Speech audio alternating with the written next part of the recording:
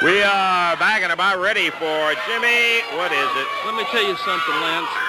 When one member of the family hadn't got a chance to show up here, we got another member taking his place, baby. So Wayne Ferris is going to be with Dutch against you-know-who. Okay, so the Angel out and put Ferris in. That makes kind of a formidable team in itself. Not that the Angel certainly wasn't. But Wayne Ferris back in with Dutch Mantell, and we are about ready, if we can get the action to settle down long enough, for the official introductions. Davey? It's a match to the expiration of time. Team with the most falls to their credit when the time expires wins the match. Introducing at a total weight of 454 pounds, from Memphis, Tennessee, Wayne Ferris, and from Oil Trough, Texas, Dutch Mantell. On the right of your screen, at a total weight of 484 pounds, from Australia, the superstar Bill Dundee, and his partner, the Dream Machine. This match to the expiration of time, referee Jerry Calhoun. The Dream wandering all around the ring. You can't keep him in the picture long enough hardly to get him, so let's get it down to one-on-one. Bell time, and we're off and running. Dundee and the Dutchman starting out. Well, we've been looking forward to this one all day and all week, as a matter of fact. Dutch Mantell, Dirty Dutch, from Oil Trough, Texas. I made mention of this. I'm not really sure whether I have on Championship Wrestling or not, Dave, but Mantell, with all the things that irritate you about him, this guy is so fast. Boy, he is a quick one, and he's hard to handle. Indeed. Fine basic wrestler, as is his partner Wayne Ferris. It's some of the attitudes and tactics that you start to argue with sometimes when you talk about those guys. They're going against a rugged team, too, and the superstar steps over Mantell. Let Ferris have one, and right back to work on Mantell. Gets him off his feet down on the mat. Billy's partner, the Dream Machine.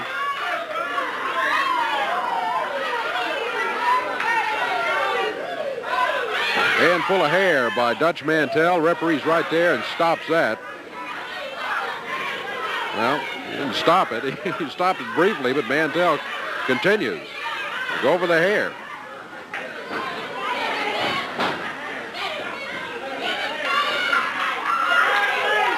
Dundee to the corner, and here comes the Dream Machine. Mantell over for a conference with manager Jimmy Hart.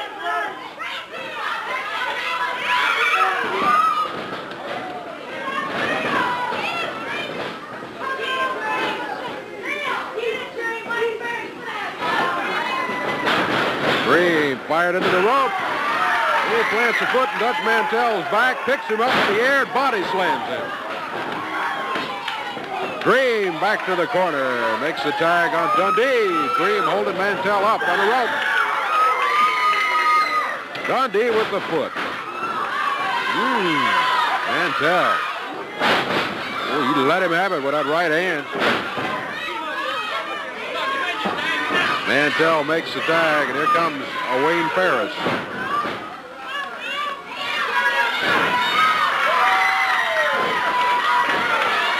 Dundee. Using that right hand and down to the mat.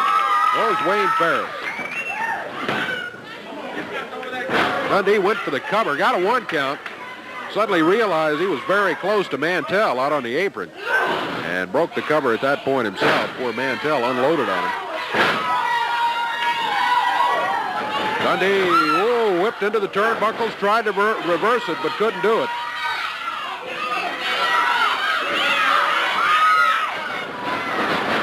Dundee catches himself on the rope, presses him down to the mat. Count of 1, and Mantell in the big boot break it up at the count of 1. Dream Machine stepped in to keep it even.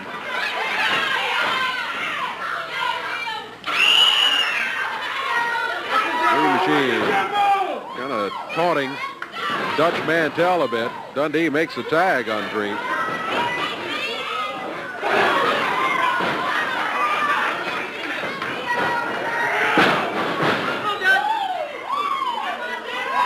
Dream Machine standing in the center of the ring, and he's saying to Mantell, come on out here.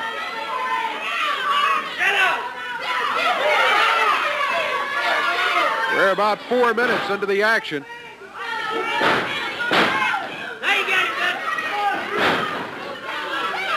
Dutch Mantell fires the Dream Machine into the turnbuckles, but Green out of the way. A headbutt. And Dutch Mantell on his knees backs into a corner. Wayne Ferris starts in there. He goes back. Mantell makes the tag. And it's going to be Wayne Ferris against the Dream Machine. First fall of action. In an expiration of time match.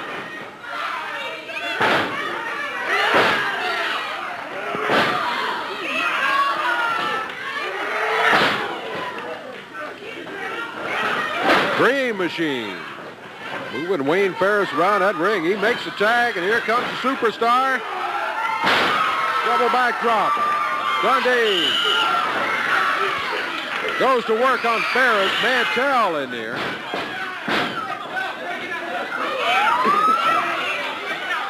Dream Machine working on Mantell in the corner. Dundee's got the shoulders down. Count of 2. Ferris broken at the 2 count. Everybody's there. Yeah. Dream handling Mantell in the corner, laying that 275 on him. Bill Dundee going to town. Double leg drop. Ferris now with Dundee's shoulders down. Referee. Oh. Referee did not start the count. Dundee flipped into those ropes. 5 minutes, 45 seconds gone in this first fall of action.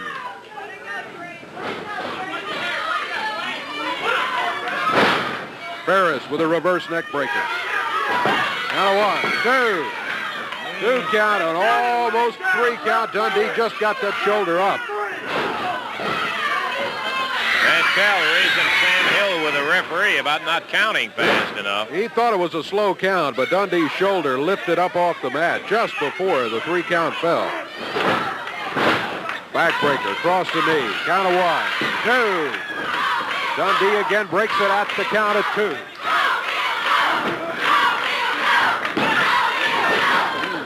Mantell down in the small package. Dundee couldn't keep him there for a 3 count.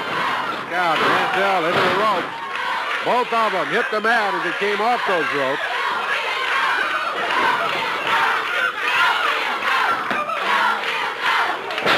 Ferris took a shot at Dundee as he was leaving, so Dream returned a favor on Mantell. Yeah. Dundee gets the tag. Here comes the Dream Machine. We're 7 minutes into the action. 7 minutes gone.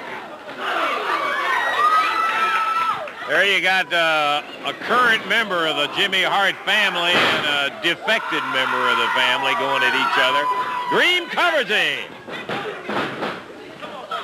Only a 1 count on Dutch Mantell. Mantell in the air and a body slammed by the Dream Machine. Dream covers again.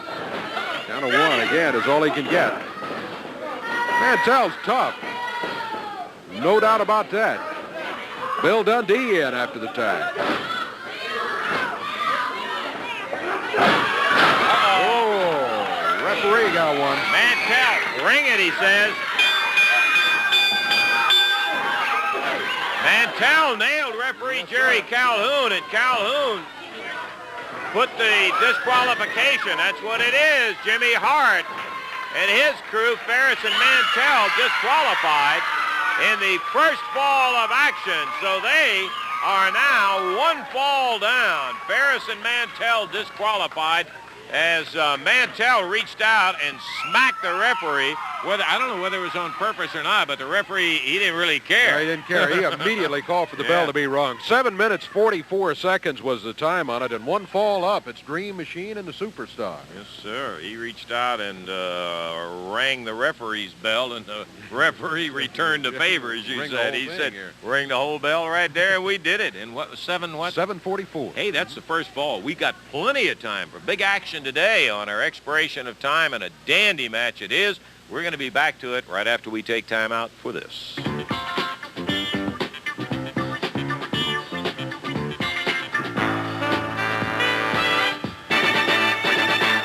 Wayne Ferris and his partner, Dirty Dutch Mantell, find themselves one fall down here in the second fall of action as it's about to get underway. Superstar Bill Dundee and his partner, the Dream Machine, in the ring right now, along with the referee Jerry Calhoun. Mantell, Ferris, and their manager, Jimmy Hart, making their way back up to the ring apron. And as soon as we get a signal from the referee, we will be underway with fall number 2. Dundee and Dream Machine have a one-fall lead due to a disqualification. Mantell popping the referee caused it. Davey, while this second fall is starting out here, I want to take the opportunity to say hi from all of the championship wrestling gang. And I know from the wrestling fans throughout all of the championship territory, to Dave Ferguson. Dave is laid up at the moment in the Baptist Hospital in Nashville, Tennessee. Many of you remember, I was looking at the Briscoe-Lawler tape and that, and Dave was the referee in that particular one. And Dave, we just want to tell you, babe, we're going to be looking for you to get out of there in a hurry. Talking about fighters, boy, here's a guy who's a real fighter. And wish you the best of luck in there and a speedy recovery. Get out of that hospital. We'll look for you back around championship wrestling here very shortly. Dave Ferguson, good luck to you, man. In the ring, Dutch Mantell, the superstar. And down goes Billy. A little hair in there, which the referee couldn't see, as obviously Mantell had it covered. Look at Dundee when Ferris comes in. Dream Machine waiting his opportunity to get back in and get after some of Hart's family. Oh, smarts on the fingers. Dundee, flat of the foot, legal. Has the tag on the Big Dream.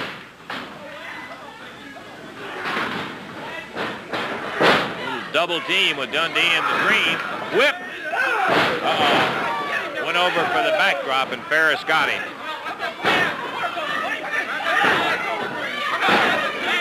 Tag on the Dutchman, and here he is. Dirty Dutch with the elbow. Rattle the Dream Machine. Once again. Oh, he missed the knee. Tag on Ferris. Back in the chair, Jimmy. Sit down. This time, it's a Dream who got Ferris, who went over for a backdrop. Woo! You hear the Dream. Tag. Dundee comes. Tag to Mantell.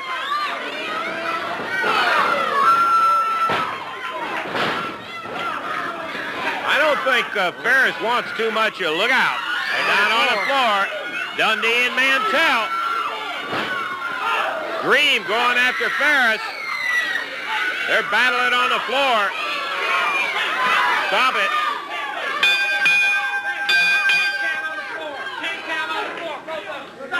All right. Stop the second fall. 10 count for both of them fighting on the floor. Both were counted out.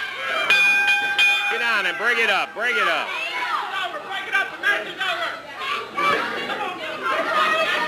His first appearance in a scaffold match, representing the First Family Sweet Brown Sugar.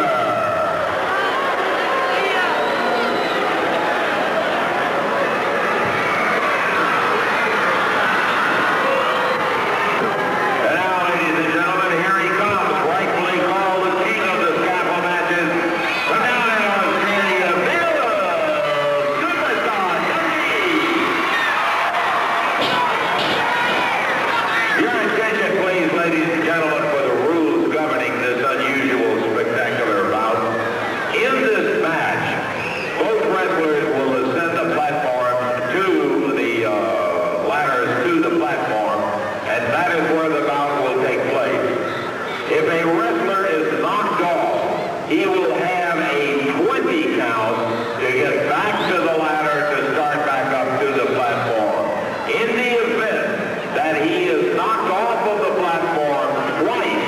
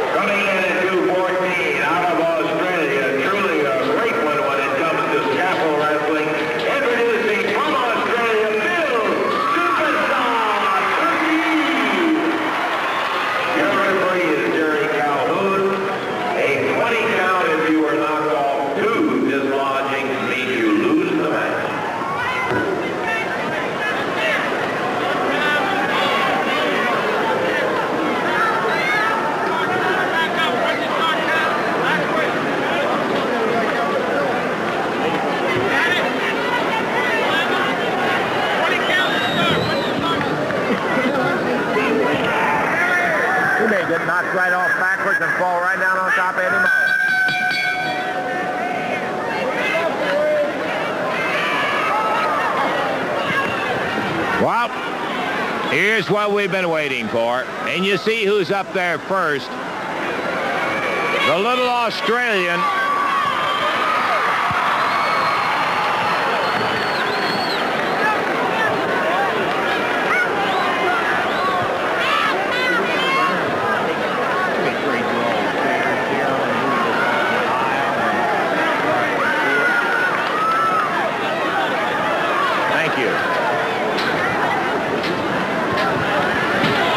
Is already up there, and here comes Brown Sugar, who is not sure he is going up.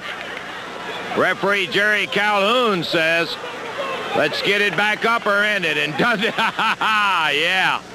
Billy comes over and says, let me give you a hand. Oh, yeah?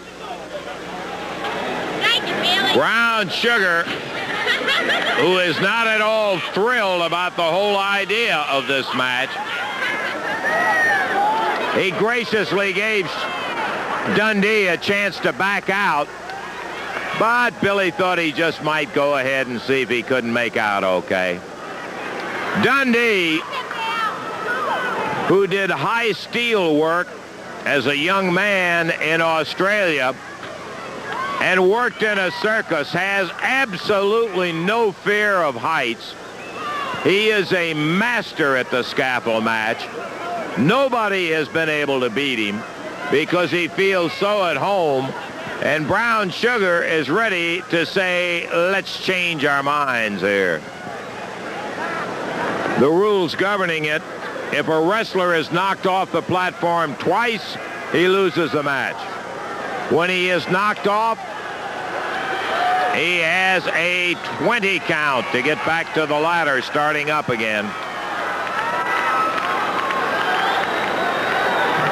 Let me tell you, that platform is way up in the air.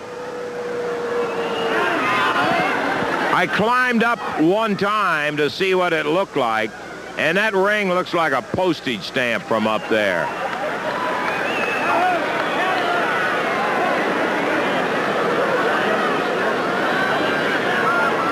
When you get up there, it doesn't look like there's room to even fall down in the ring on the sides.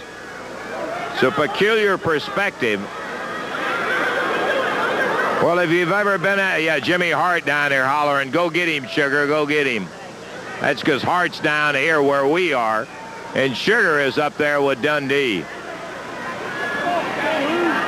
This is one Billy wanted.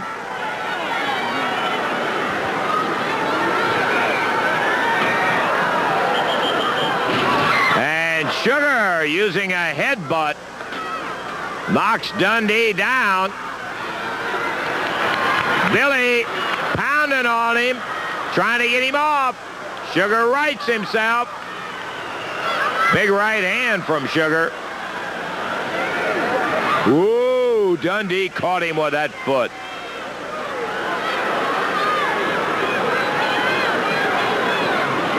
Sugar.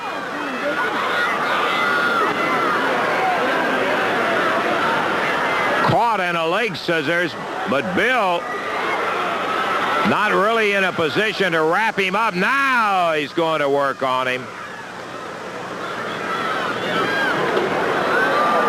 Brown Sugar takes a shot from Dundee.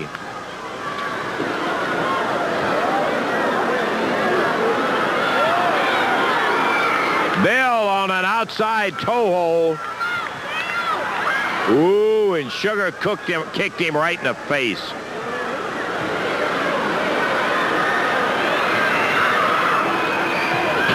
Oh, man.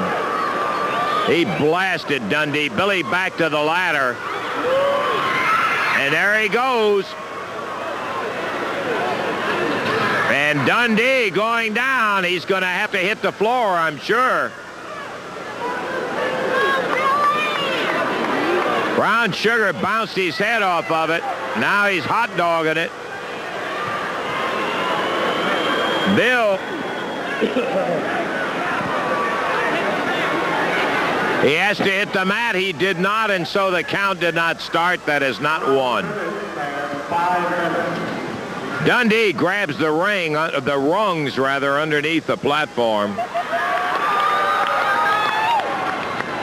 He's trying to swing his way back up, but Sugar going after him. Sugar kicking Dundee in the head. Bill hanging on, trying to get to the other side. He lost it except for one hand. He's hanging there.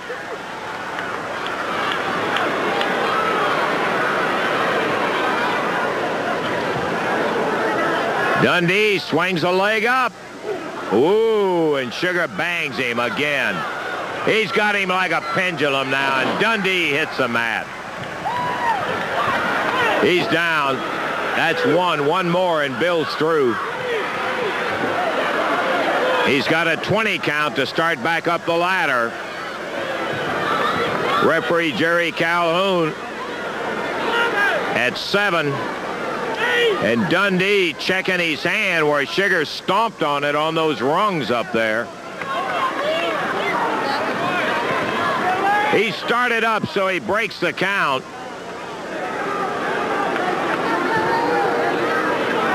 Bill trying to get his second win, pumping his way back up.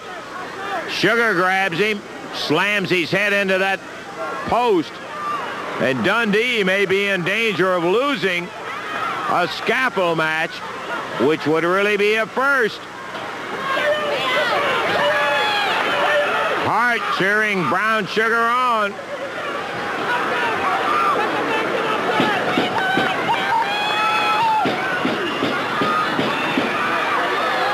And Bill Dundee hanging in there, kicks Brown Sugar. He is really belting him.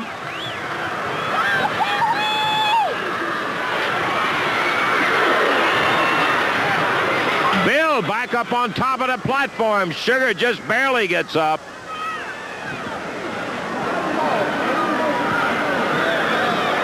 Oh, if you could appreciate how high, and Sugar trips him face first right down on that metal platform.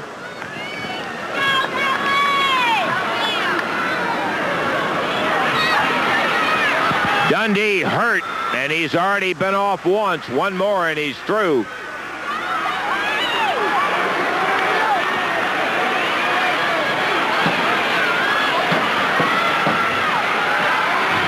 Hart hollering, hit him, hit him, hit him. He swings. Dundee moves back, hooks the head, and he and Sugar battling at it. Billy drops an elbow. He's kicking him. He's got one leg of Sugar off.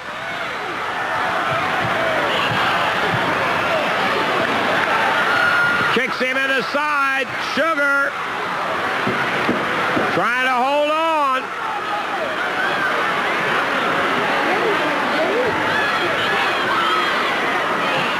Yeah. Bill gets that other leg.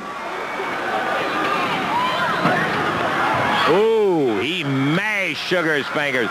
Kicked him right in the face. He's got him off the platform, but not on the floor, and now he invites him up.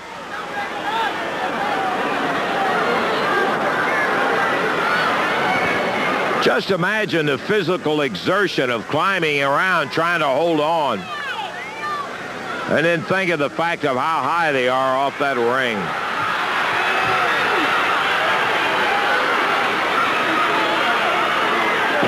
Crowd murmuring as Sugar may have been going to his tights. We couldn't see it.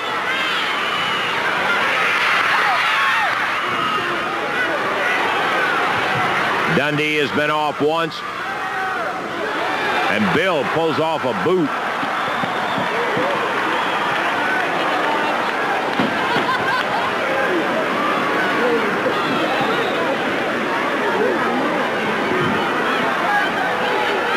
We're almost 10 minutes into the action. This is a fight to the finish.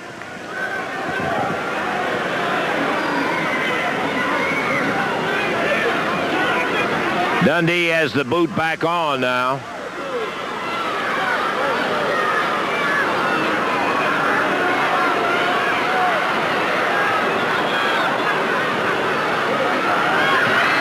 Bill starts the ladder wobbling, and Brown Sugar runs back, sits down.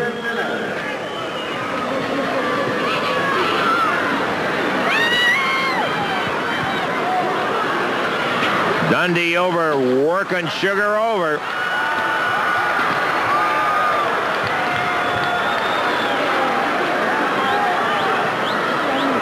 Boy, and if he does knock him off there, he's outside the ring.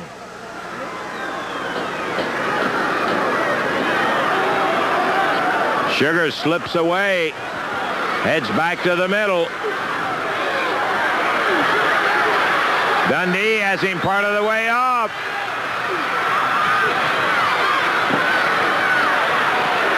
Billy trying to dislodge that other hand. Sugar hanging on. Dundee chopping him.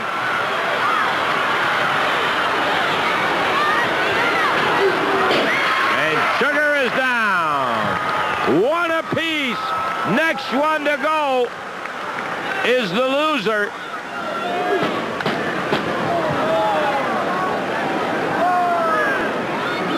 He has a 20 count. I don't think he's in any danger of being counted out unless he chooses to forfeit.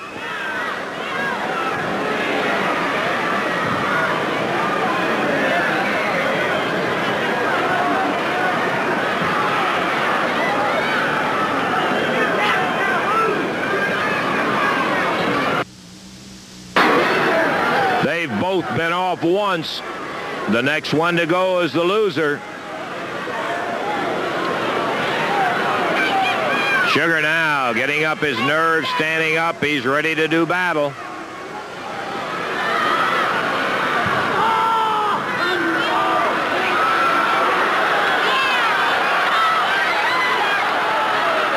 Dundee twisting that arm.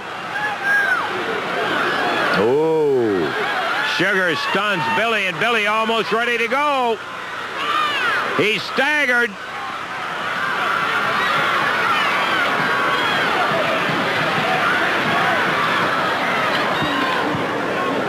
Brown Sugar on the back of Bill Dundee. Reverse face lock. All of this 15 feet above the ground.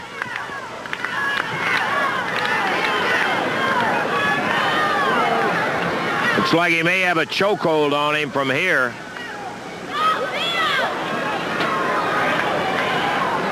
Bill has his hands hooked under the side rails. Nails Sugar with a knee, foot.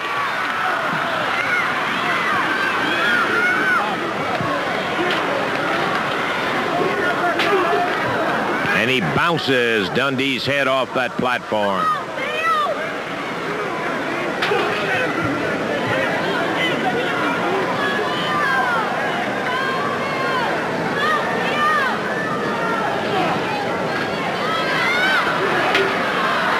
Dundee, a leg is off. He's holding on, but both legs are off. Sugar very close to winning it. Billy comes back up.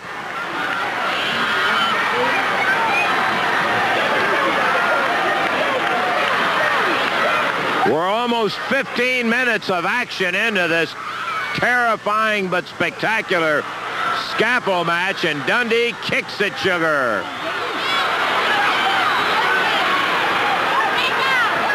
Dundee holding on to the rod.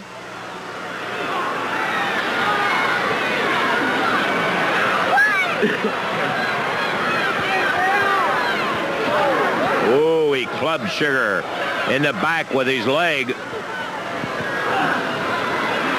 Sugar retaliates.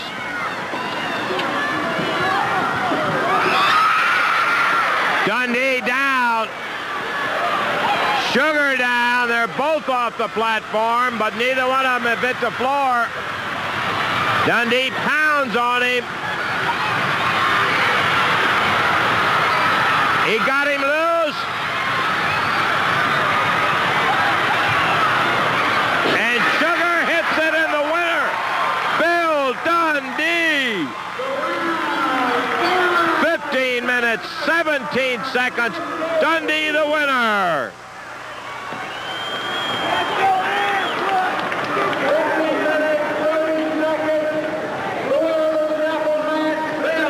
Brown Sugar writhing in pain. As he fell, he hit his wrist down on the mat. And he has either hurt his wrist or his elbow or something.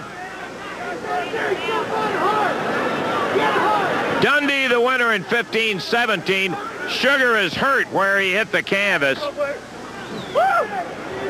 Once again, the winner, Bill Dundee.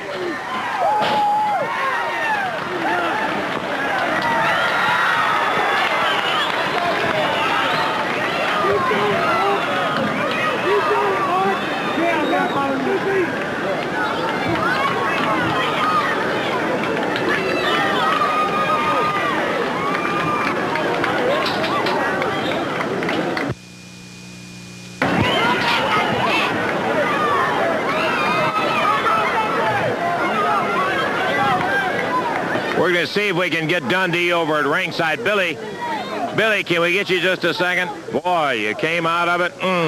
That's got to be one of the toughest scaffold matches you ever had, Bill. Until you've been up there, Lance, you don't know how it sounds, brother. But you can ask that garbage laying right there how it feels. He looks like he looks like he may have broken an arm. If you want to call you skinny butt up there, we'll have you right now too, boy. I'll tell you what I'll do, hon. I'll take you your whole stinking family out of there. One at a time, Jack. One after another if you want to fight. Bill Dundee making a challenge the whole family. Okay, congratulations, Bill, on a big win. It looks like Sugar may have broken an arm over there or something when he hit. Bill Dundee, the winner, and he is still the champion of the scaffold match.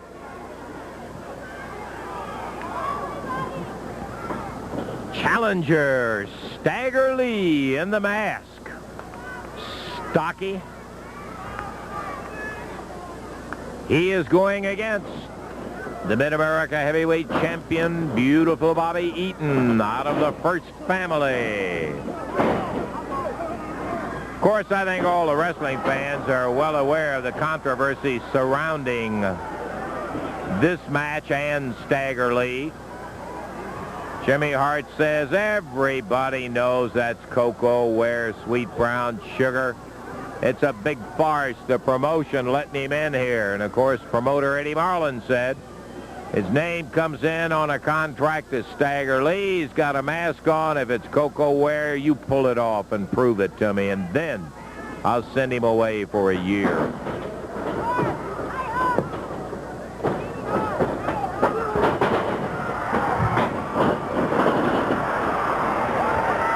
Beautiful drop kick. I will say that drop kick sure looked familiar.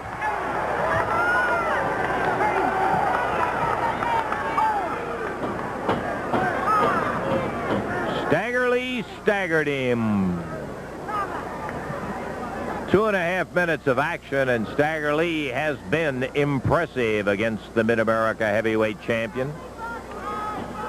Bobby Eaton has held this title on 2 different occasions, obviously the present occasion being one. He was stripped of it because he did not defend it within the 30-day limit. His defense was that the promoters kept him so busy in non-title bouts he never had a chance to defend it. Uh-oh. Eaton sagged to his knees. He was really ripped with a right hand.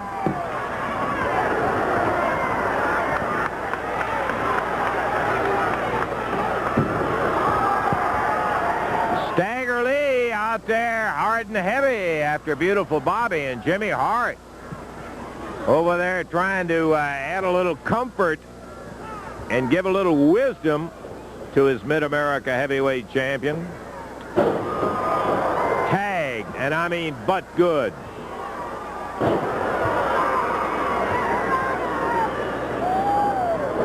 Once again, Lee coming after beautiful Bobby. Hart got out of the way, and he just used the chair that Hart was sitting in to slam Bobby's head on it.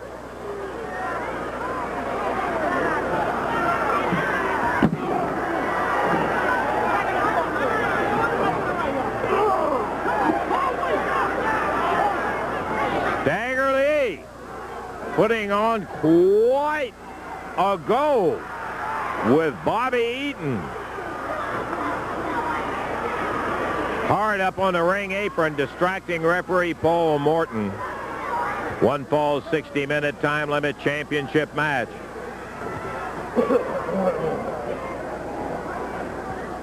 Watch Eaton, though. He's the opportunist. And Eaton with the very strong reputation that once he gets you hurt, he is a finisher. Hart trying to distract Stagger Lee. And he does it successfully while Eaton slams him with a chair. That may be the break that Eaton was looking for.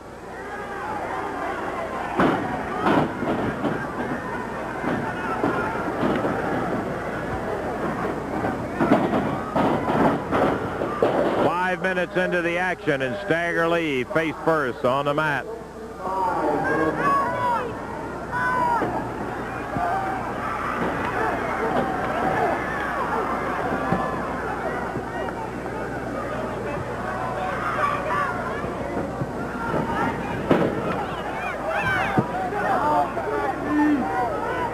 Beautiful Bobby now starting to work in his own style, which includes every kind of arsenal you can think of. And there goes Stagger Lee out on the concrete. Jimmy Hart over, putting a foot to him. And here comes beautiful Bobby.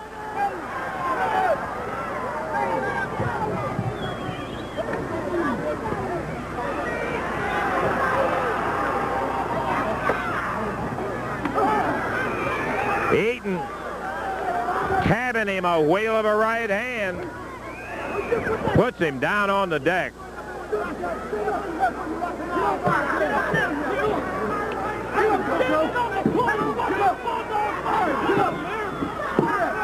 Right here in front of the timer's desk. Eaton again with a jolting right hand. Stagger Lee is the one that was in trouble. It all turned around when Eaton, with Hart distracting Stagger Lee, popped him with that chair, and that really turned it around. Coming at the 7-minute mark, Hart back up on the ring apron. There's the chair again.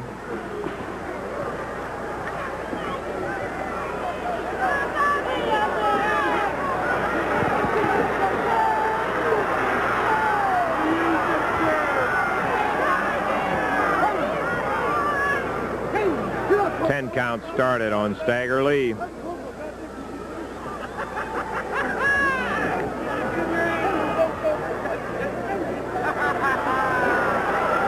Eaton right back after him.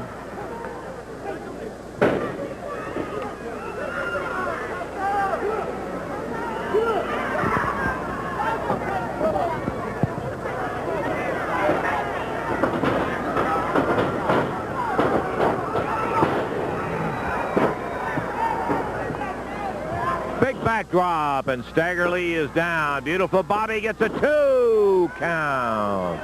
Thought he might have had it right there on the 3 count. His Mid-America heavyweight belt is at stake.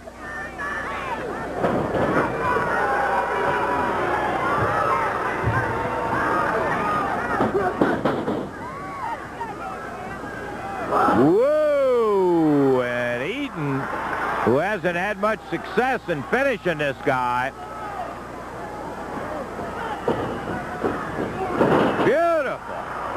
he mule kicked him.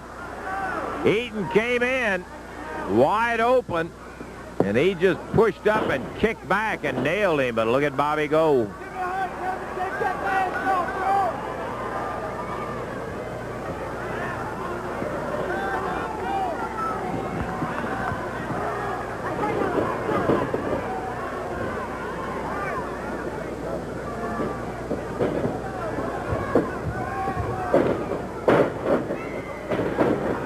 Once again, Bobby covers up. This time a 1 3/4 count before the second count actually hit the canvas. Stagger Lee had kicked his way out. Hart, Eaton both complaining to the referee he didn't count fast enough.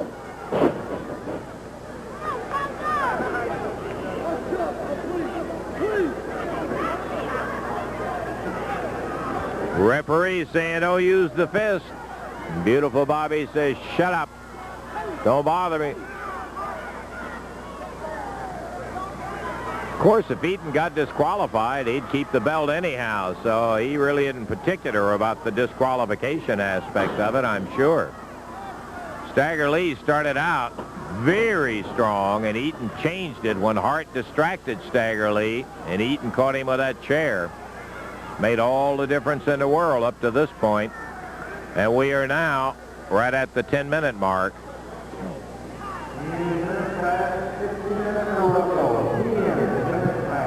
There's the official call as Stagger Lee back up on the ring apron on his knees, and Eaton bangs him.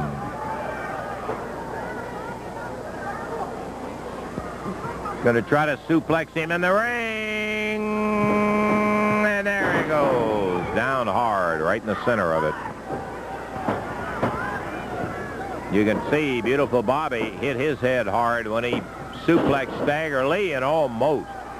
Boy, the referee was on his way down when that shoulder came up, but he was on 2.5 right there.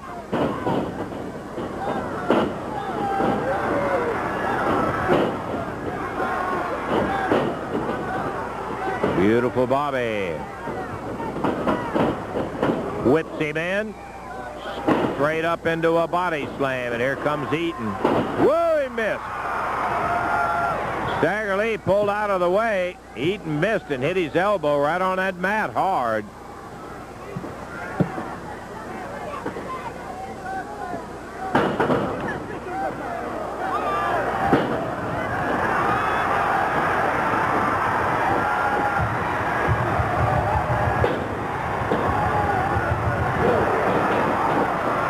Stagger Lee fires the right hand again.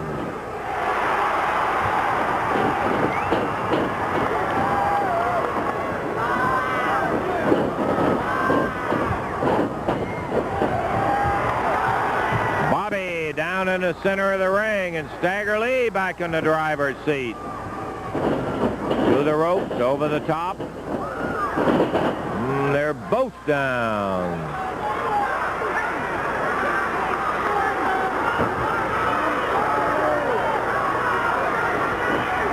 "12 minutes into the action, and while Hart is battling away with the referee, he flips the chain over to beautiful Bobby.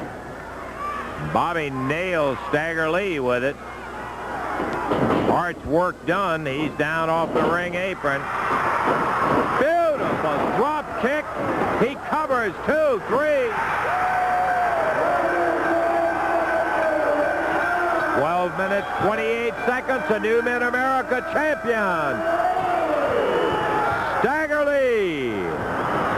Well, there comes one of the Bruise brothers, the Prince, up in the ring.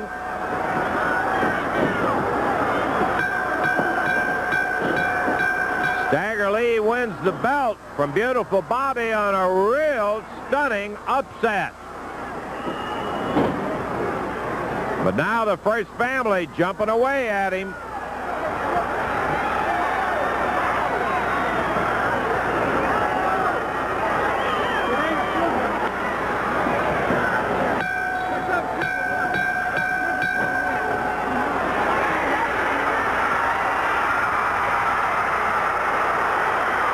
They're trying to get the mask off of Stagger Lee, and here comes the King.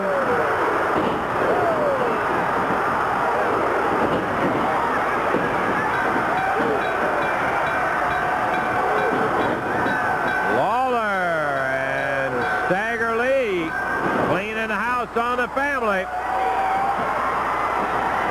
The hand is raised, and the new Mid-America champion in 12:28, Stagger Lee, will much awaited bout.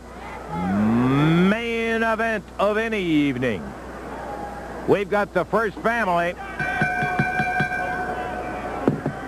Jimmy Hart, Beautiful Bobby Eaton, and the Bruise Brothers going against, in a handicap match, Stagger Lee in the ring now. Jerry the King Lawler and the eighth wonder of the world, Andre the Giant. Whoa, boy. The first family, I got to tell you, in that one huge 500-pounder, 7 feet 4, they're outnumbered, the first family is. Bruce Brothers, Eaton and Hart. That's Pork Chop Cash in there right now, and Stagger shakes him. Boy, that kind of surprise chops. Beautiful Bobby Eaton says, wait a minute, he was pulling hair. Watch that kind of stuff.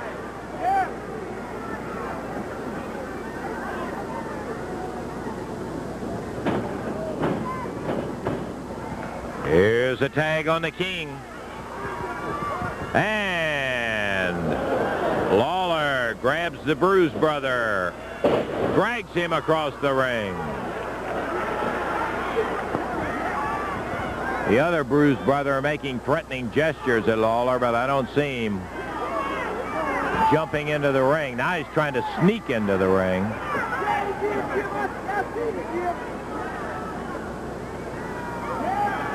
Chop saying hair, hair. Not hardly. Crowd hollering for Andre the Giant.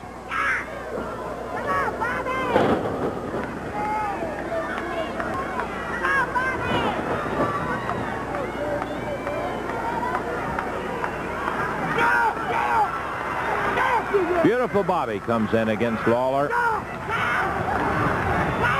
Eaton with a standing side headlock. Lawler's about to pry out of it, though.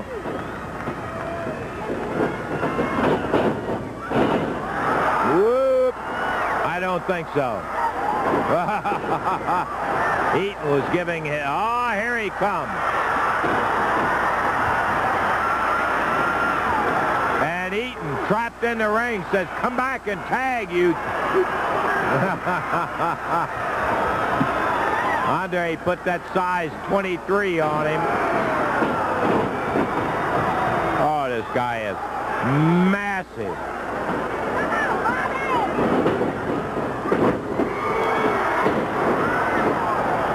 When you come down from a backdrop on Andre, you have been to the mountain. He really put you in the air. Whoa! Look at here. Oh!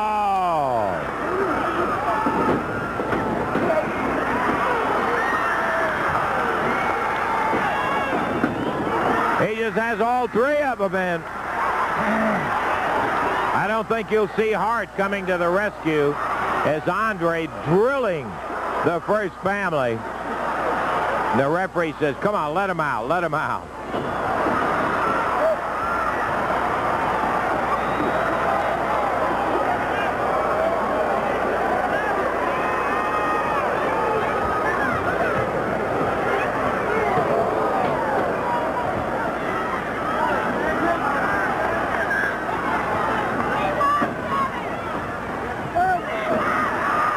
Look at Bobby Eaton. He's going to pick Andre up and slam him. Way up. Bang. Oh. Oh. Eaton was going to pick him up and slam him. Oh, yeah. 5 minutes left, 55. Andre turns it over to Stagger Lee. Anybody would be a relief after Andre. Jimmy Hart trying to pull Beautiful Bobby over. He is still having a hard time getting it back together.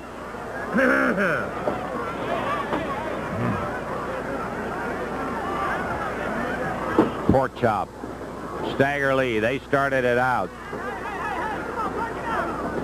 5 minutes passed. Chops. Knee goes right into their other Bruise Brothers midsection as Stagger Lee, very quick, got out of the way.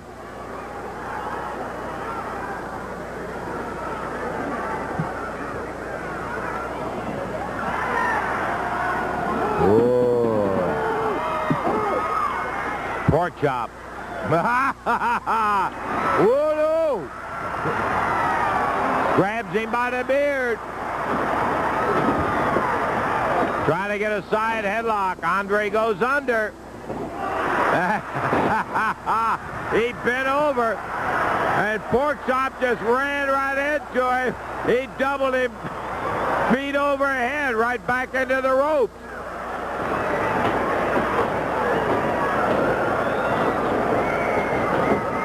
There's a tag on the King. And Andre passes the baton to Lawler.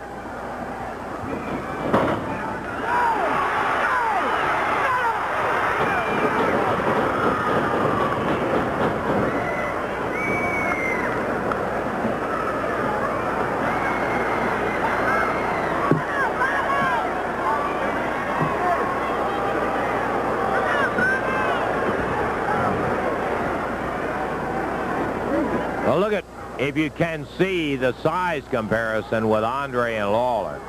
Lawler's 234, no little man by any means. But Andre just dwarfs him.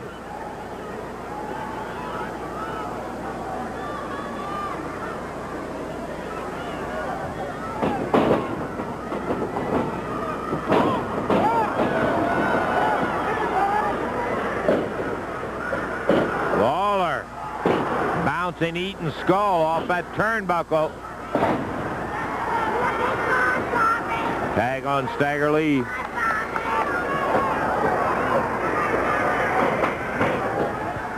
Uh-oh. Stagger misses the tag. Stagger Lee down. Beautiful Bobby puts the foot to him as in comes Porkchop Cash, who had been tagged by Eaton.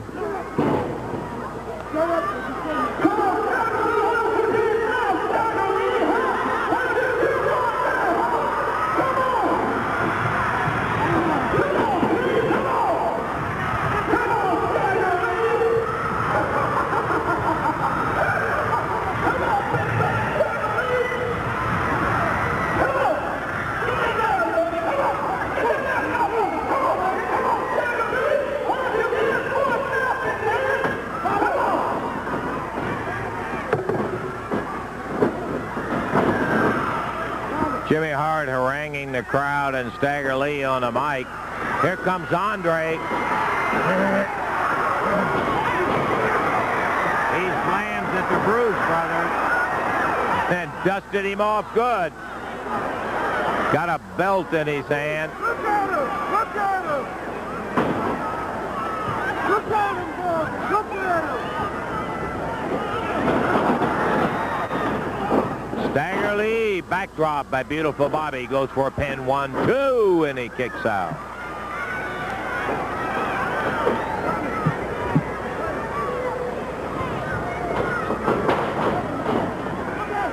Pounds him down to the canvas.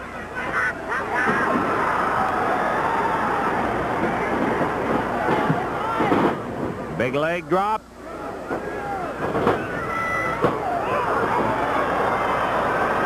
Andre reached all the way into the center of the ring, swung that belt, and the referee a little tentative about going in there to take it away, but he gets it. Good work by Jerry Calhoun.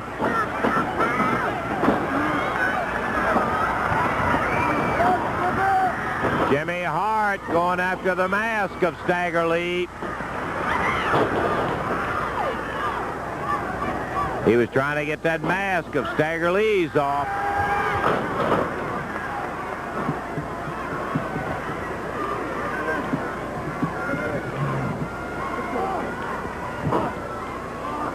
"18 minutes in."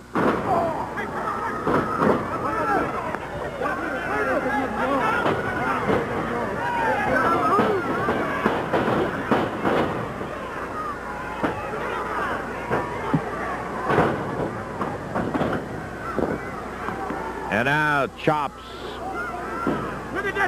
whips him over, and the Bruise Brothers gloriously happy to get after Stagger Lee. Double knee, and Ken Eaton up. He didn't make it. I thought he was going to be able to roll out, but Porkchop tag beautiful Bobby when he rolled away, and Bobby is in there now. Sleeper hold.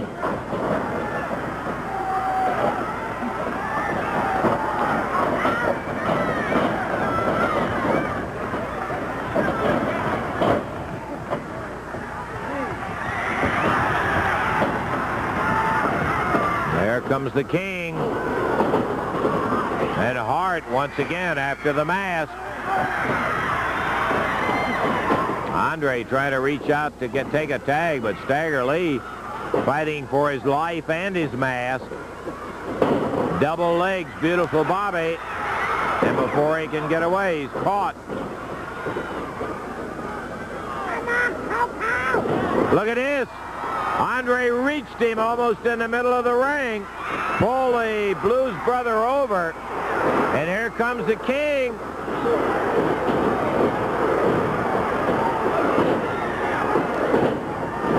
Tag on Andre.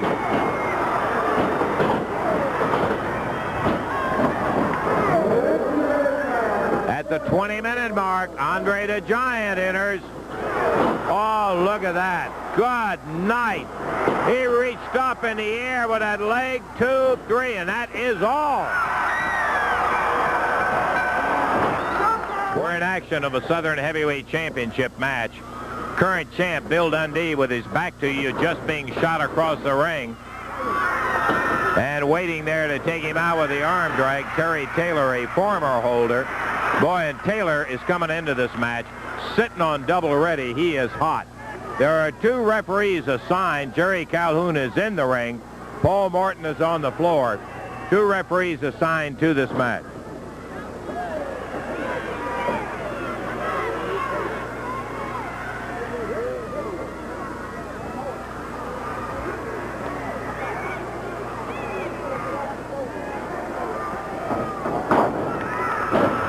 Look at Taylor go. He takes the superstar over and down. Terry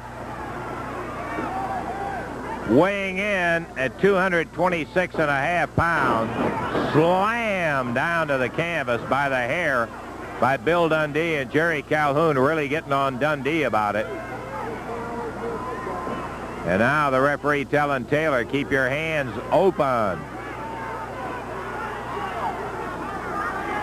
Been a controversial history on this bout, no question about that. Dundee, who felt like he had been bypassed and that the promoter had been protecting Taylor, insisted on a match. He got one. Called Taylor a paper champion. And in their first meeting,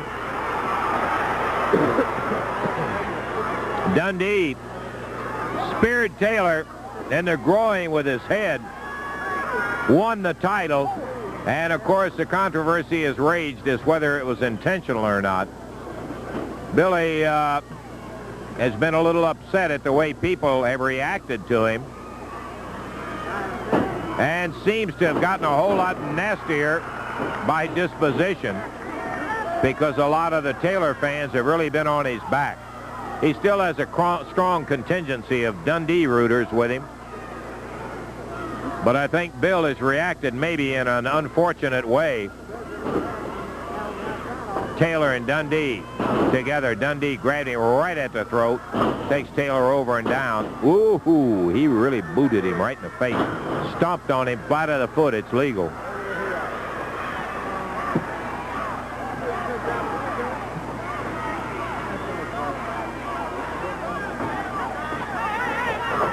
Dundee had a front face lock on him. It looked to me like Dundee was gouging at his jaw there. I can't really tell. The referee drops down to take a look, but whatever it was didn't disturb the referee, and he now moves in as Taylor broke that one up himself. Billy staggered back across the ring. Terry, whose background is a very strong amateur background at Guilford College in North Carolina, where he played football and wrestled, lettered in both, and he's having a hard time adjusting to the rambunctious style the little Aussie can put to you. Look at him. Let me tell you, Dundee can wrestle. He can also get mighty mean when he wants to. Jerry Calhoun stepped in between, interrupted Dundee's plans for Terry Taylor.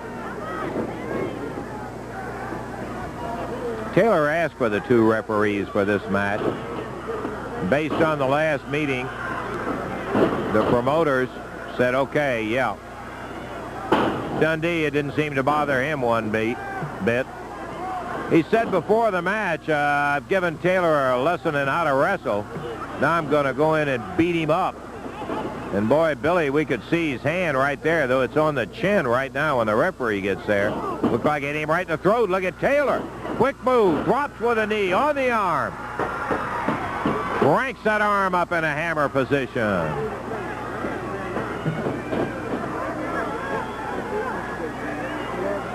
Referee steps in, says break it up. Taylor backed up in time, too, because Dundee was going to clobber him. There's a whip. Taylor zeroes in on him with a forearm, and Billy goes to the floor. A lot of the Taylor fans booing that move. Dundee picked up the belt and starts walking out of here. He's not going to get very far with that kind of a tactic. I think he was a little surprised when Taylor reacted as quickly as he did and nailed him with that forearm. Referee Paul Morton trudges down the aisle after him.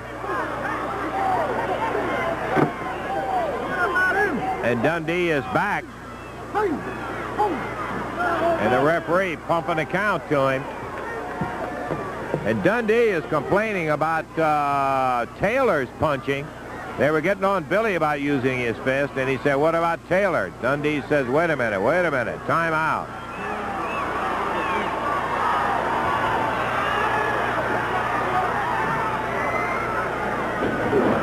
Six minutes into the action.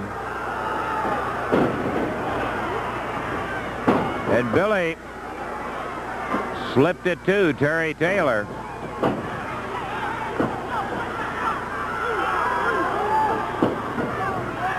Dundee roughing him up. And let me tell you, if you followed the Dundee career, you know that Bill knows how to rough him up as well as anybody in the ring. Drops down 1, 2. Taylor kicks him off. Dundee can't get him.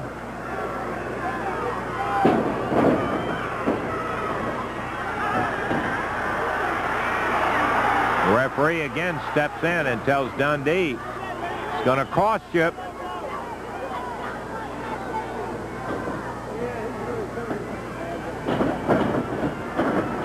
Sunset flip. Taylor, 1, 2, and Dundee cut him with his ankles right on the ears. Bill now taking every chance to rub it in to the Taylor fans. And now the referee has backed him up, and Dundee said, why don't you just hold his hand up? Taylor got in behind while Bill was complaining and ripped him with a right hand. He caught him with a fist again. Billy down. Puts Dundee all the way to the ropes. Backdrop. And Terry Taylor getting nasty. He really has rattled Dundee with a couple of shots. Billy going down again.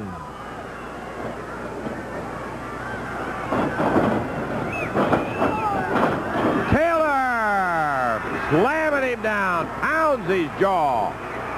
Referee Jerry Calhoun pulls him off.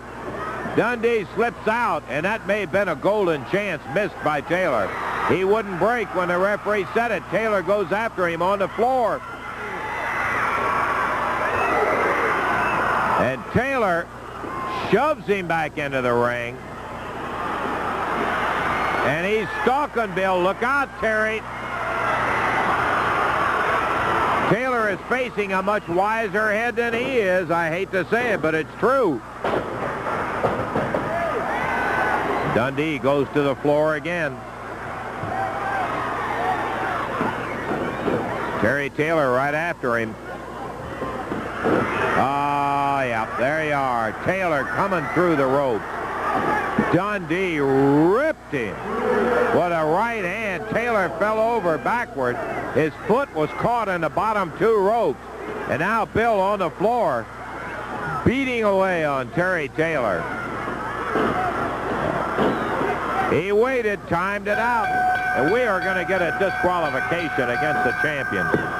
Dundee in 10 minutes and 18 seconds. Dundee is disqualified because he would not break. Taylor's foot still caught in the rope. And Taylor wins it, but he will not get the belt.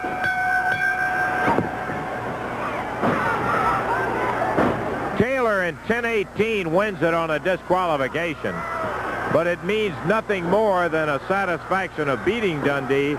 The title will stay with Bill.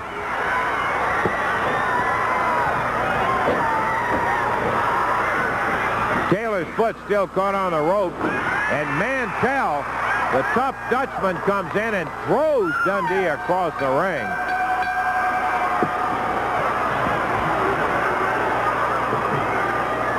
Dundee picks up the belt, and he's going to split. Okay, we're off and running. Tag team match. Big Assassins going against the King and the Idol. Referee Jerry Calhoun. One fall, 30 minutes in time.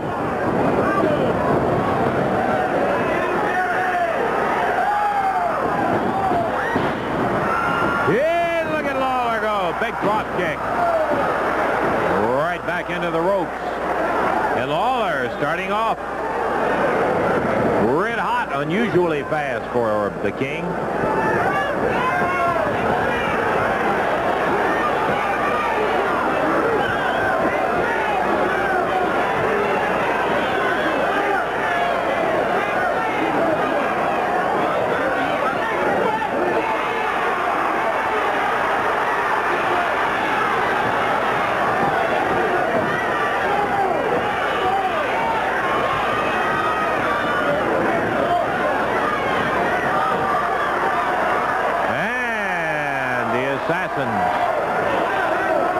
Are reprimanded by the official, and we're back to business.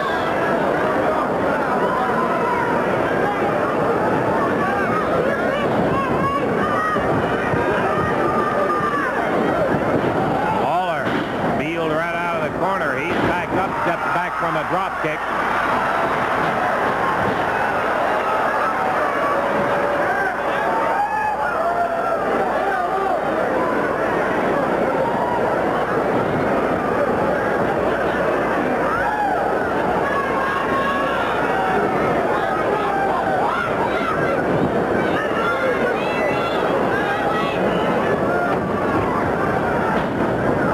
Crowd on hand, Mid-South Coliseum.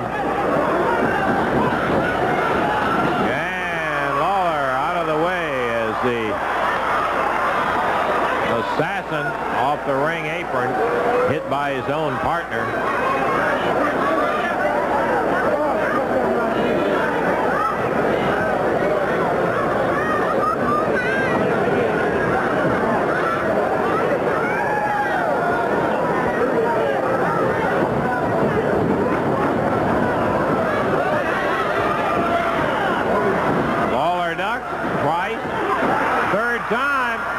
Kept swinging.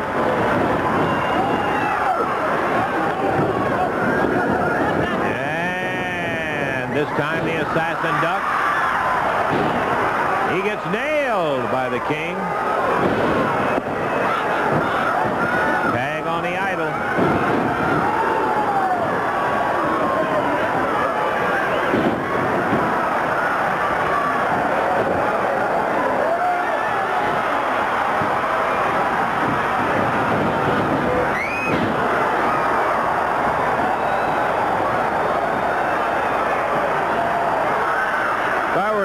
With all four in the ring.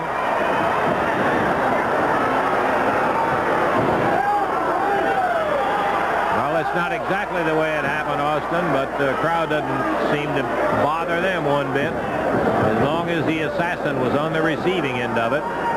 The one fall 30-minute time limit match. We're 3.5 minutes into the action.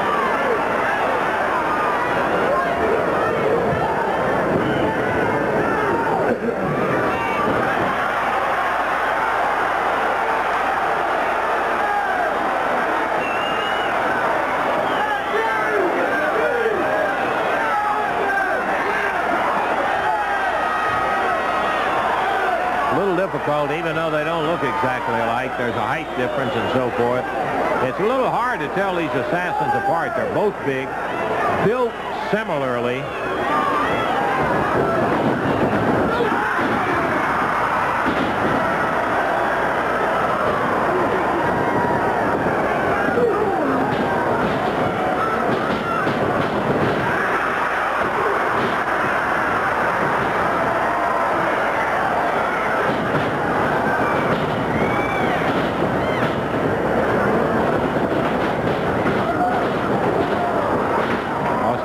Big right hand puts the assassin down.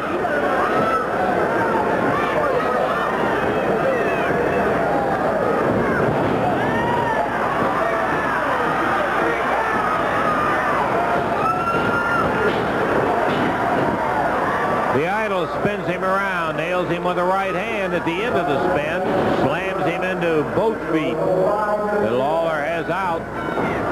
On the receiving end of it, Jerry comes in. Over the shoulder.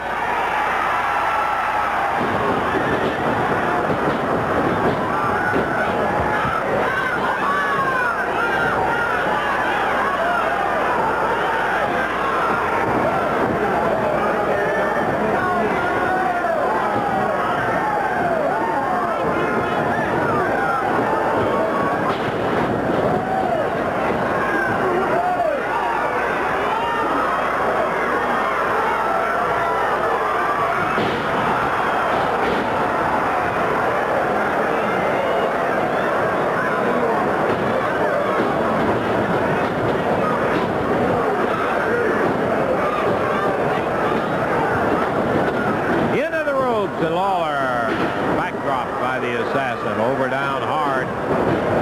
There's a tag.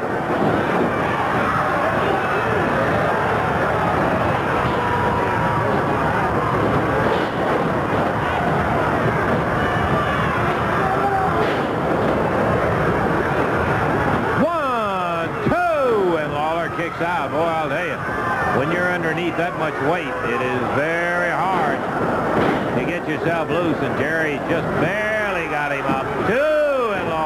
A second time.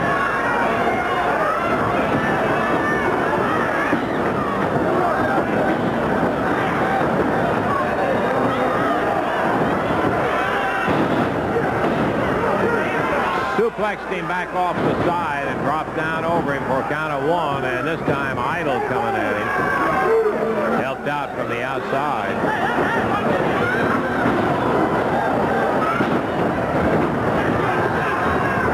Firm elbow puts Lawler down on the deck.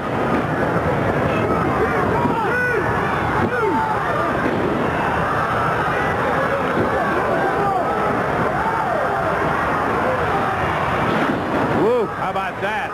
Waist locked him, turned him all the way around, and then drove him down. I thought that was for sure going to be it. And the assassin thought the referee was a little slow.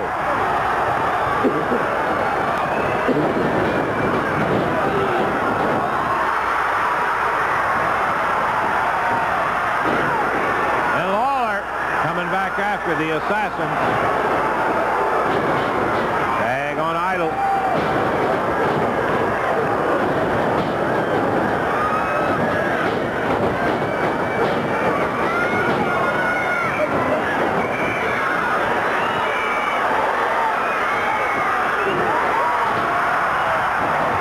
The headbutt on his partner, and Idol covers. That's it. 11 seconds. The winners, Lawler and Idol.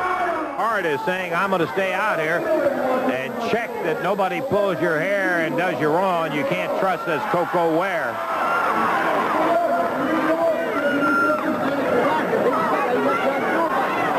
Rogers trying to say, I don't care how many licenses he got.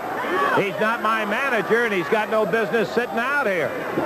But Hart sitting down there at ringside. The referee says you got to stay in your chair. This has got to be a bizarre situation, Randy. I never seen a guy tell a guy, I don't want you, and he just stays there at ringside. Typical Jimmy Hart. Can you believe it, Lance? Only from Hart could you get something like this. Tommy Rogers has told him every way in the world for the last days, I don't need you, I don't want you, and Hart is still sitting at ringside.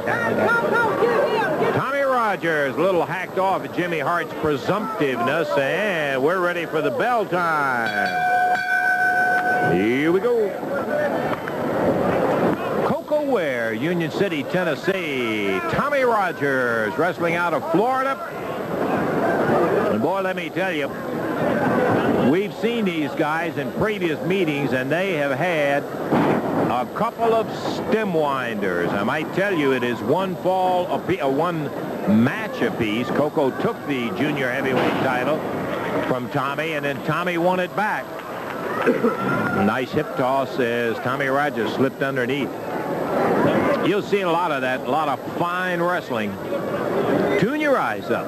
Coco Ware challenging Tommy Rogers for the U.S. Junior Heavyweight title. Standing side headlock, Coco.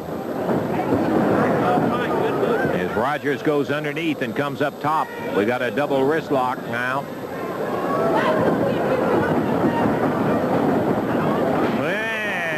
Coco right back on that head. He's whipped across the ring. Big shoulder. Tommy down. Going underneath is Rogers. A reversal. Beautiful. Oh, man. Couple of speedsters and really fine, just super athletes. Coco and Tommy Rogers. Jimmy Hart just sitting there like a spectator, only his seat's a little closer than the front row. He's right at ringside. In the air. Backbreaker, and Rogers dumped down by Coco Ware. Coco right back on top of him. Goes for the suplex. Puts him over and down. Good quick snap suplex. Coco Ware chin locks him, sits down on the spine. Tommy backs up. Coco has to come up off of him and pulling him.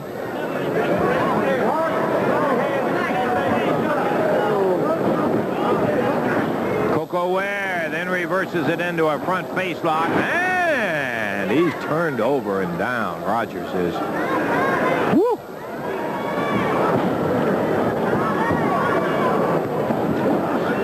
And big suplex as Coco drops straight down with him. Boy, you could hear the groans from the crowd as Rogers really shaken up.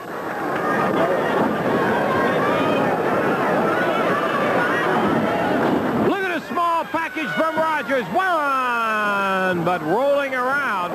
He couldn't get it. Look at him. Nope. His left shoulder was up, Rogers. And Coco kicked off. Coco still trying to follow up.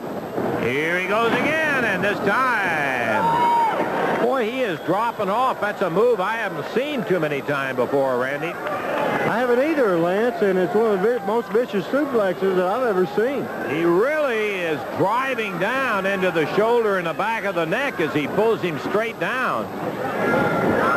Coco Ware snaps him over, and Rogers really being roughed up.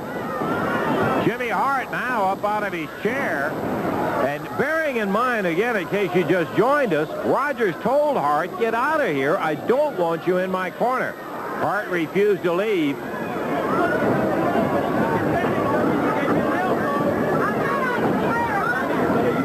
Jimmy Hart telling Tommy Rogers, you needed me. Coco took advantage of you. Once again, Ware down, and Rogers up, down again. Coco has dominated the last minute and a half of the action. Flying in with a knee, and Rogers bounces back off the rope. Coco, beautiful forearm uppercut. Rogers staggering.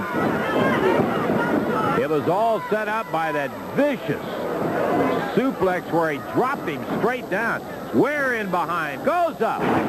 Takes him over behind, rolls him up on the shoulders. Could be 2, but Tommy not ready to give that title up by a long shot.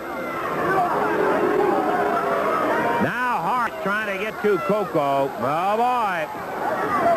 Coco, if he lets Hart get in his eyes, he'll never be able to follow up. Tommy staggering around. He's a tough young man, and let me tell you, he has no intentions of giving it up.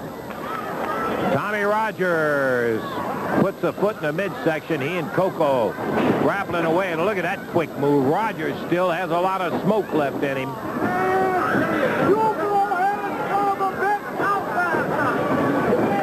Tommy Rogers, Coco Ware going after that U.S. junior heavyweight title. There's a 5-minute call, and Rogers with a side headlock on Coco. If nothing else, he's buying time right here. He's into the rope on the crisscross. He snapped Coco over. Beautiful move.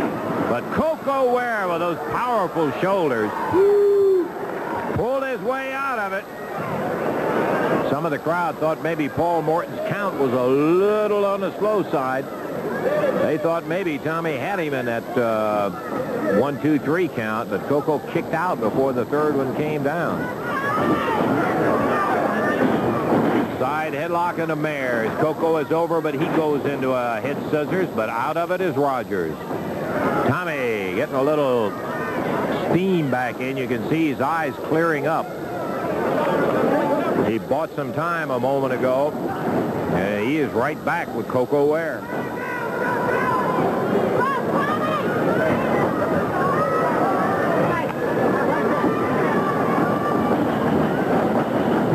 Into the ropes.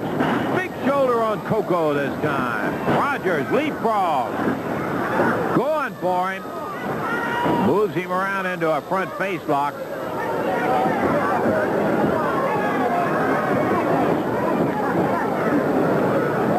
Coco down on one knee, and Tommy pressing up on that front face lock.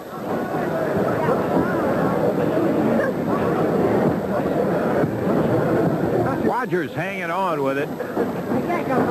And by the time this particular hole is completed, you can bet Tommy will have it all back together. Coco took some out of him, but he's squeezing away and also biding his time. Coco waist locked him, pulled him in, and now Rogers moving back out. In the air, Coco Ware drops him down. Jimmy Hart up, telling the referee, And he's trying to tell Tommy Rogers, you really did me in. Some of the crowd a little upset with that last maneuver by Coco. We'll have to go back and take a look at the tape on it. Coco over there putting the eye on Coco Ware, and Tommy Rogers now talking to Hart. I don't know. Rogers still telling him to get out of there, leave, go back to the dressing room, and I'm glad to see Tommy say it's just between this man and myself.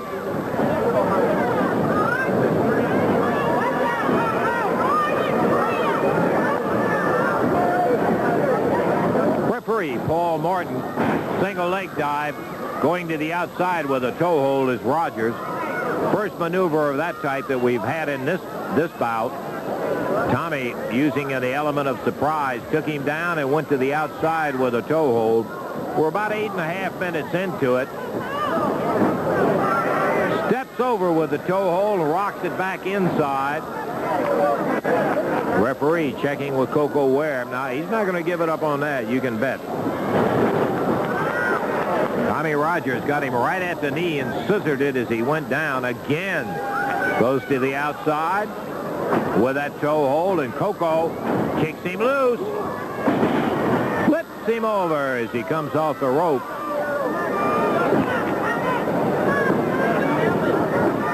And at the 9-minute mark, another single leg dive and an outside toe hold by Tommy Rogers. Coco with a foot in the face kicked him loose. Boy, they are on top of each other.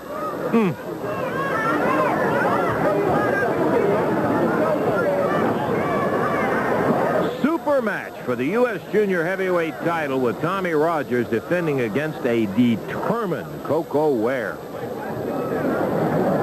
Coco really had him rocking for a while. Tommy was able to buy enough time to get his composure back. They're over by the ropes, and I think that'll call for a break. Looks like he's under to me. The referee says yes, break it up.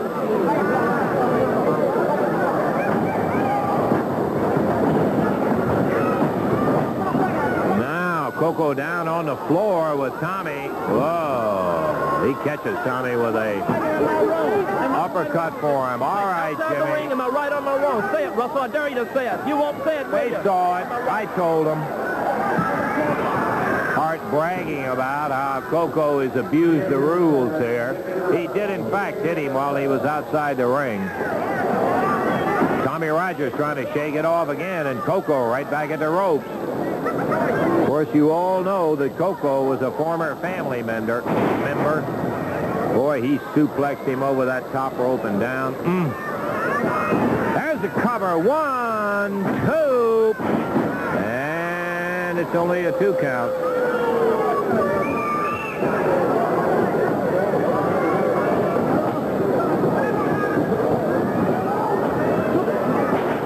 Side suplex from Tommy Rogers.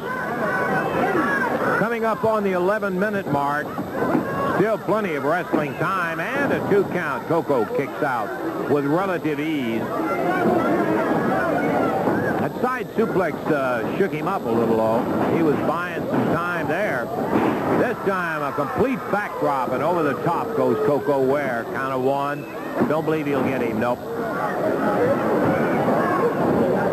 That's a hard way to get Coco Ware. He's got such powerful legs. Reversal. Nice leapfrog, and Tommy Rogers comes right in on top of referee Paul Morton. He flattened him. Coco was going for a backdrop. Tommy leapfrogged him, came right down on top of it. Uh-oh, here comes Jimmy Hart. He has no business in there. He nails Coco Ware with a chain. Hart now trying to get Rogers. Tommy Rogers looking down at Coco. Says, what? Get out of here, Hart. Referee Paul Morton coming back around. Rogers will not accept the gift of the type from Jimmy Hart.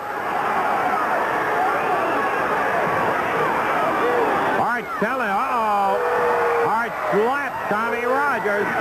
And Rogers blasts him one.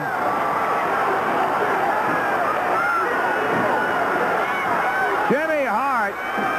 Here come the Bruise Brothers. Well, you might know.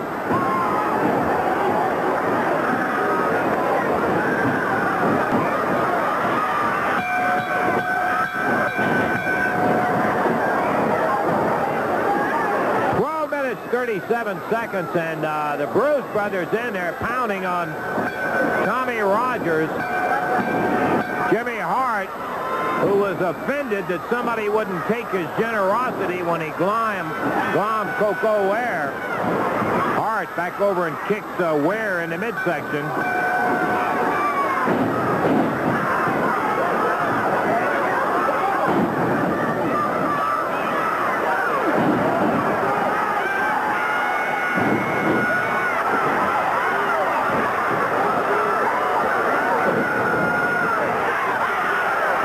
Brothers really working Tommy Rogers over, and here comes Coco Ware. He's after the Bruise Brothers and Jimmy Hart.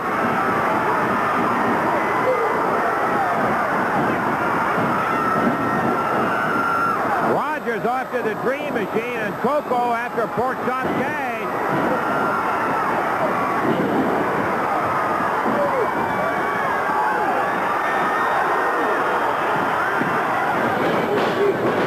Particular one, ladies and gentlemen, underway. U.S. Junior Heavyweight Championship defense with Tommy Rogers, Bill Superstar Dundee.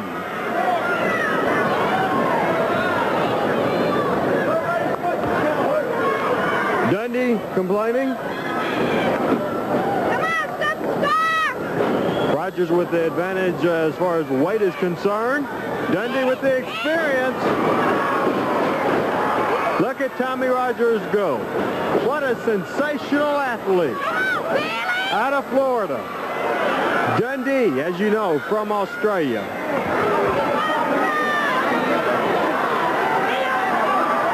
Dundee back about 10 rows back in the back of ringside, leaving. Tommy Rogers making some comments. Dundee slapped Tommy Rogers a couple of times on Championship Wrestling Television, and Rogers reached out and tried to slap Dundee. Got him, but just barely. Dundee was too far away. Bill backpedaling, staying away.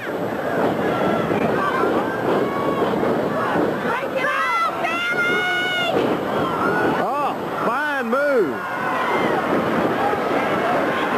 And Bill Dundee once again decides he wants to get out of the ring, get some rest. Bill does that. Bill is a master of psychology with his opponents. Psych them out and get their attention somewhere else, and then he'll come out and slip up on them in a hurry.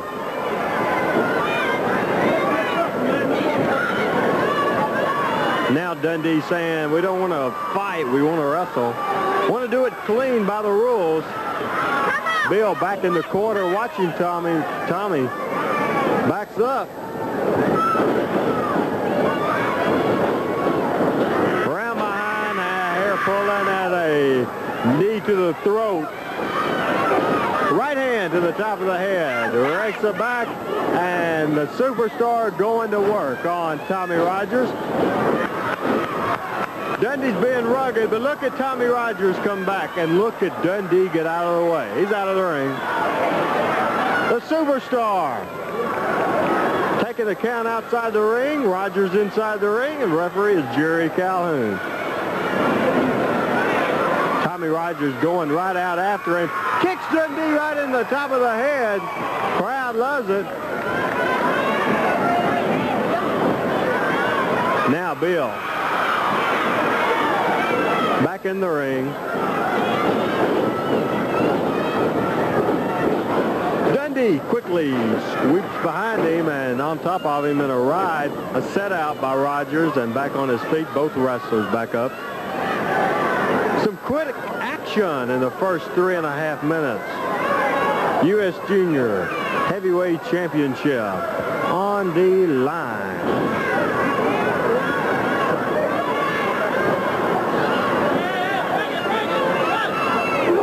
Dundee drives a knee to the midsection, takes him in a snapmare takedown, and drops the knee again. The superstar, Billy. Count of 1, 2, and a 2 count's all Bill can get.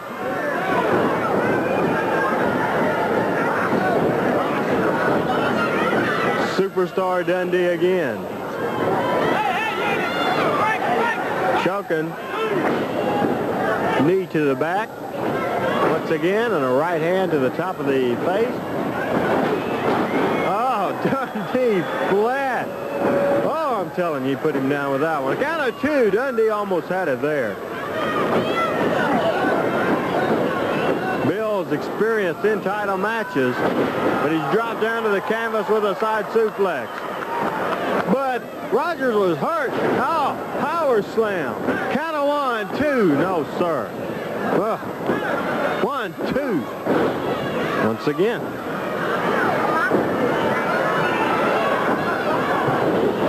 Fires him in again. A elbow. Drops the elbow again. 5 minutes past. 55 to wrestle. 5 minutes past. The superstar throws him in again. Rogers comes back. Puts Bill down to the canvas. Here comes Tommy. Round behind, the trademark of this young junior heavyweight champ out of Florida. The sleeper hold, and Tommy Rogers has put The superstar Billy Dundee down to the canvas, and this could be it for Bill. Dundee close to the ropes. Referee will call for the break, and Rogers, unfortunately for Tommy, I have to break it.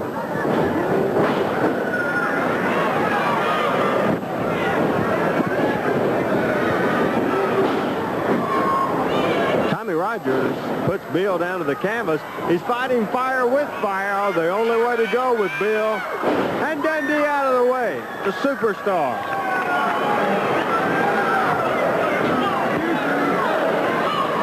Both of them now down. Dundee and Tommy Rogers. Rogers up first. Over and puts him with a kick to the midsection. Bill Dundee down again. Blistering action. And Tommy on top. Count of two. That's all they could get on him. A 2 count.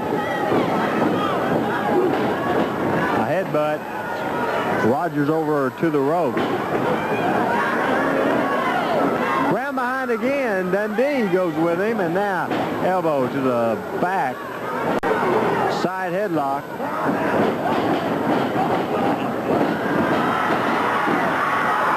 Again, Tommy Rogers with the sleeper hold, this time in the center of the ring, but Dundee sends Tommy Rogers into the turnbuckle, and Rogers down to the canvas. Tommy's down, both of them, referee counting both of them. Now Dundee on top, count of 2. Tommy Rogers escapes.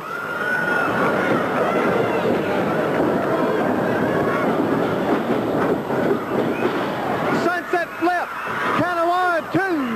No, I believe he just got a count of 1. Dundee stuck that boot right in the top of the head of Rogers. Now Dundee hurls Rogers out of the ring onto the floor.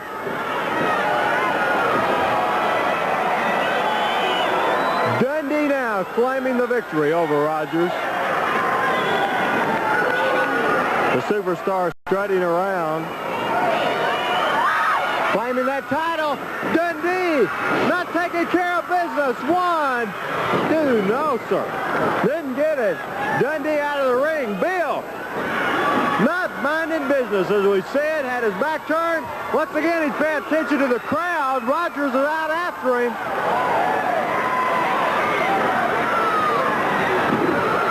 Dundee sent back in the ring. Rogers right after him, and now Dundee saying, hold it up.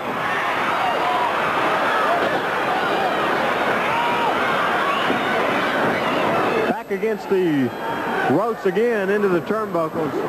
Rogers coming in right toward him, and right after him, Tommy Rogers. Puts the superstar down to the canvas again. Oh, Bill's foot on the rope, so close.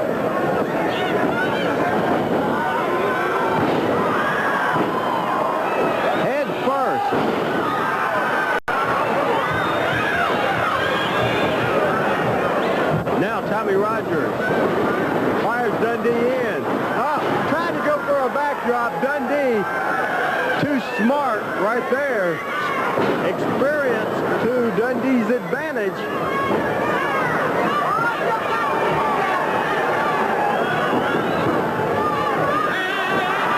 Referee Jerry Calhoun saying, you do that, you get disqualified.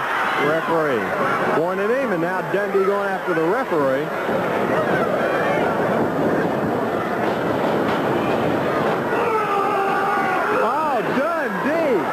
Dropped him on the top rope, almost over the top rope. Now Dundee on the second rope. Bill now climbing toward the top. That'll be a disqualification if Dundee comes off on Rogers. Completely against the rule, Dundee walks the rope and comes right across on Rogers. 10 minutes left, 60 minutes to rope, 10 minutes left.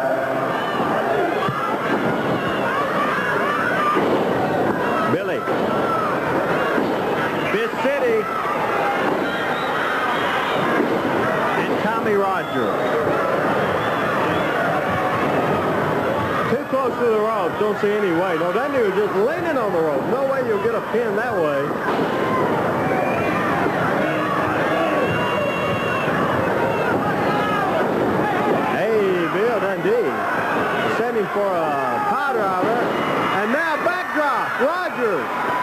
by Tommy, but Dundee right back. He's up. Right after him, Tommy Rogers firing back. Look at Dundee. Right hand by Tommy Rogers. Dundee in the corner. What a brawl. Some kind of action. Dundee went into the ropes. Comes in. Dundee had a knee up. Count of one, count of two, and a 3 count. A 3, 11:09. Dundee is the new U.S. Junior Heavyweight Wrestling champ. Stan Lane, Steve Kern, better known as the Fabulous Ones, going against Lynn Denton and Tony Anthony, the Dirty White Boy. White Boy is representing Hart and the First Family. Jimmy is over in the corner. And the Fabs and the Dirty White Boys, physically very close together. There may be 3-4 pounds separating them in terms of total weight. And look at Stan Lane starting it off against Lynn Denton.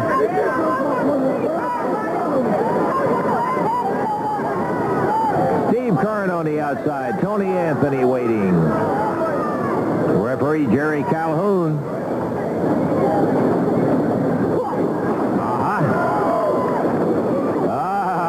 Stan, quick with the hand, spins him around, front face lock. Hammer drives him right down into the mat.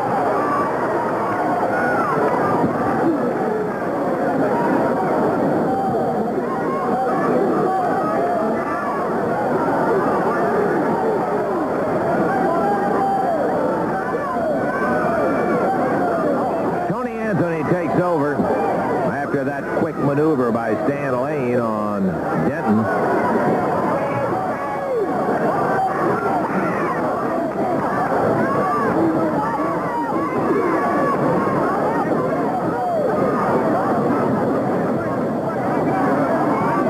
Referee calling for a break. He doesn't get one. Anthony pulled back, drove his shoulder into Stan's midsection. Way and Lane. Oh, yeah.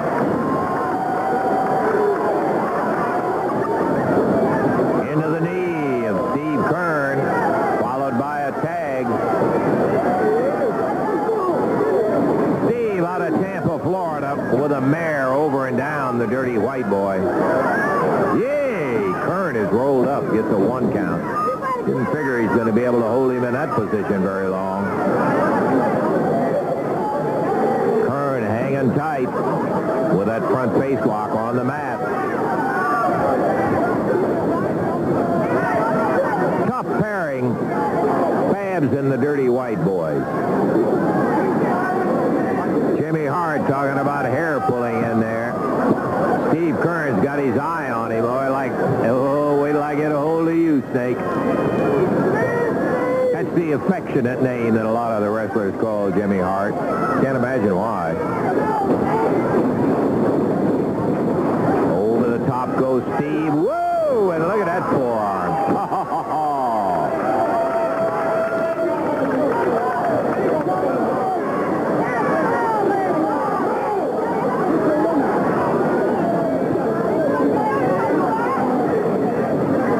That forearm rattled those boot flags down on the boots of the Dirty White Boy.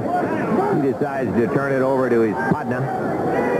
And Steve Kern back around with a word to his partner, Stan Lane.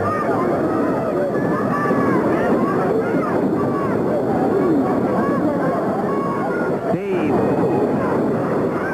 he's not smiling now. He's just trading a lick. Bam, bam, and down goes the Dirty White Boy, and he follows it up on Tony Anthony.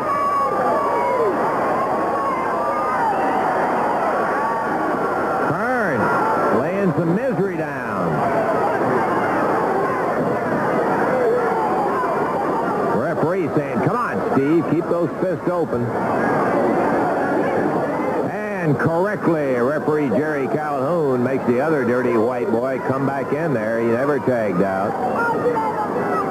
And he gives a challenge out to Steve Kern.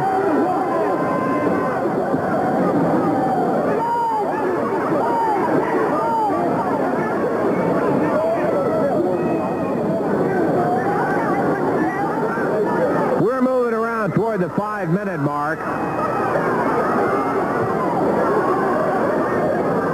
Kern and Denton tie it up, and look at here. A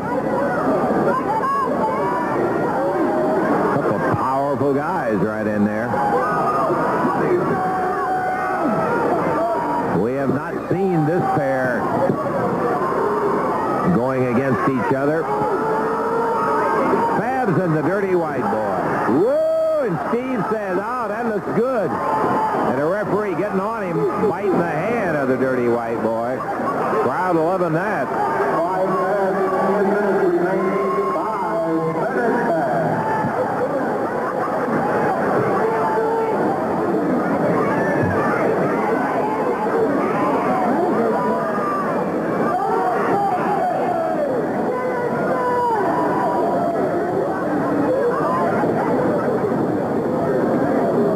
And the other Dirty White Boy heading out now. See how he's going to fare against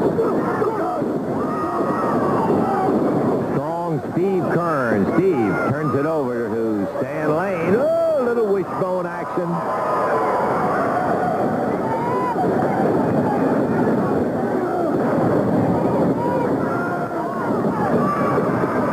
Six minutes passed in this action.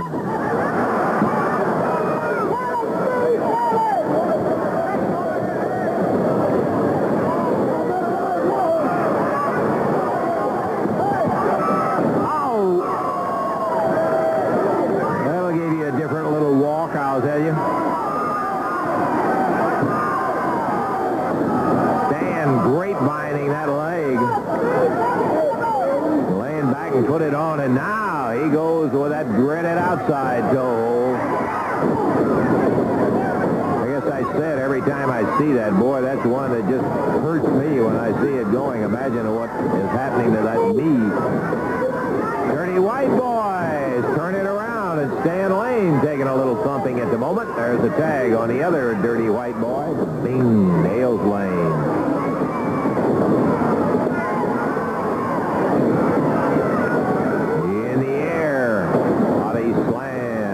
By an elbow. 2, 3, covers, 1, 2. 2 count. There was 7 minutes to go, about 20 seconds past that mark. Stan Lane out on the floor. Tony Anthony takes time while the referee is back over between his partner and Steve Kern. He bangs Stan's head down on the timer's table. And they are now giving a batch of trouble to Stan Lane about getting back in that ring. Steve comes over to help him out.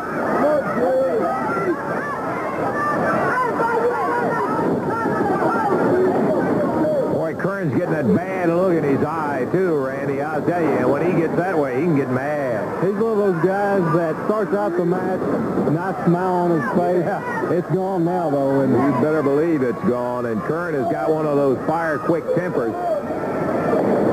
He is powerful and fast. And Stan Lane needs to get a tag over to his fellow Florida buddy.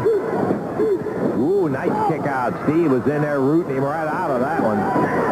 Big chokehold. Referee starts the count. Dirty White Boy breaks it. But he's right back on top of Stan Lane. Makes a tag to his partner. Stan flails on the midsection. Takes a double headbutt. Another choke.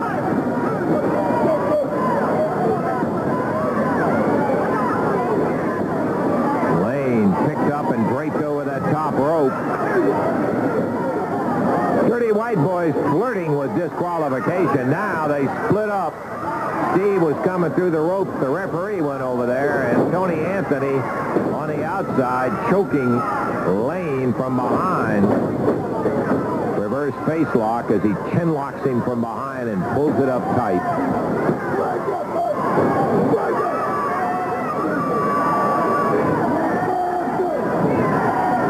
He may have moved that arm now. He's still in the chin lock position. I thought he might have moved it into a sleeper position, but I don't believe so. We can't really see. Maybe from referees checking out of Stan Lane. Steve Kern putting the foot in there saying, come on, Stan. Stomping at him. Stan responding. Back up on his knees.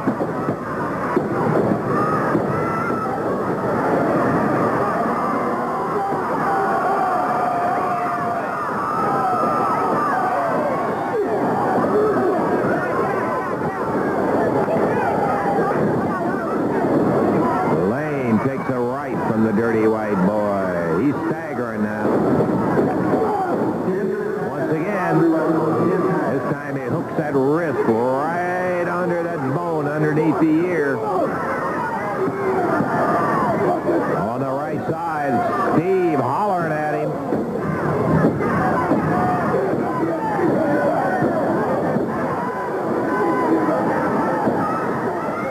Steve Kern giving a little support, and he's got Stan back on his feet again. Gets in a tag position. The Dirty White Boys make the tag. We've passed the 10-minute mark, or right at the 11-minute mark, as the Dirty White Boys had it going. He missed. Let's see what happens now. Steve takes the tag from Stan Lane.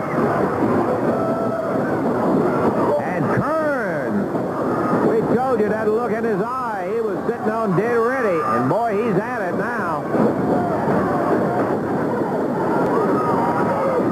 The referee trying to break up Stan and Denton. And Kern takes a hand in that.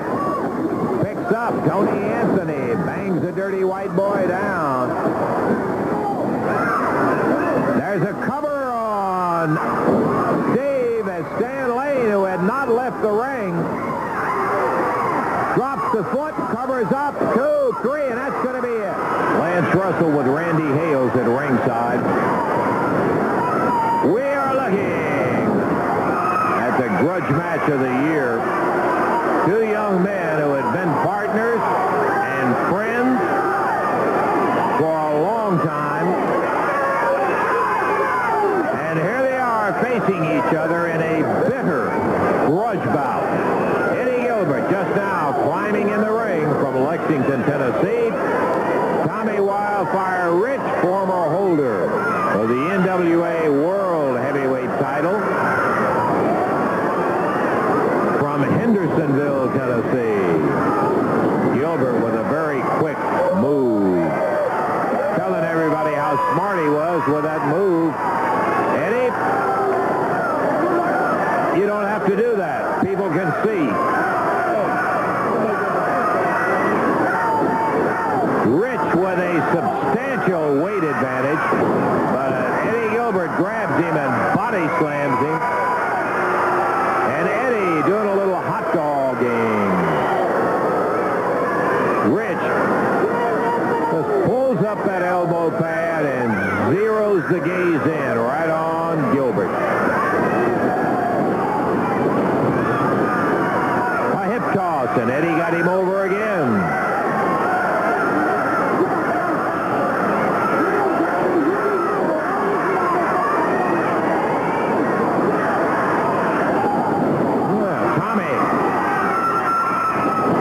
Bounces in. Hip toss. And Gilbert hit the floor to get away from Rich. Tripped and fell out on the concrete.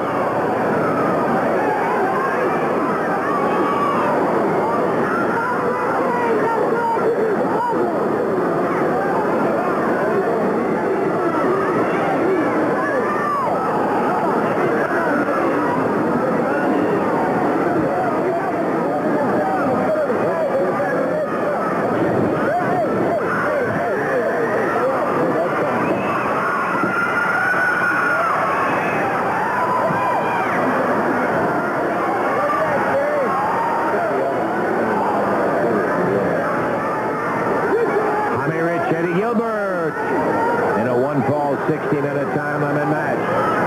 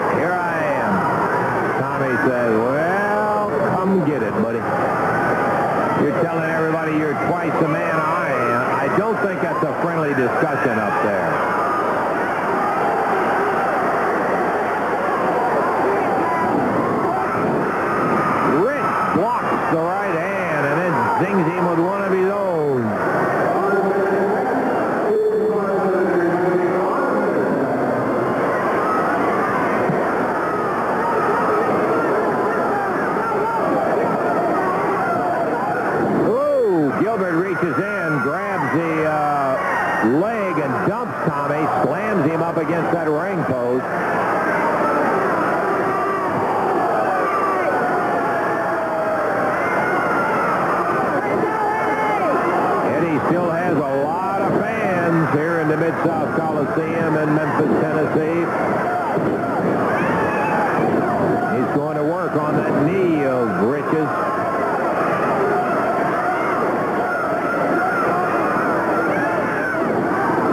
Spinning leg lock into a toe hold.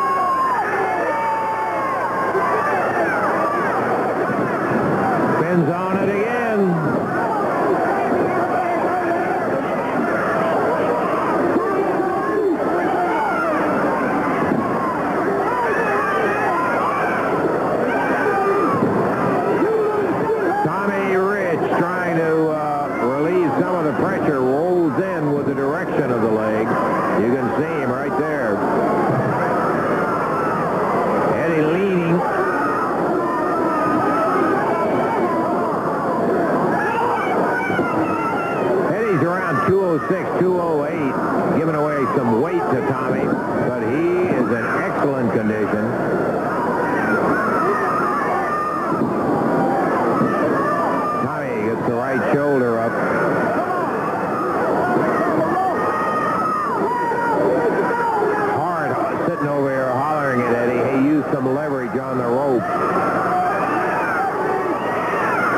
Typical Hart advice.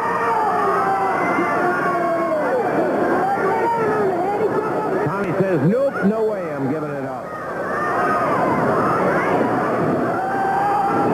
Whoa, and Rich fires Eddie off and into the ring post, but misses as he dropped on him.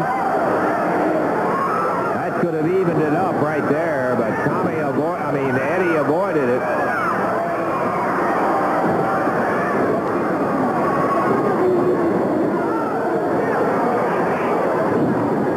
Figure four leg lock. And with that leg he's already been working on, Rich may have to give this one up whether he likes it or not.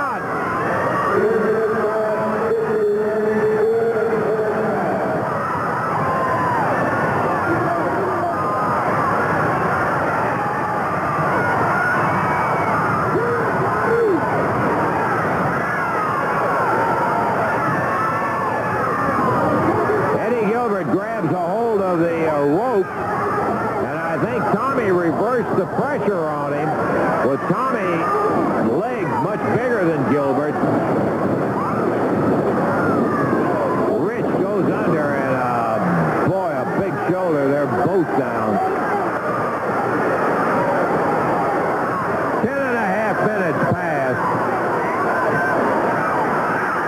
Jimmy Hart saying, go get him. And Eddie goes to the second rope, springs out there, and Rich is gone by the time he reaches the middle of the ring.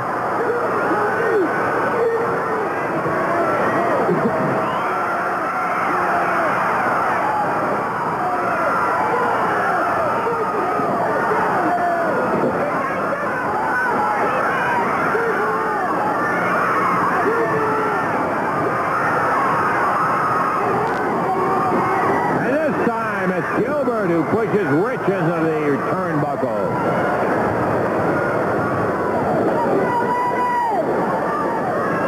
Eddie right back on top of Tommy Rich.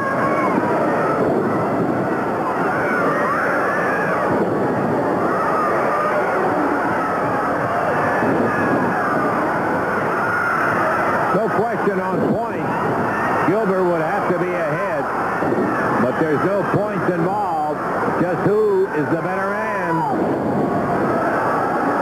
Rich slammed down by Eddie Gilbert. Eddie back up on the rope. Tommy may move again. Oh, he gets out of the way at the last second.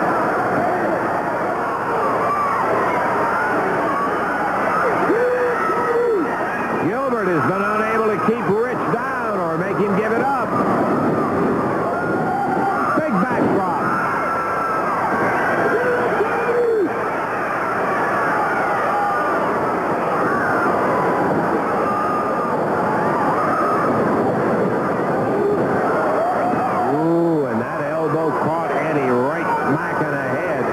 He's out of the ring, right over by Jimmy Hart, and here comes Tommy Rich.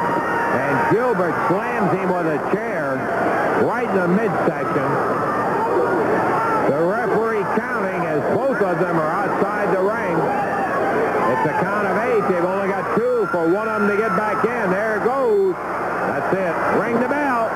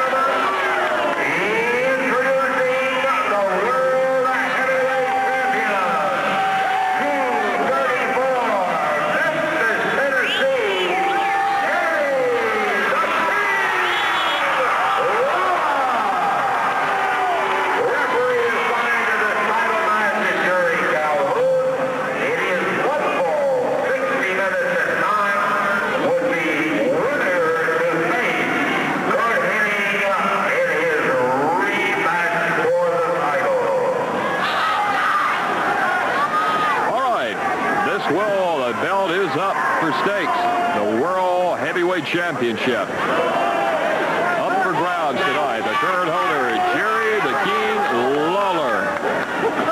Dutch Mantell, you can bet he's going to give it everything he's got to win this match. Mantell wants a PA mic to say another word or two.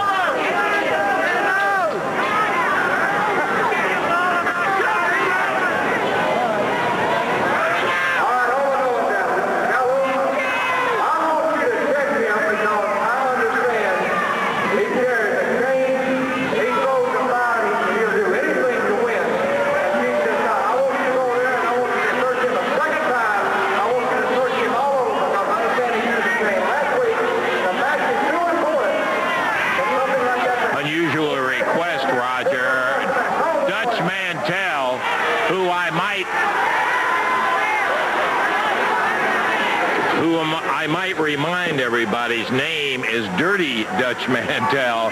is asking the referee to make a second check of the world heavyweight champion because he understands he carries chains, he throws fire, and all of that. And the referee says enough of this conversation. Let us get this underway. There's still some conversation going on. The bell has sounded, and Dutch Mantell is back out again.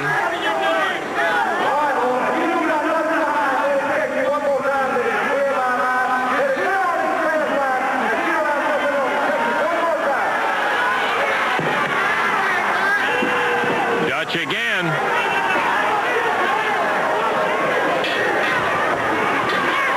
He made, I didn't catch what he said about Lawler. He said something about searching one more time, but I didn't, there was something else that he added. Oh, he said, I have peace of mind, and so with all the people that's rooting for me in the arena tonight. Look at Lawler.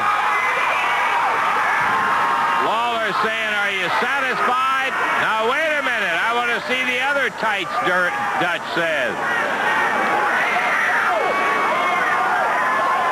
Lawler says, that is all the searching that you're going to get, Mantell.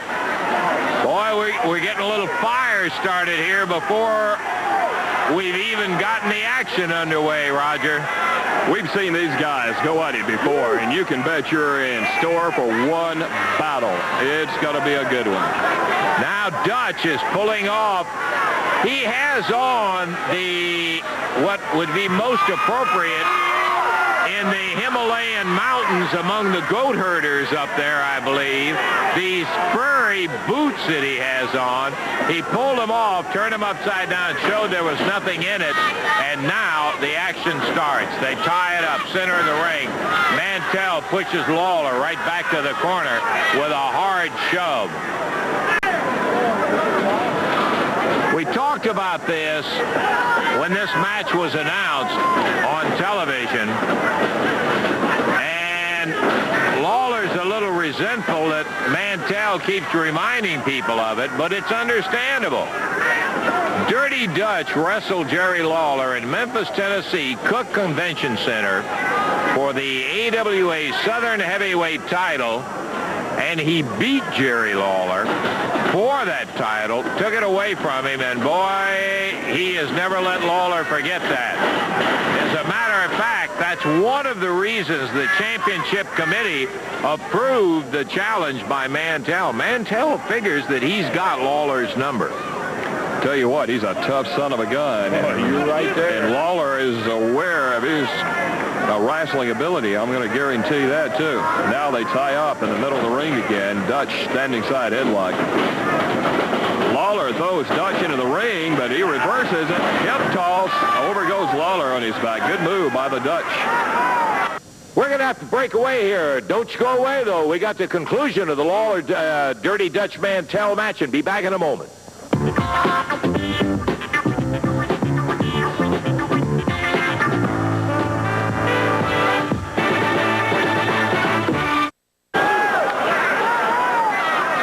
The Dutchman said in an interview prior to this match, Roger, he is well aware of Lawler's tendency to be a slow starter. He figures that he'll jump Lawler early and maybe get him in a position where he'll never have a chance to get started. As Dutch thus far has been very active. Ooh, Lawler leaps down, goes for a single leg dive, but Dutch is long gone. Dutch has always been a quick one. Dirty Dutch Mantell wrestles out of Oil Trough, Texas. Strange individual in the fact that he is just that, an individual. He has very few friends who are close friends, none in the wrestling business. He will either give you great wrestling action or he'll be so dirty you'll wonder why they don't put him in jail. Tough. You called it right, Raj. He is a tough son of a gun. Would it be an interesting situation to see the Dutchman and Manny Fernandez as a team tag partner? I wouldn't want to be their opponents, I can tell you that. Dirty Dirty Dutch got Lawler in the corner now. Referee Jerry Calhoun calling for a break, and we do have a clean break. I don't know how many of those we'll see tonight, but we've seen one anyway.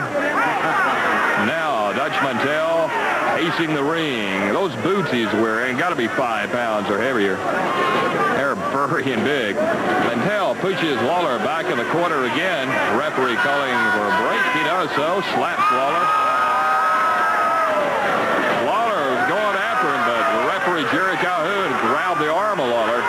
That's a little strategy by Dutch Mantell. That's exactly what he's going to do. He's going to try to lure Lawler into a mistake and get him early.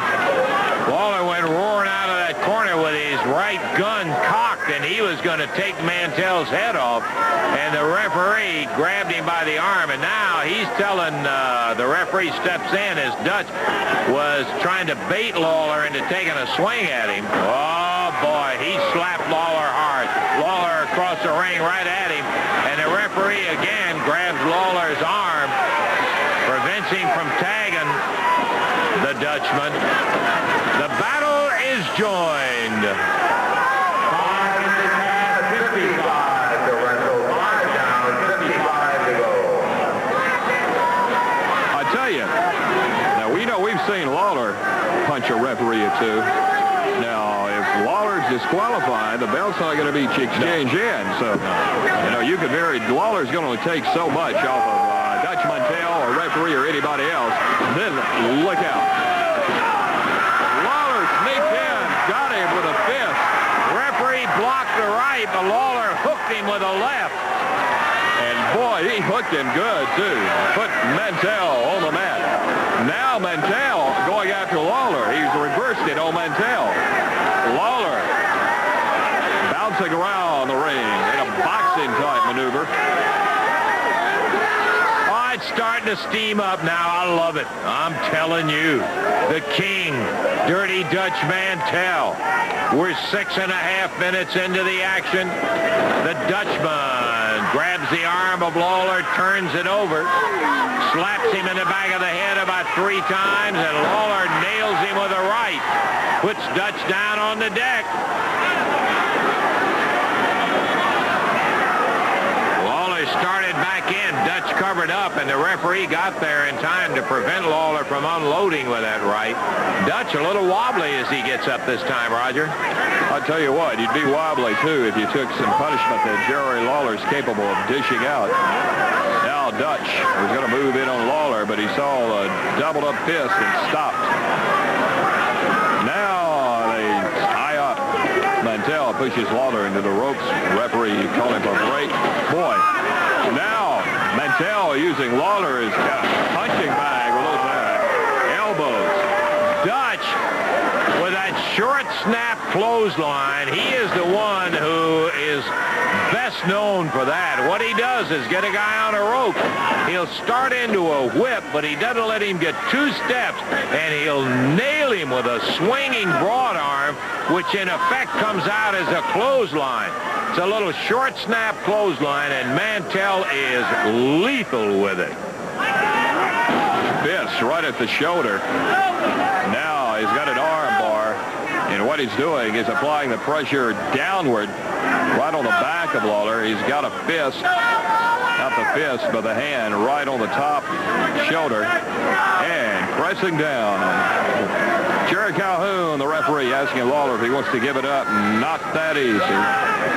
Lawler being punished now by the Dirty Dutchman. Now Dutch Mantell changes strategy, moves around, still got the arm bar. Lawler got the right fist, doubled up. He's ready for it. Referee Jerry Calhoun warning him about it. Crowd saying, let it loose. Let him have it. Dutch does first with a right. There's that clothesline. Oh, that's brutal. The second time. Boy, he grabs Lawler, and he goes about 2 steps, and bam, with a clothesline. Again. It's so quick and so brutal. I mean, it's got to jar you. Now Lawler flies in and misses. Dutch Mantell comes back, gets a clothesline on Lawler for the cover. Count of 1, count of 2. Boy, got close. Jerry Calhoun had that hand raised for the count of 3, but Lawler kicked himself out of it.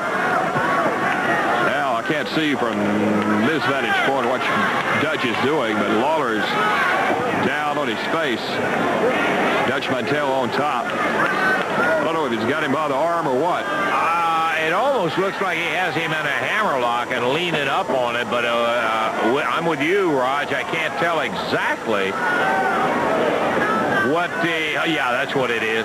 Just saw him. He leaned up far enough in. Lawler's arm is in a hammerlock, and Dutch putting the pressure on it. Lawler up on his knees, trying to get out of it. This action being brought to you in part by Southland Chrysler over Freight Memphis. For the World Heavyweight title, Jerry Lawler and Dutch Mantell. Now Lawler trying to get out of it. Dutch Mantell now on his feet. Still got that hammerlock on Jerry the King Lawler. The AWA Heavyweight Championship at stake in this match. Lawler comes to his feet. Dutch Mantell hanging on to that hammer. Now Lawler drills him with an elbow right to another one. Good move by Lawler. There's a third. That breaks it. Boy, Dutch comes right back with a big right to the forehead of the King, and down goes Jerry Lawler. This son of a gun's getting mean, Raj. There goes Lawler sailing through the ropes and out of the ring. Mantell pitched him down on the concrete. Now Mantell hops over the top rope down on the concrete floor. Stalking Lawler. Double fist right to the back of the King. Mantell picks Lawler up by the hair, slams him right into that steel wall, and over he goes right on his back. Boy, I can feel the vibration over here. Dutch dumped him on the concrete very hard. He's trying to take the steel fence apart, but it's hooked in such a way it is not easy. He leaps over the fence, kicks Lawler in the head a second time, a third time, and the referee trying to get him back in the ring. Dutch taking him out in the audience, slams Lawler in the first row of seats. The Dutchman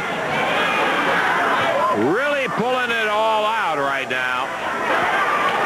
And all the bars are down. Let it out as Lawler bounces Mantell's head off the ring apron, pulls the Dutchman inside the ring, nails him with the right hand, snaps the strap down. Look out, Katie bar the door.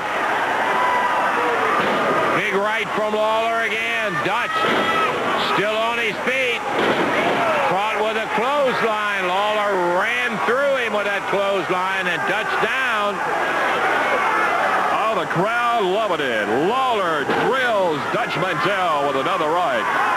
Got him over in the corner. The crowd saying, yeah, give it to him. Lawler does just that with a series of 4.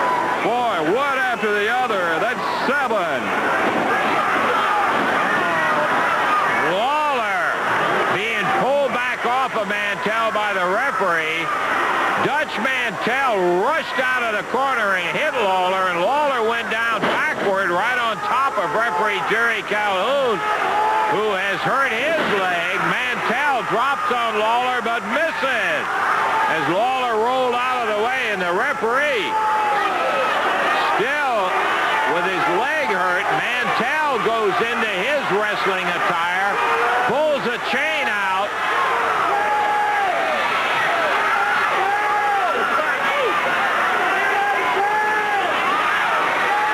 And as Dutch started to swing the chain, Lawler's got one. Look at this.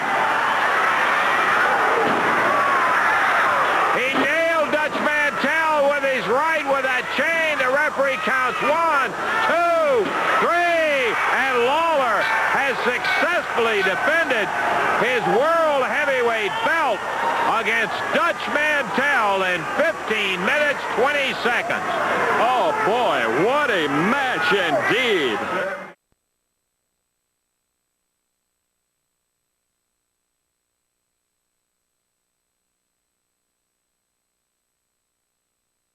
Okay, forget about skills. Let me say something.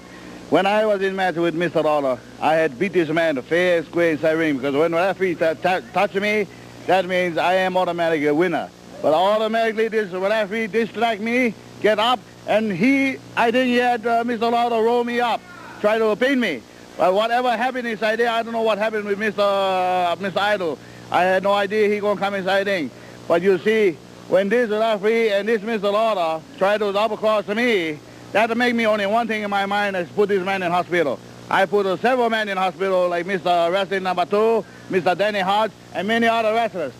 Mr. Lawler made me so mad I put this man in hospital. All right, now on behalf of the referee, you got to say, and the people are going to see in here, prior to the count that you're talking about, you had grabbed the referee and deliberately... No. Let's just roll it right now. Let's take a look at it.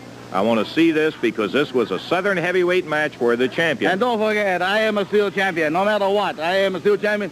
Mr. Lawler is no more king. I'm the king now. You got the title. There's no question about it. But what happened in this bout is absolutely, it's already been said, but I want to tell you, it is the most unbelievable thing, unnecessary thing. Hey, other opponents could have referees the same way. Why difference with me? Yeah, well, I'm not really talking about the fact of grabbing the referee, Jerry Calhoun, in there. They'll see it. Now, they'll take a look at it and let them judge for themselves. But that's exactly the... Okay, what you say with the cast? You call that illegal using cast? The referee he was over talking. This man have no right to be inside the ring with the cast on. Okay, the referee has talked to Lawler about it. He talked to him constantly during the match about the use of it. But the situation of what Austin Idol did. Every time he uses the cast, that's not fair. Yeah, all right, well, you can say anything you want to. He's going for the abdominal stretch on Professor Tanaka right there, but there's no submission from the champion, and Lawler is... I don't see no action there. I don't see me touching this referee. The referee automatically hit Jerry Lawler by himself. Sure, yeah. Now look at there, 1, 2, 3. I beat this man. All right, now the referee is coming around. He is addled here where you pulled him into, Lawler. I don't care what you say. Making no difference. I got the man to pin. He's supposed to... I win this match, fair and square. Yeah. That's your version of it. Now, keep looking here because I want to see what the man who was sitting at ringside... I don't pay no attention. All I know is I have one man inside the ring. That was Mr. Lawler. Yeah. I care only for him. You see how he sneak up behind me? Yep. He thought he can beat me like that. And there comes Austin Idol in, and Austin Idol, who was sitting at ringside, had paid Tanaka to sit at ringside. That's right. My $1,000 is very good. But you see, I don't care what happened to Lawler. All I care for is what I'm going to do to him. That's what I want. That's why I told Mr. Idol inside there, grab his legs, and I tie him up because I'm going to show this man some punishment. Yeah, you sure did. You got him when he was blinded. There, blind my eye. Over to the rope. He's not blind. Yeah, what's the matter? Certainly he's blind. the back still can see. Yeah, and what you do is come in and Idol holds him out while you take that elbow that broke those blocks and hammer it down in his back in there, trying to put him in the hospital. Look, I have no way of controlling myself because once he making me mad, it's idea that's the finish for him. Yeah, well. And I usually get mad all the time with my opponents. I don't care what. You finished him all right after Idol had done what he did. This man have no right to be inside the ring with me. Okay, well. You understand? You look at the king. He's king. What's the king there? Laying down flat on his back. And there you're using that foot again right in the middle the king is standing on his feet. That's me, Tanaka. I know. Now, you see, he even have his pawns come out and help the king. But he's no king, he's the pawn. They had to get him out of there, and that's what they came out to do, was to get you guys out of there and stop pounding on his back in there. Don't worry. These wrestlers come back here, they're going to get some more medicine for me, too. Look at it. Look at that. That ink or whatever it was that Idol. I don't know what I don't pay. All I know is that Well, I know. There it is. I can see it right there. And I know exactly what happened to him, and it was after that. How can you see what happened when you see outside ring? All right, well, take a look right here. Okay. You can see it. How can I look? I don't see that. Right I was on the other side. You see me? I did not see that happen. Okay. But that didn't stop you from putting the elbow to him. Hey, that man is deciding with me no matter what. I still get this man because he's still inside the ring. It's my job there, punish this man. Yeah, you punished him, all right. You certainly did. That's the only way. Put him on a stretcher and send him out. And there's the cap off that bottle that Idol threw at him. You get a little better look at I hope he rested in peace in the hospital. Yeah, he ended up with a back in there that, as well as the fact that he got chemical burns in his eyes, and it just... it was a situation that was entirely unnecessary, and I'm not the only one that thinks so. Everybody there.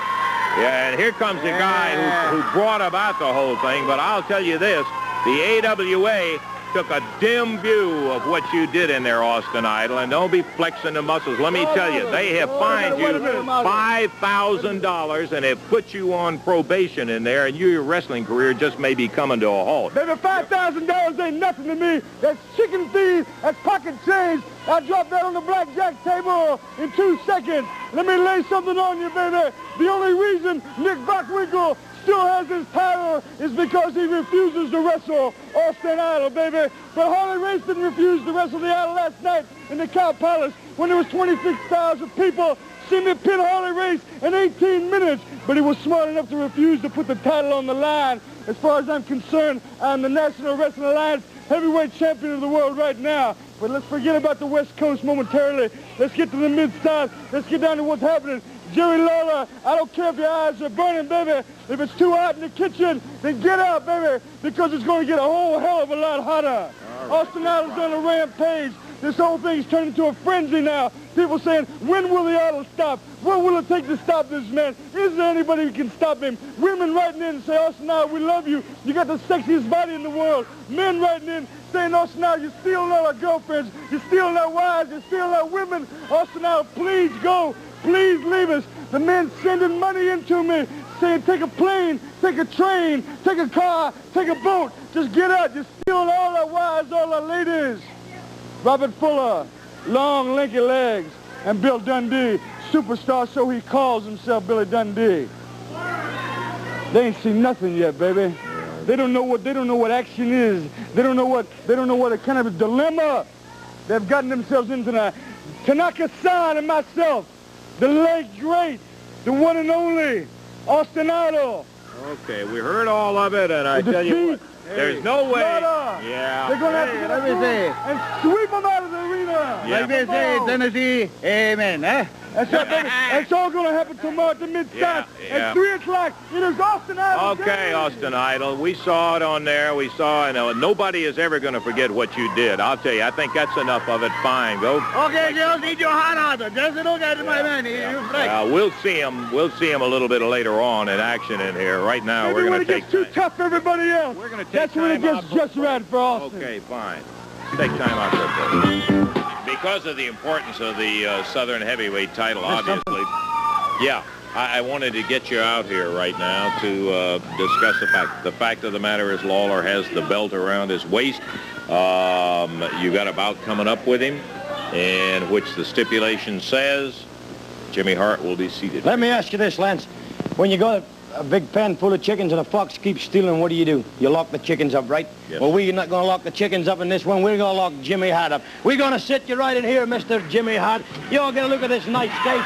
He goes right in his damn foot, and we're going to lock him right in this cage right here. Hey, come on, Bill. Get it out of here. Hey. Come on, Billy.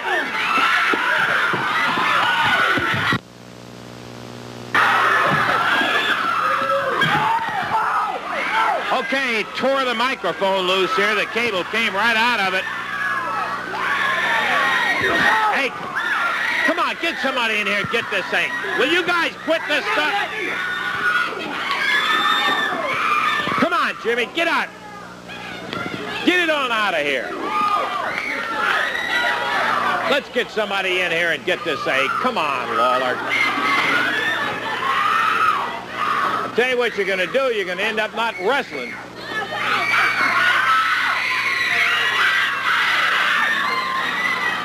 With a lousy paint can. Oh, that is really cute. Really cute. Come on, Lawler. Will you get it out of here? Just get it on out of here.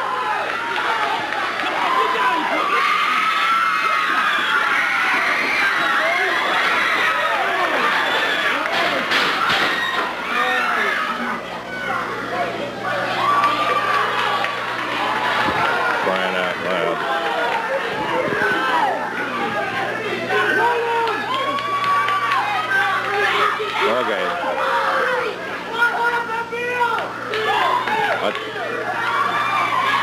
I'll tell you what, let's just take a break here, and we'll try to get ready for the 6-man tag action coming up. We'll be back. Billy down once again. Here comes the Dream. Here's Sullivan. Sullivan full Nelson on Dundee, while Ferris hammers him from that second rope. And now the Dream going after Sullivan.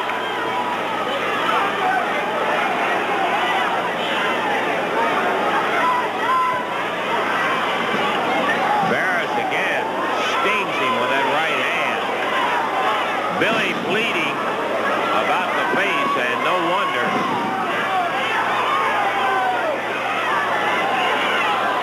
Once again, Ferris cracked him right in the jaw.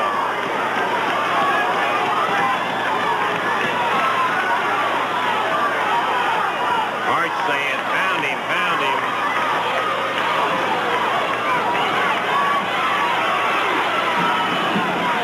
Bill, face first. Sullivan takes over.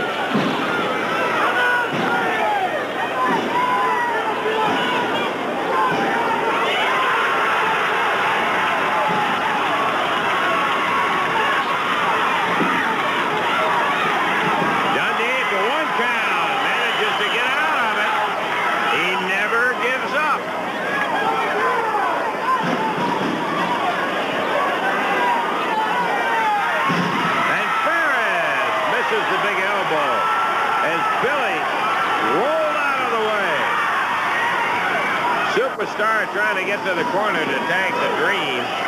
He is almost out on his feet.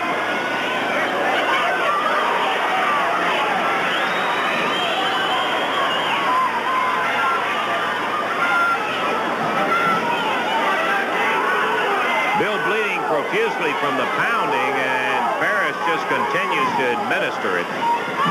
Slams his head right into Sullivan's knee.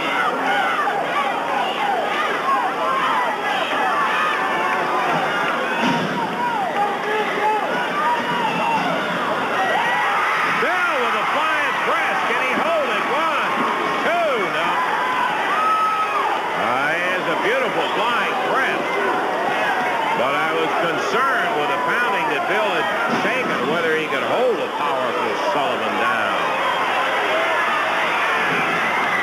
Sullivan misses his effort.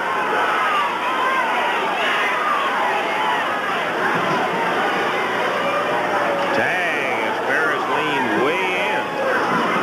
Dundee kicks him into midsection. Billy trying to fight both Sullivan and Ferris. Got caught from behind. There he shovels him off. And both Ferris and Dundee are down.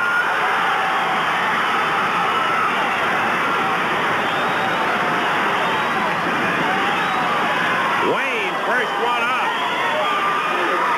Misses. Bill got out of the way.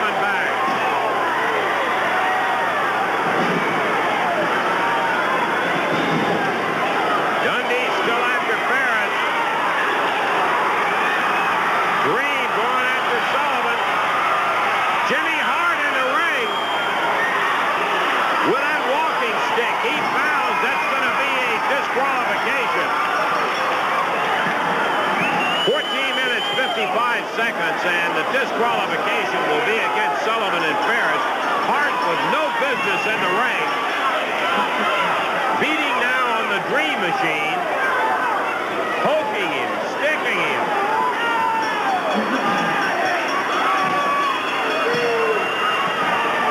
He really nailed Dundee.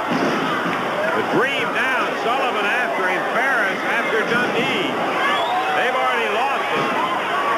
Sullivan with the stick beating on the Dream, and Ferris rolls Dundee over.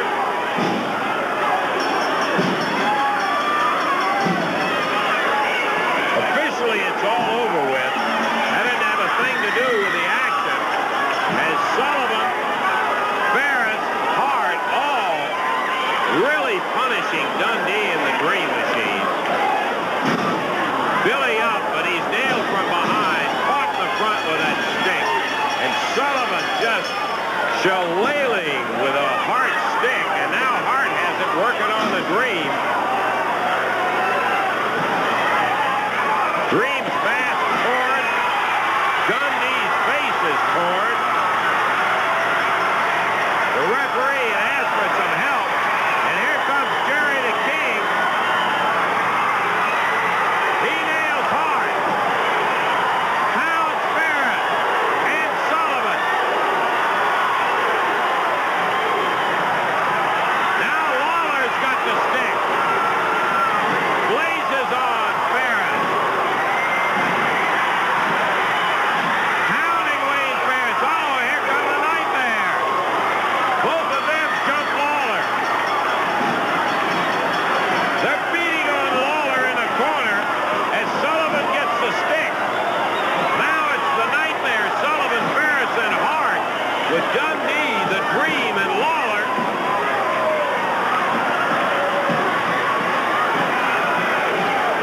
Ferris beating away on him. Look at Hart pound Lawler with that walking stick. The Nightmare holding Lawler down.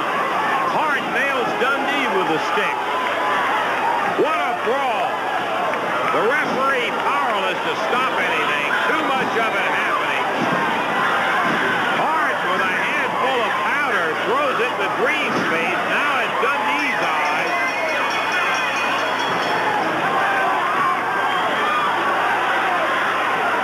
Ferris down on Jerry the King.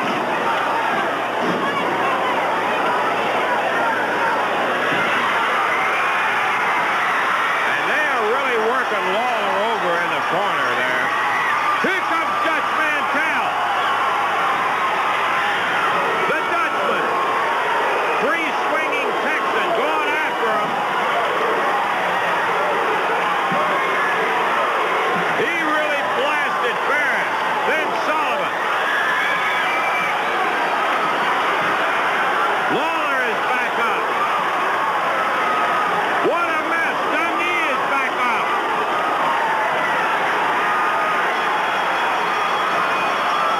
Look at this scene in the Louisville Garden. They're battling on the floor. Mantell after Sullivan. The Nightmare, the Dream, furious. Lawler after Hart. All the way in the back. Pounding away. The Dream beating on the Nightmare. There's Hart. Sullivan and Mantell.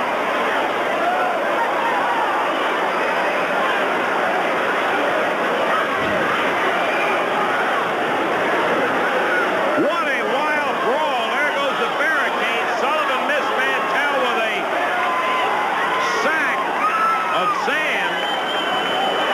They are battling everywhere. Lawler chasing the Nightmare all the way up in the bleachers.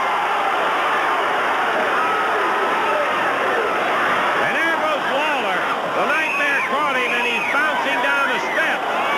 The King back on his feet once again. Head over heels, and here comes Ferris. Up the stairs, but back on the floor.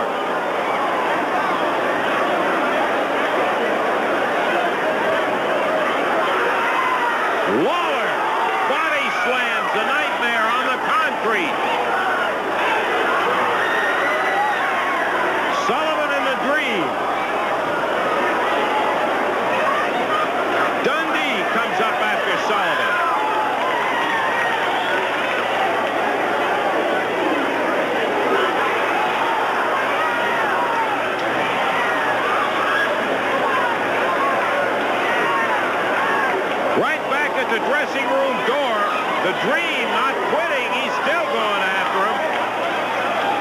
And Dundee and Mantell. What a brawl. The Universal Heartthrob, Austin Idol. Guys that have been teaming of late together and have been doing very, very well. But it comes down to it. The winner of this match is guaranteed a shot against Nick Bockwinkel, the world heavyweight champion. And, brother, when it comes down to that, you know that there is going to be some interest on both parties of being the winner of the bout between Lawler and Austin Idol. We talked to Austin Idol about this particular match. I think you'd be interested in his comments about it. Hi, we caught Austin Idol at the Mid-South Coliseum before you got away. I appreciate you waiting on us, and I apologize for the acoustics, but the importance of finding out about this was such that we'll go with the acoustics the way they are. Coming up the day after Christmas on the 26th, it is already definite and signed. Jerry Lawler, Austin Idol, the King and the Universal Heartthrob will be battling each other to find out who will be facing Nick Bockwinkel, the world heavyweight champion. It comes down to that. The international champion, Austin Idol, the southern heavyweight champion, Jerry Lawler, a battle between you two guys on the 26th at the Coliseum to find out who will be going against Nick Bockwinkel. This is something, Austin. I just can't hardly believe it. Well, it really is, Lance, and to tell you the honest truth, it's kind of a bittersweet situation, and you know, the way the circumstances surrounded my return to the area, everything really, it was kind of surprised me too. And then, you know, I said in the beginning when I came back here, I said that I owed Jerry Lawler a big favor because, well, he was directly responsible for me to more or less kind of, you know, saw the brighter side of the coin, you know, and I kind of changed maybe my wrestling style didn't change, but the opponents have certainly changed. Yes. But to be quite honest with you, Lance, I would have rather wrestled anybody else, believe me, in the entire wrestling world than Jerry Lawler. But that's not the way it is, Austin. It's Austin Idol, Jerry Lawler to find out who goes against the champion. Well, you know, I think that I can probably vouch for just about every wrestler in the wrestling profession that they all have a dream. They all have an ambition, a goal, and that's to become world's heavyweight champion. And I'm sure that Jerry, of course, has that same goal. But I, too, on the other side of the coin, have that same goal, too. Now, don't get me wrong. I firmly believe that Lawler can beat Nick Bockwinkel. But likewise, I firmly believe that I can beat Bockwinkel too. Now, it just so happens, I guess, because I'm the international heavyweight champion, I've held on to this belt for a long time, Lance. Yes, sir. And I've beat a lot of people for, you know, challengers and contenders for this belt, and not just in the Memphis area, but around the whole country and out of the country too. So I feel like I have earned my shot too. Now, I know King wants his shot. Idol wants his shot too, and believe me, like I'm not trying to rehash, I wish it would have been anybody else, but it just so happens that fate has thrown us together. True. And Idol and Lawler, and that's what's going to be happening. Now, what is going to happen? Well, what's going to happen, Lance, is that you're going to find two guys who are hungry. Hey, who have been partners and very successful. And friends, Lance, and friends. I want to make sure that's out front, and friends. But you're going to find two guys who go into a ring that are going to be hungry for one thing and one thing only. They're going to be hungry to win that match. And King, I want this match. I want to wrestle Nick Bockwinkel just as bad as you do. I'm not hollering, and I'm not screaming, and I'm not going to come out here and say a lot of things that I don't mean, because I never do that. But I want this win, King, and I want you to know, Jack, I'm coming at you so strong. I just want you to come at me the way I'm going to come at you. And we'll find out who's going to wrestle Nick Bockwinkel real quick. That was kind of an interesting situation in there. It is certainly one that leads to a lot of imagination in a lot of the wrestling fans' minds. Here comes King out here right now. We'll wait with our comments till we get him out here, because I really would like to ask him about it. Jerry, thank you for coming out, and happy holidays to you.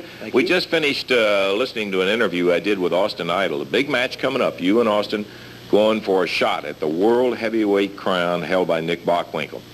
I got to ask you this, as I was talking to Austin about it and trying to get a direct answer, and I know you'll give me that. Do you have anything in the back of your mind that says, whoa, this is Austin Idol, who can be a bad, bad son of a gun? Well, you know, maybe that is in the back of my mind, but if it gets down to something like that, I can be a pretty bad son of a gun myself. Yes, but I really don't anticipate anything like that. I agree with his feelings completely. I sat in the back and listened to the interview myself. I would rather be wrestling anybody else, anybody other than Austin. You know, I won the title back, the Southern title back from Jesse Ventura. I got a win over Ken Patera, a win over Randy Savage, even though it was by disqualification. It was a win nonetheless, and also in a tag match with Joe LeDuc. And so that put me in line, with the exception of facing another man that also was in line for the title. International title holder. That's right. So it's just simply boiled down to that. That's why many times people ask me, you know, that's one of the questions you get asked most often, say, well, are you guys friends outside of the rings? You know, are all the wrestlers just big pals? Well, let me just tell you this. They're not, because it doesn't pay to form big friendships because of situations like this. You never know who you're going to be wrestling. Okay. And speaking of friends, this ain't one. No, you're right. Wait a minute. Yeah. Hold it. Wait, What? Just come over here, Russell. Jimmy. All right. Wait, let me just say something. I think it might be safer over here. Listen, before you try to slap me or do anything to me, I want to remind you, behind that door over there, I've got Norvell Austin and the A-team member, okay? One of my A-team right there. But listen, I've got a proposal for you, Jerry Lawler. You know, I listened to your interview just then, and I heard you talking. And I was in the back, and I was listening to Austin Idol's interview. Think about it, King. Listen to this guy. He's saying, y'all are friends. Y'all are friends. And you just said to Russell, I don't anticipate anything happening. Well, let me tell you something, baby. You better anticipate it, because think about Austin Idol. Think about it. Austin Idol, there's the only thing that stands in his way, baby, to that shot with Nick Bockwinkel is Jerry Lawler. Now, think about that, King. And he's going to do anything he can to get that shot. You know it, I know it, and the people over here know it. He'll stoop to anything for that, and you better wake up. Let me refresh your memory just for a second here. Do you remember 5.5 years ago when Jimmy Hart used to manage, in my opinion, the greatest professional athlete in the world today? And I'm not saying you're not a great athlete, but I'm just going to say this, man. I was sitting at home, right? All of a sudden a phone call came in, and it said, hey, this is the hospital in Nashville, Tennessee, and Jerry the King Lawler is in intensive care in Nashville. In Nashville. So what did I do, man? I got on a plane and I went all the way up there, and I thought, man, it can't be Lawler. It can't, maybe a broken hand or something, but nothing can knock the King off his feet. But somebody did, and it was Austin Idol. And when I walked into that hospital, man, there was the King laying in the bed, white as a ghost, man. Look, you had tubes up your nose, in your arms, the whole thing, man. You were laying there on the brink of death. And who put you there? Austin Idol. Your friend, Austin Idol. The guy that you're not going to worry about, Austin Idol, man. And then, just one more thing here, King. Think about this. Right where you're standing, right there, man. 17 stitches went into your head 2 years ago when Austin Idol came out here, and he was in a mask as El Casagrande, because everybody knows, hey, sure, you do a lot of charity work, and you donated money up in Mexico City, and you had an award coming in here. But Austin Idol walked out here, man, walked out here right where you're standing now, and your blood was all over that floor. From who? Austin Idol. 17 stitches in your head, and you've got the scar now, and that's from your friend, Austin Idol. So what I'm trying to tell you, King, you better wake up, brother, because I promise you this. I don't think Austin Idol, just by looking at that interview, looking at his eyes, you know, I don't think hey, it's Jimmy, there, that baby. was all in the it's not past, there, man. man. That's what I'm saying. What I'm saying is this, Lawler. You want to be the world champion? Hey, you take me to the ring with you, baby, and I promise you, you'll go through Austin Idol. You'll go through Austin Idol like that, man, like that, and then you'll have your shot at Nick Bockwinkel. Think about it, King. Grab that mic, Jerry. Would you get that mic right there, please? You want him to take you down to the ring with him? Hey, baby, that's the only way, King, like that, man. That's all you like. First of all, I've listened to everything you said, and just as Lance said, all of the problems between Austin Idol and myself were in the past. We've talked that situation over. We've talked it out. He's been probably the best tag team partner that I've ever had. I don't anticipate anything like that out of him. And even if it happened, I feel man enough that I can handle it. What would I need you in my corner for? Very honest question, Jimmy. Right. Well, I'll tell you what. You know, back when I used to manage you, your one big dream was becoming the world champion. The world champion. That's all we ever talked about, is becoming the world champion. And I'll say this, you are a great athlete. There's no doubt about it. But,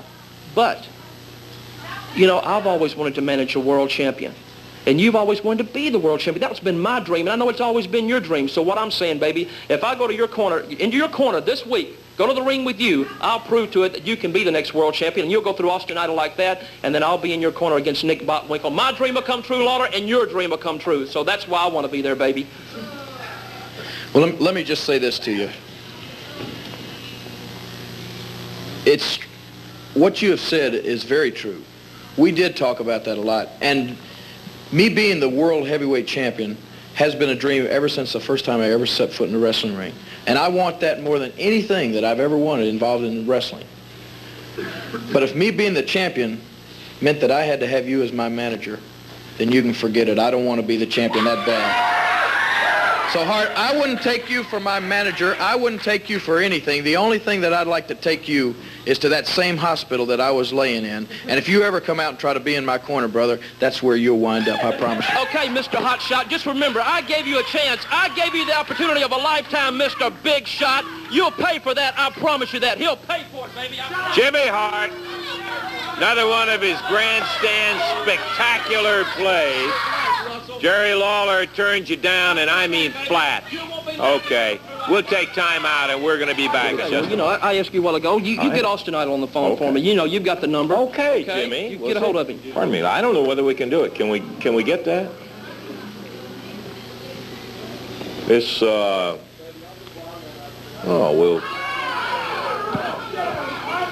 thank the Wake Up Call crew for letting us borrow their telephone here. Mr. Big Shot. That's what he is. Okay. There you go. You gotta work this in. There you go. Yeah. I don't know. We'll find out whether we can work it or not. Jimmy Hart. One of them who... Where is the... Huh? Nobody be going now. Okay. Come on, Russell. I gave you the number and I called him for me. Well, I don't get any dial tone. Maybe all of those.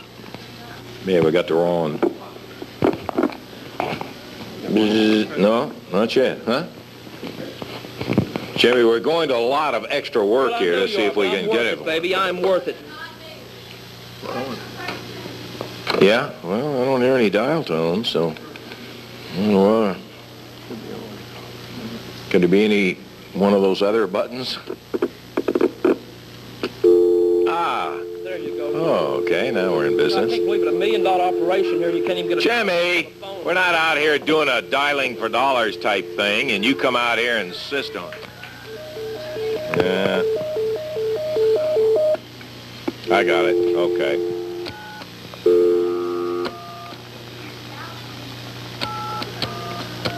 Are you sure this is the right number that you gave me? It's the right number, baby. I used to manage the guy myself.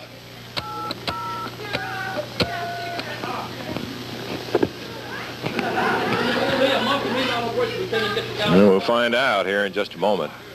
Trying to reach.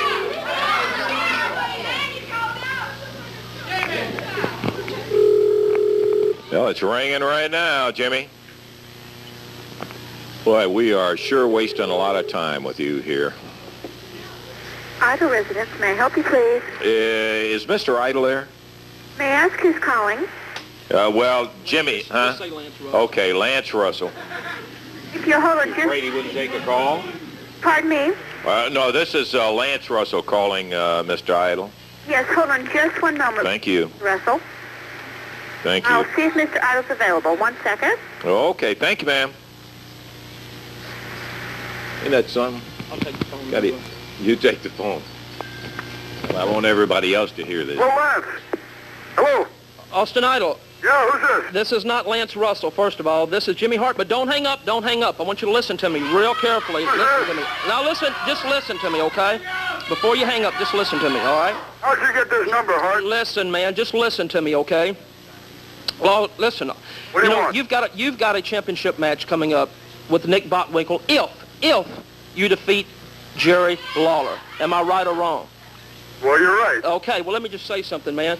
Can you really trust him, Austin? Can you really trust Jerry Lawler?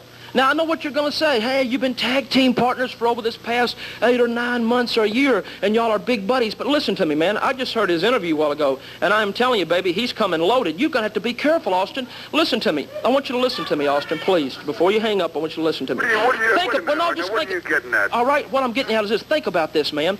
Who is the man in professional wrestling who's done more damage to you than anybody in professional wrestling? Anybody. Jerry Lawler. You remember the time he burnt you, man? You were severely burned. You were off from wrestling for almost 4.5 months, Austin. You could have been blinded. You could have been misfit. Hart, wait a minute, Hart. Now, wait a minute, Hart. That's all water under the bridge now.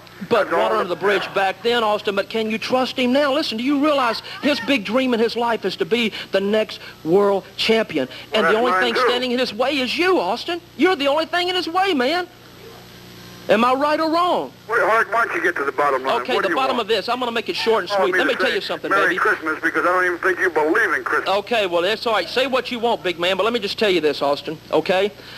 Lawler is coming, baby. He's coming at you for one thing and one thing only, and that's to defeat you 1, 2, 3, baby, and he has that shot at that world belt. This might be the last opportunity you'll ever have in your life. So what I'm offering you is this, a chance for me to go to that ring with you Monday night and to be your manager, Austin Idol.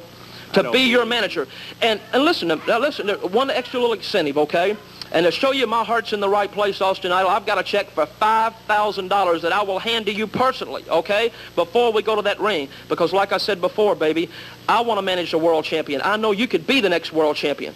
So what do you think? Let me see if I understand you right now. You're saying that you're going to give me $5,000, $5,000, to sit in my corner Monday night in my match against Jerry Lawler. Is that right? That's right. And I'll promise you when that match is over, you will have the shot with Nick Botwinkle and not Jerry Lawler. And that is a promise from me to you, baby. Thank you. What do you think? Huh? 5 G's, you say, huh? $5,000? $5,000, baby. All I want you to do is just think it over, okay? That's all I ask. Tell you what, Hart. I'll tell you what I'll do. Call me back in about 20 minutes, okay, Hart? 20 minutes, okay. Call me back in about 20 minutes, all right? Great. All right, 20 minutes, I'll call you back. Keep off the phone. All right. We got a deal, baby. That is a deal. That is a deal right there. I promise you this. Austin Idol will be the next world Jimmy, he didn't champion, say baby. it was a deal. Hey, he said call him back in 20 minutes. baby. That's a deal, baby. I promise you that, Russell. I promise you, man. I cannot believe this guy. As far as I'm concerned, I promise you. I've been around you forever, and you still come up with stuff I can't believe.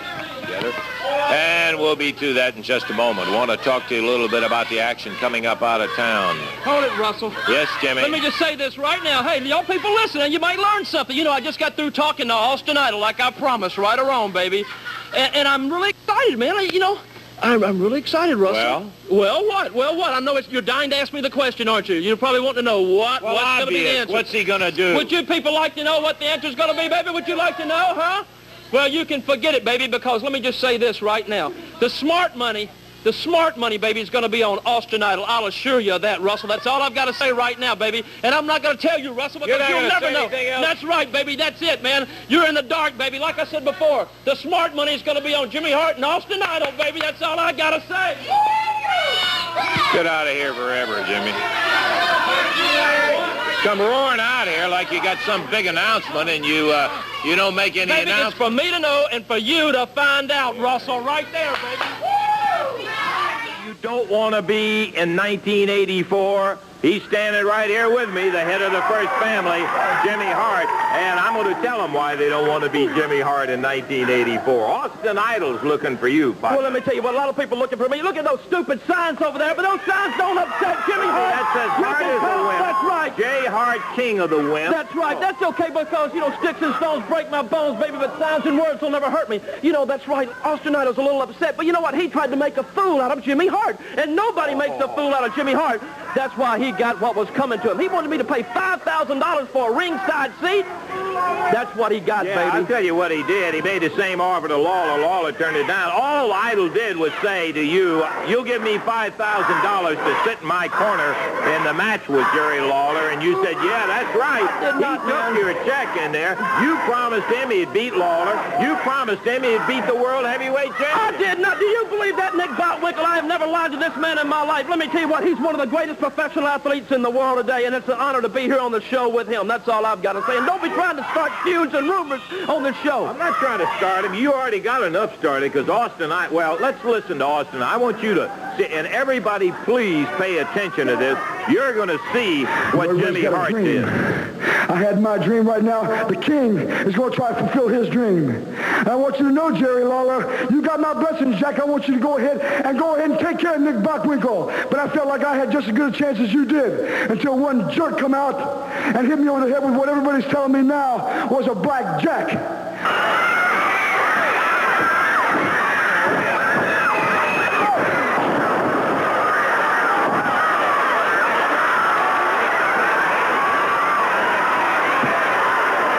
And I don't care who I got to go through. I don't care if it's 1, if it's 2, if it's 10. But I want you to know one thing, you jerk. You bring your big goon on, whoever it may be. Because I'm going to go through him, darling, and I'm going to pay you back for tearing my dream down. Every man walking the street's got a dream, Jack. If it's wanting to be the best plumber, if it's wanting to be the best electrician, if it's wanting to be the best ditch digger, well, I want to be the best wrestler in the world, Jack. You tore my dream down. I'm going to tear your whole family down. Yeah, he wants a match with Jimmy Hart.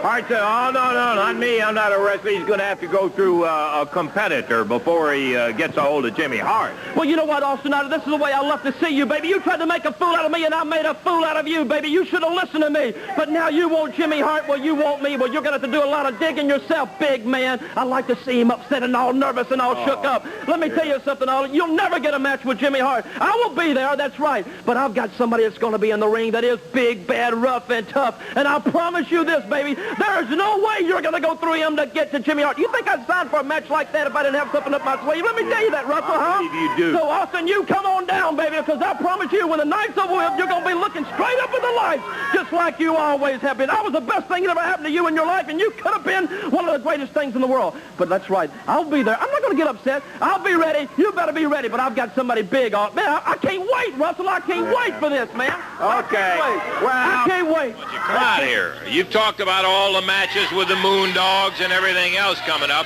One match you didn't mention was the Austin Idol Joe LeDuc, and I bring that up because with Austin Idol getting past Joe LeDuc, he then gets Jimmy Hart in the ring for 15 minutes. Okay, you got a film of Austin Idol? Show Yes, it right I do. now. No, you got a VCR. Show what he's got to say. All right, let's take a listen to Austin Idol, Heartthrob. You know, I must say I'm not really happy about what's happened in the life of Austin Idol the last couple of weeks in Memphis, Tennessee. You see, 2 weeks ago, some scrawny little skinny weasel by the name of Jimmy Hart took a blackjack out of his vest pocket and knocked me colder than a mackerel right in the middle of the ring. And of course, I had something all planned out real good for Jimmy Hart the following week. All I had to do, you see, was beat Joe LeDuc. And then I had 15 minutes to do anything else. But when Joe LeDuc comes to Memphis, he's on crutches. He says, I can't wrestle. Now, darling, what I think that's a flimsy excuse, you see, because I don't think Joe LeDuc was ever hurt in the first place. So they bring in some geek, they call him Sabu, and just when I got the sleeper on Sabu, LeDuc, all of a sudden, now he can walk pretty good, because he hit me right in the back of my noggin, Jack, and knocked me cold again. Now, that's 2 weeks in a row. And you know something? I don't like it. Now I'm saying one thing, Jack, and you can take it to the bank. Joe LeDuc, you're big, you're bad, and you knocked off a whole lot of people, all the way from Tokyo to Japan to Memphis, Tennessee. And I'm telling you right now, darling, and you can bank on it. Monday night, I'm going to knock you off, and you know what that means? That means I'm finally going to get my hands on Jimmy Hart. And after I take you apart, Hart, I'm talking about taking you apart. I'm talking about ripping your clothes off. I'm talking about embarrassing you. I'm talking about making you look like the fool you are. And then I'm going to get the opportunity that actually warms the cockles of my heart when my good friend King Lawler said, hey, I want this one to make sure that ain't no referee gonna get knocked down. I want to make sure there's gonna be somebody that's big enough and bad enough can count shoulders and count 3. Well, darling, I can count to 3, and I'll guarantee you, when I see the king pin Nick Bockwinkel, darling, I'm going to count 1, 2, 3. The coin of phrase that Hart uses quite a bit around here. The greatest day in his life, Monday night, is going to be the greatest day in Austin Idol's life. I'm going to beat Joe LeDuc. I'm going to beat Jimmy Hart. And I'm going to be the one to count 1, 2, 3, grab that world's heavyweight title, and pass it to my buddy, King Lawler. Monday night, I'm looking for a whole lot of action. This is going to be the greatest day in my life. New World's Champion. I can't wait. Woo! Austin Idol will be the second referee. He'll get past LeDuc, and he'll get Jimmy Hart in his pocket.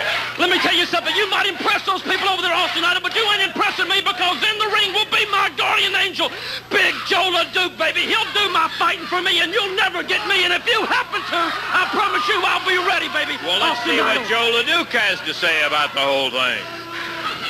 Now I got to come to Memphis and wrestle a second-rate guy, a bleach blonde guy, a musclehead, somebody that don't have no respect for nothing. Austin Idol, I'm going to show you. I'm going to teach you respect. I'm going to teach you what it is to meet your maker. When I tell you to go down, you go down. When I tell you to say please, please. This is the corridor of mendacity. Blondie, you're coming in the ring in Memphis, and my foot is right. I've been training. I know you've been eating turkey and stuffing and all of that. I know you got a wife and a little baby. You got to take time for that. I don't have nothing, brother. All I've got is training and drinking beer. And be tough and be mean. Everybody think I'm tough. That's right. I am tough. All of you moron out there sitting in your living room, you don't think that I'm going to come to the Graceland City for peanuts when I'm through with you, Austin Idol. I'm going to get you, Lawler. You're going to have to sign it. You know, down here in the state of Florida, it's been unseasonably chilly lately, but I know things are going to really warm up.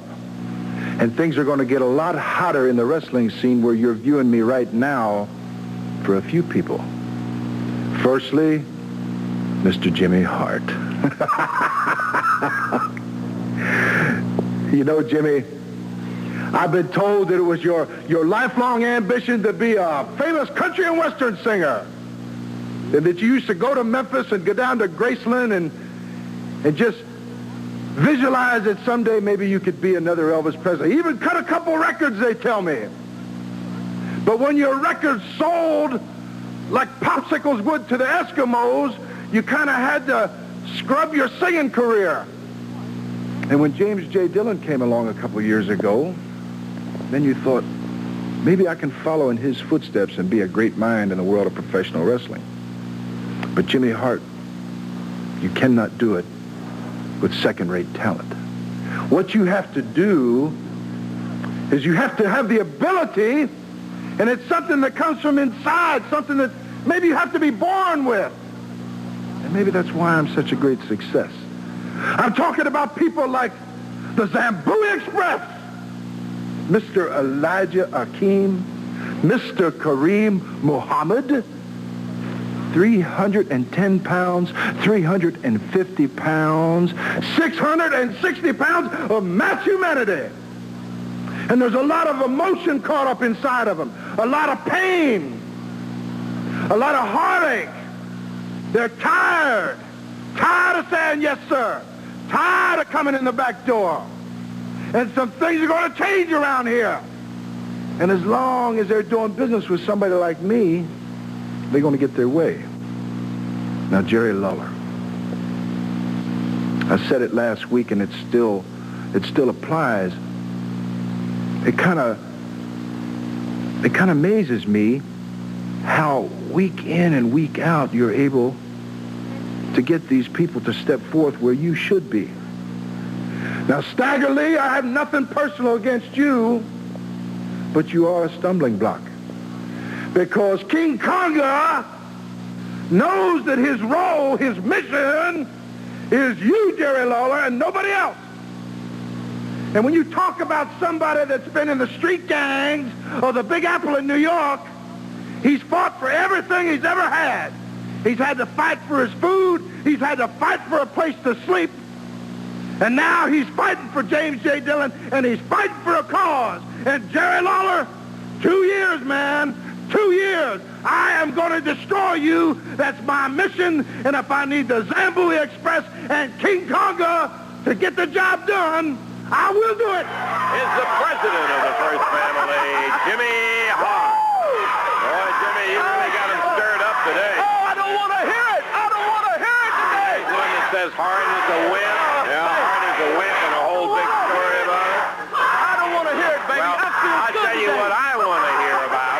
I want to hear about what in the world possessed Jimmy Hart, and I know all about this, interfering on behalf of the Zambui Express. Not your talent. You're up there, and I just am stunned. I absolutely was stunned when it came down to understanding that, Jimmy. I guess you say Jimmy Hart is unpredictable, right, Russell? Boy, he was certainly unpredictable. Hey, listen, I got something for you that was delivered. Wait a minute, don't run off. This was delivered to the station. A present from you and me, No, not from me, I'll tell you. It also was accompanied by a picture of one of your not-too-favorite friends. I want you to open it up because there is a message in there. I will tell you the picture was of James J. Dillon, but go ahead and open it up anyhow.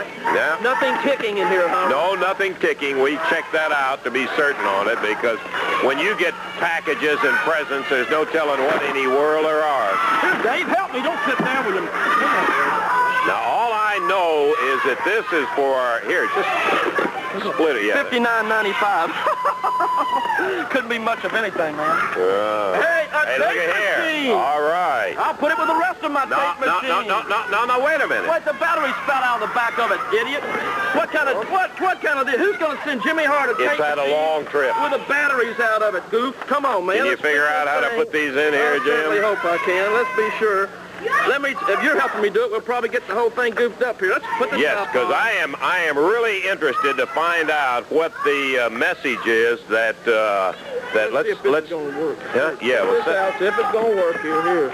Okay, you got it all. I hope All so. right. If you put them in right. This is James J. Dillon. This was sent to me. This is a special message from James J. Dillon, sure accompanied by a picture, by the way, and I want you to watch the monitor when you're listening to this because you'll have an opportunity to... Okay, here we go. Now, Mr. Hart, I am too much of a man and too much of a gentleman. Need I remind you that I am Pro Wrestling Manager of the Year for 1982? I am Pro Wrestling Manager of the Year 1983? And I feel I'm already a shoo-in for 1984. And being the gentleman that I am not going to threaten you with bodily harm. But Mr. Jimmy Hart, if you ever interfere in any of the matches at any time in the future from this moment on with a Zambui Express or anybody else I have under contract, I will charter my Learjet in a New York second, and I'm going to come up to this area, and Jimmy Hart, I'm going to wring your scrawny neck.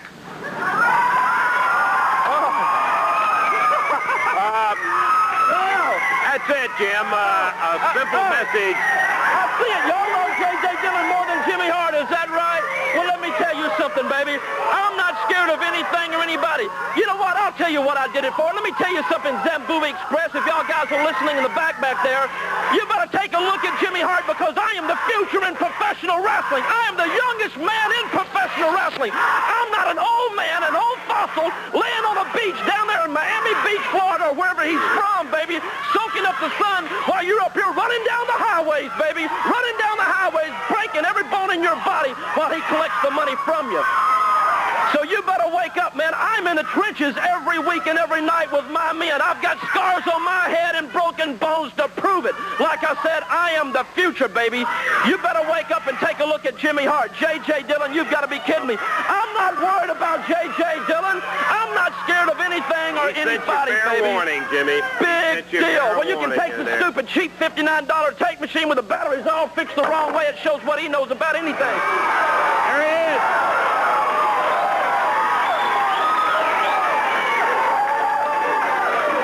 Jerry, we're looking forward to your title defense today, and you got a stout one to go. But before you got in the ring, I'd like for you to see a tape that we got from J.J. Dillon. Let's take a look at it.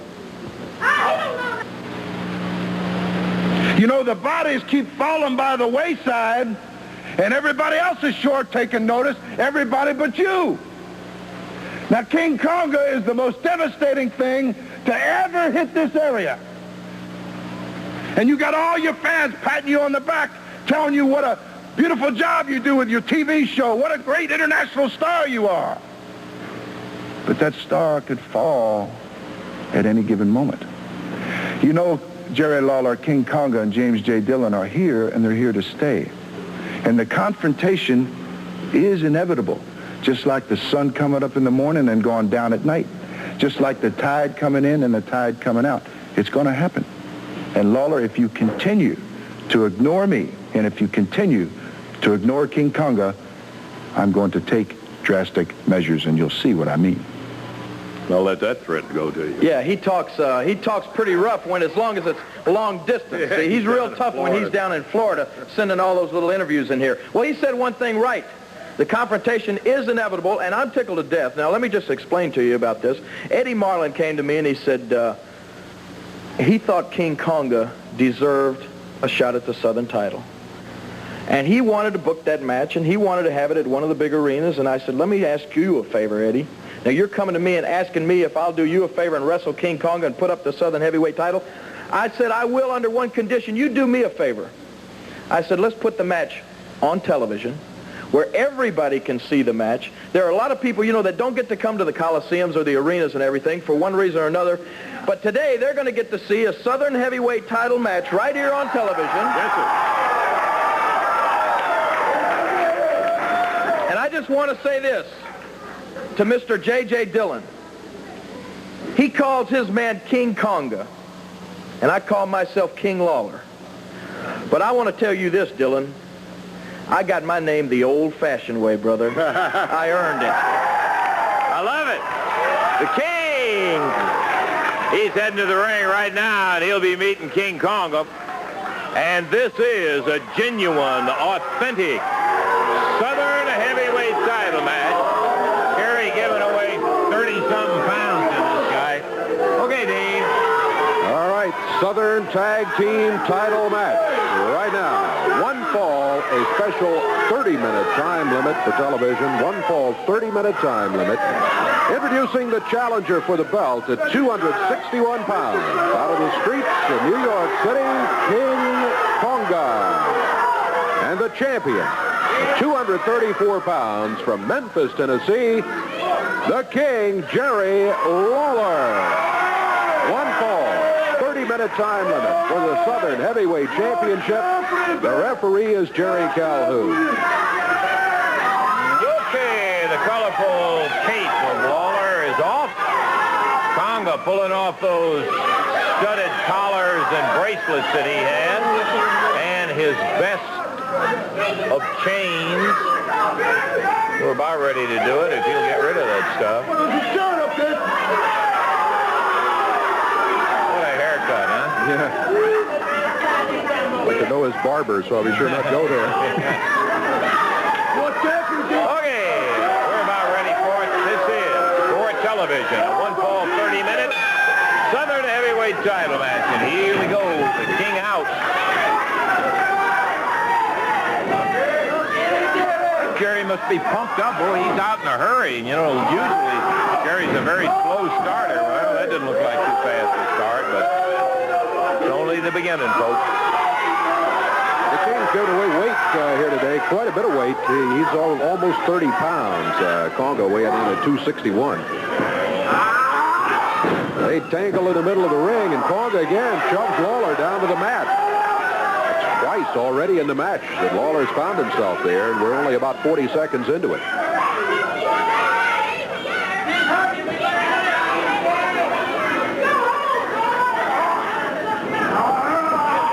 Konga has him off the mat, up in the air, and he slams it.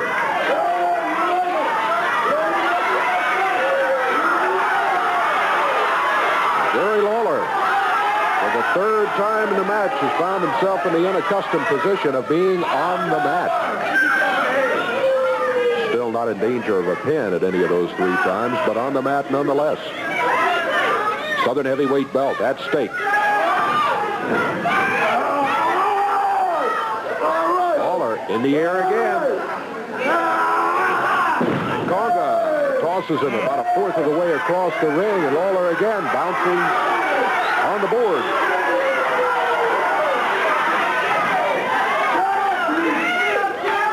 Conga taunting him. Come on, stand up, King. Well, Conga's got it going right at the moment, but it is a long way from being over, Putnam. You and I both know, Dave, that Lawler has tremendous recuperative powers. He'll need a few to learn something and see what he can do with it.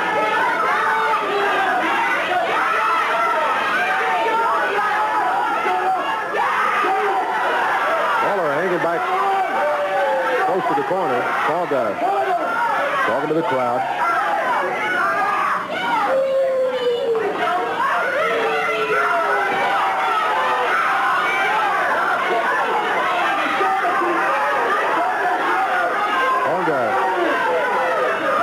Again, paying more attention to the crowd than he is his opponent. Mistake. Yep.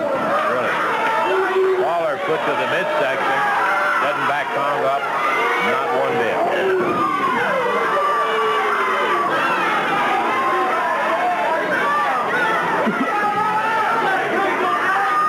King Conga.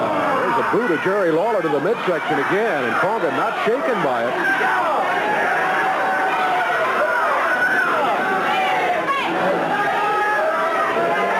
Conga. Lawler almost back into the corner. Lawler reverses on him, puts Conga back in the corner. Says, yeah, use that right hand. Lawler does, but again, and again, it does not faze Conga. King Conga steps out of the corner very slowly and calmly. Look at the size difference here. You get a good idea that 30-some pound weight advantage that Conga has on Lawler. Lawler back into the ropes again. Ooh. Right hand by Conga. The arms on that guy and the mass up there.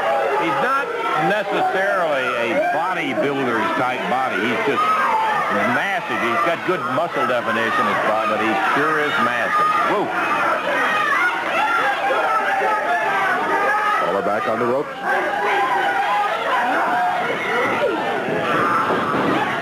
Conga forces him back into a corner and swings that right fist, that gloved right fist, I might add.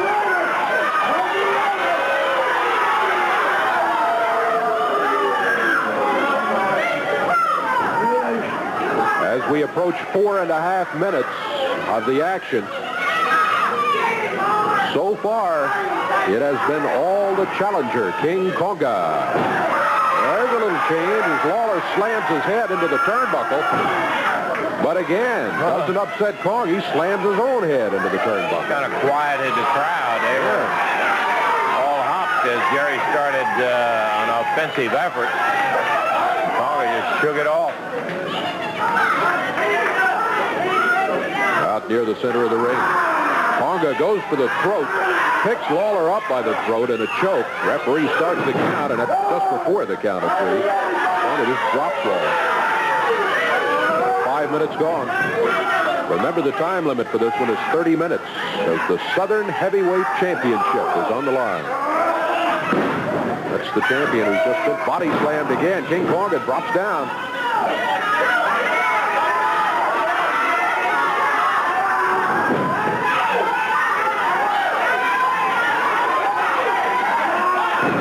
Lawler picked up by the hair.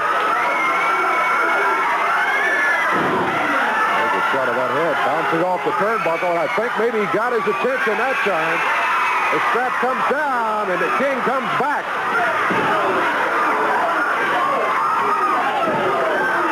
Conga being shaken by the right hand thrown by Lawler. And that one got him off his feet. Boy, that brings the crowd to their feet as Lawler has turned the tables on Conga. Smacking him with that right hand. A referee trying to get him to stop that and keep the fist open. 6 minutes gone. Remember, our time is a special television time for the Southern Heavyweight title.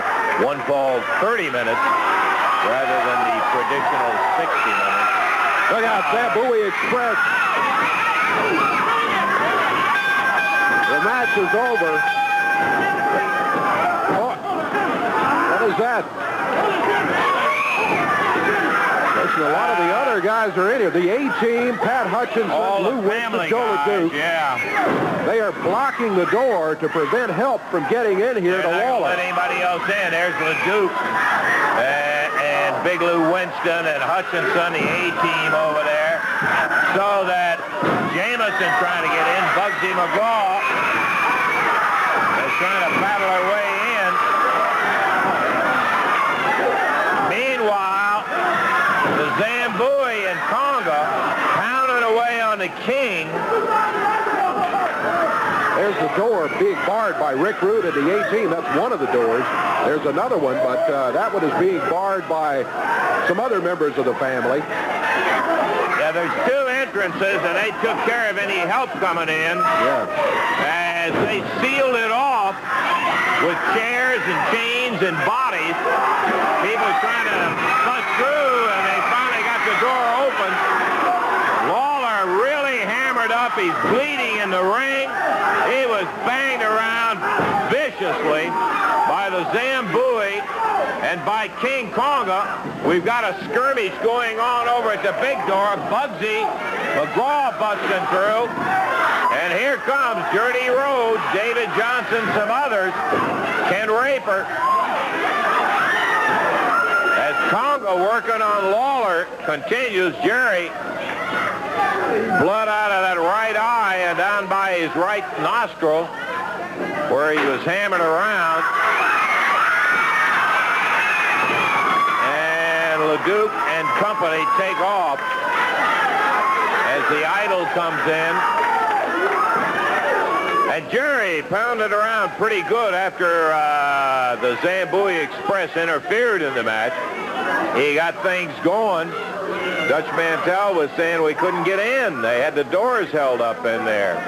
Disqualification. Yeah, Dave, what kind of time you got? All right, the time was 6 minutes, 26 seconds when they jumped in there. And Lawler is still the Southern Heavyweight Champion. I think we see the turning point of the match at the point where Lawler pretty well had things in control. Right. Maybe we can take a look at that, and it looked like Lawler was well on his way to winning the match on his own. Here you see it, yeah, there with the right hand as he staggers King Conga. And again, he nails him. And at this point, after a very slow start for Lawler, it appeared that he did have things very well in control as Conga was just about off his feet. And I think the next one there, yeah, that takes him down to the mat. And then, in just a few seconds after that, the Zambui Express hit the ring. It was 3 against 1. They barred the doors, but again, Lawler is still the champion by disqualification. Run them together in the middle of the ring. They've got to do the do-si-do, and Tony Falk on the mat. Tommy Rogers up on the middle rope. Bobby Fulton holding Falk. The Rogers rocket. Count of 3, got it. Fantastic. In 7 minutes, 55 seconds, have themselves another win. Tony Falk and his partner Pat Rose have themselves another loss. They call that the Rogers Rocket as he comes flying off that second rope. And I mean out there and splashed him but good. Excellent win for the Fantastics. Bobby, congratulations on a good one, partner. Oh, man, I'll tell you. You really got at it, and when you had to, fired it down and got to 1, 2, 3. We're going to give you a chance to kind of catch your breath here because that was a tough match you had going there. And I do want to remind you about everybody about the fantastic date with the Fantastics, and we talked about it for the first time last week, and by golly, I'll tell you what, we really appreciate the response everybody sent in, Bobby. Yes, sir, Mr. Russell. I understand Young & Associates received 400 letters already, so let me say this right now. 2 girls have got a chance, just not one, and we want everybody to send in their little essay. because we're so excited about this date thing. Me and Tommy just can't wait for it. Let me review the rules one more time. It's eligible for any of the ladies who are 18 and older and single out there to send in why I would like a date with the Fantastics in 100 words or less. Send a picture in accompanying your little dissertation in there of why I would like a date with the Fantastics, and send it to Fantastic Date with the Fantastics, WMC TV, 1960 Union Avenue, Memphis, Tennessee, 38104. And be certain that you put on the envelope with the address, put Fantastics Date, so that it will not get mixed up with other mail and delayed and not being considered and so forth. So far, it has been going very, very well, very impressive as a matter of fact, particularly since Buddy Landell came out here and did his... Every time you mention that name, Lance, seems like every time you mention that name, he comes walking out here. What is this? Is this the Buddy Landell hour? You know, Lance Russell, I'm getting sick and tired of every time that I take out of my busy schedule to come out here and show my pretty face on TV. These two punks come out here trying to take my TV time up. Look at them. You can see why the women around the area are starved for the sight of a real man. They're huffing and puffing. Boys, they just finished girls, a tough match, hey, buddy. Whatever. You can make excuses up for them, Lance Russell, if you want to, okay? The bottom line is they're sitting here with their tongues hanging out their mouth. Don't worry, I'm used to it. All the girls do it, so you go right ahead, Tommy and Bobby, okay? Look, the bottom line, hey, you keep on running your mouth, and I'm going to knock your teeth out, and you're going to be sucking soup for about 6 weeks in the hospital. Lance Russell, hey, the bottom line is, Lance Russell, tell them how the Nature Boy is blowing them away and that win a date with the Nature Boy contest, okay? Well, buddy, you're the one that brought it up, but out of the little better than 400 letters that have come in, the Fantastics have a slight edge. As a matter of fact, you have only gotten 2 responses for the date with Buddy Landell. Hey, you asked. I wasn't saying anything about it. You're the one that brought it up. You know, Lance Russell, I thought that you were a professional, okay? Now, obviously, this thing is being rigged, okay? Now, there might be 300 or 400 sweat hogs out there that want them to babysit them. But I know there's some real women around the area that needs the Nature Boy, okay? Girls, we're talking about a 60-minute man in and outside the ring, okay? Now, I'm not going to come out here and pat myself on the back. I'm not going to come out here and talk about how good-looking I am or what kind of a great hell of a wrestler I am, because why come out here and waste precious TV time repeating the obvious, okay? Mm-hmm. But Lance Russell, that last week, I'm gonna give you the benefit of the doubt, okay? Obviously, you didn't put the Nature Boy Buddy Landell address up there, okay? Now, I want you to put it up there right now, and I'm not gonna be responsible when the place is bombarded. There it is, buddy. Take a look. Now, I don't want to hear any conversation. There it is. Buddy Landell date, WMC TV 5, 1960 Union Avenue, Memphis 38104. But be sure and label it Buddy Landell date if you want to be in Buddy Landell's column. All right, now the wheels are rolling, Lance Russell. Now we can get things settled. Just like I said, girls, I'm a 60-minute man in and outside the ring, if you know what I'm talking about, okay? If you can handle that, all right, Lance Russell? Yeah, I hear it. The bottom line is the women around the area starve for the sight of a real man, and that's why I brought it upon myself to come out here and show my pretty face on TV, okay? Oh, that is charming. Mr. Russell, I think we've all learned one thing, buddy. You're not conceited. You're not conceited. You're convinced. Lance, what is this? Lance, how we out here? Hey, what are you...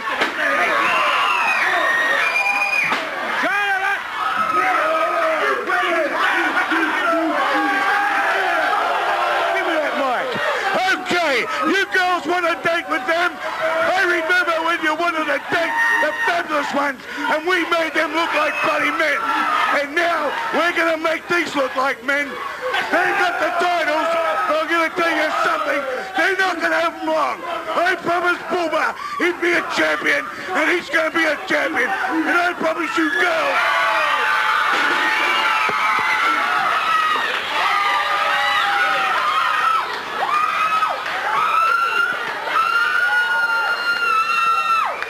See if you can help these fellas. Man, that is sad. Sick is the word. I'll tell you what, let's do. Let's take a break, and we'll be back with more championship wrestling in a moment.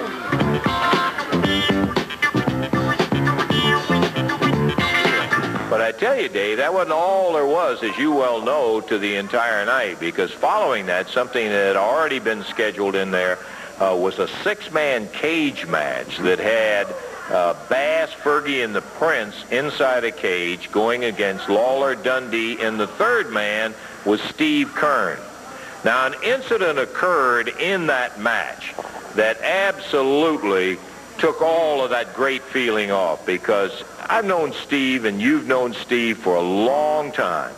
And I know there's controversy involved in the situation. I'm going to let you take a look at this here, and you tell me. Following the match and what happened in it, the match really was incidental to the incident that happened with Steve Kern. We had a little interview with Steve Kern, and we're going to run that right after the match. So take a look at this and pay attention, because I want you to see what you think.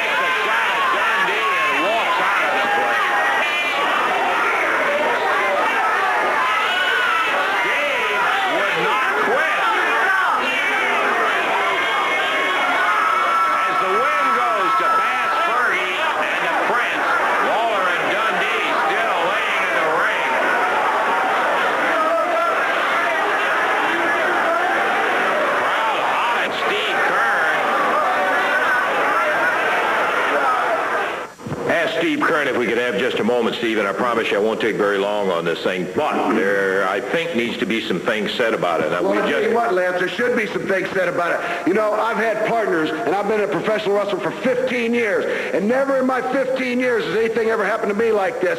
You know, I've gone out there, I've given my best, I've gone out there and tried to do everything right down the line. I've tried to make the people happy. I've tried to be a great sportsman, but let me tell you something. They called me in Florida and said, would you come be my partner? Would you come help us?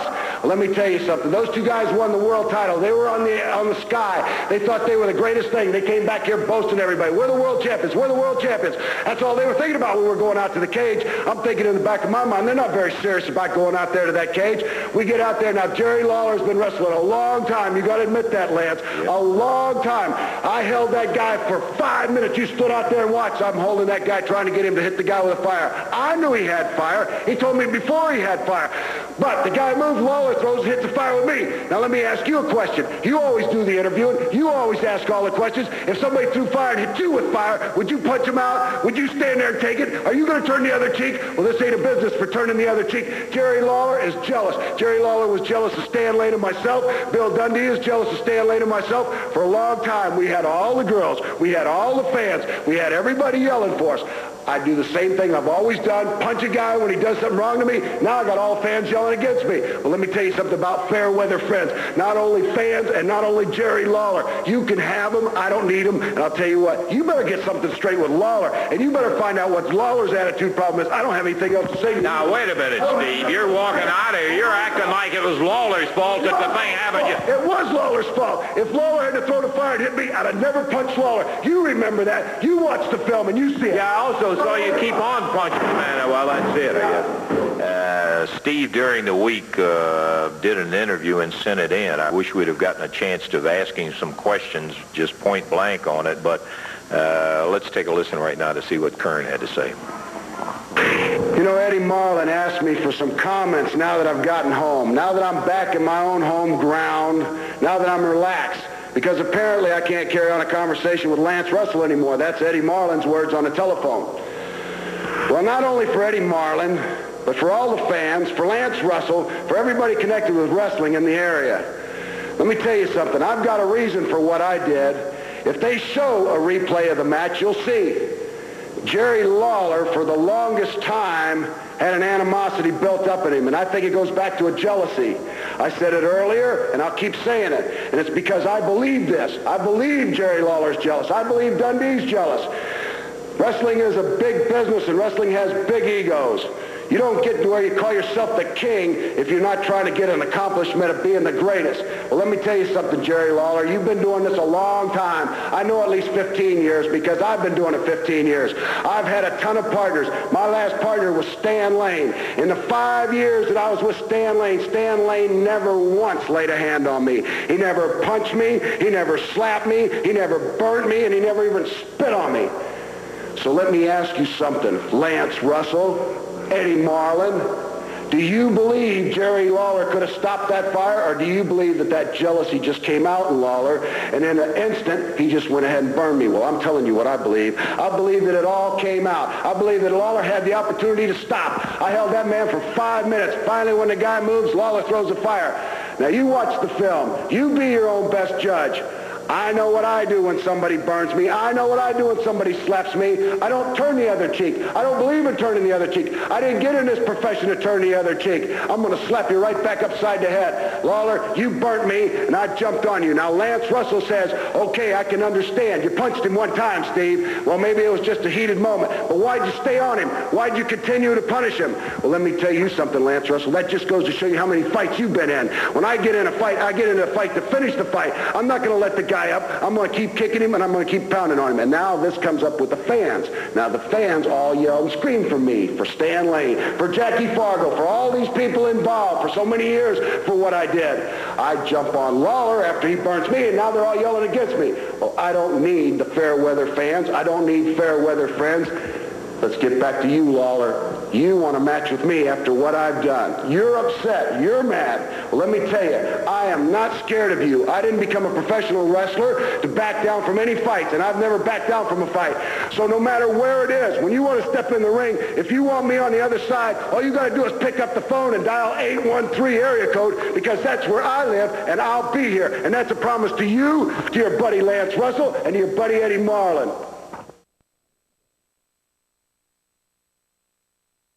Oh, Jimmy, will you leave things well enough alone? Stay right there. Stay there. Hold it. Hold it. Jimmy Hart, one more time.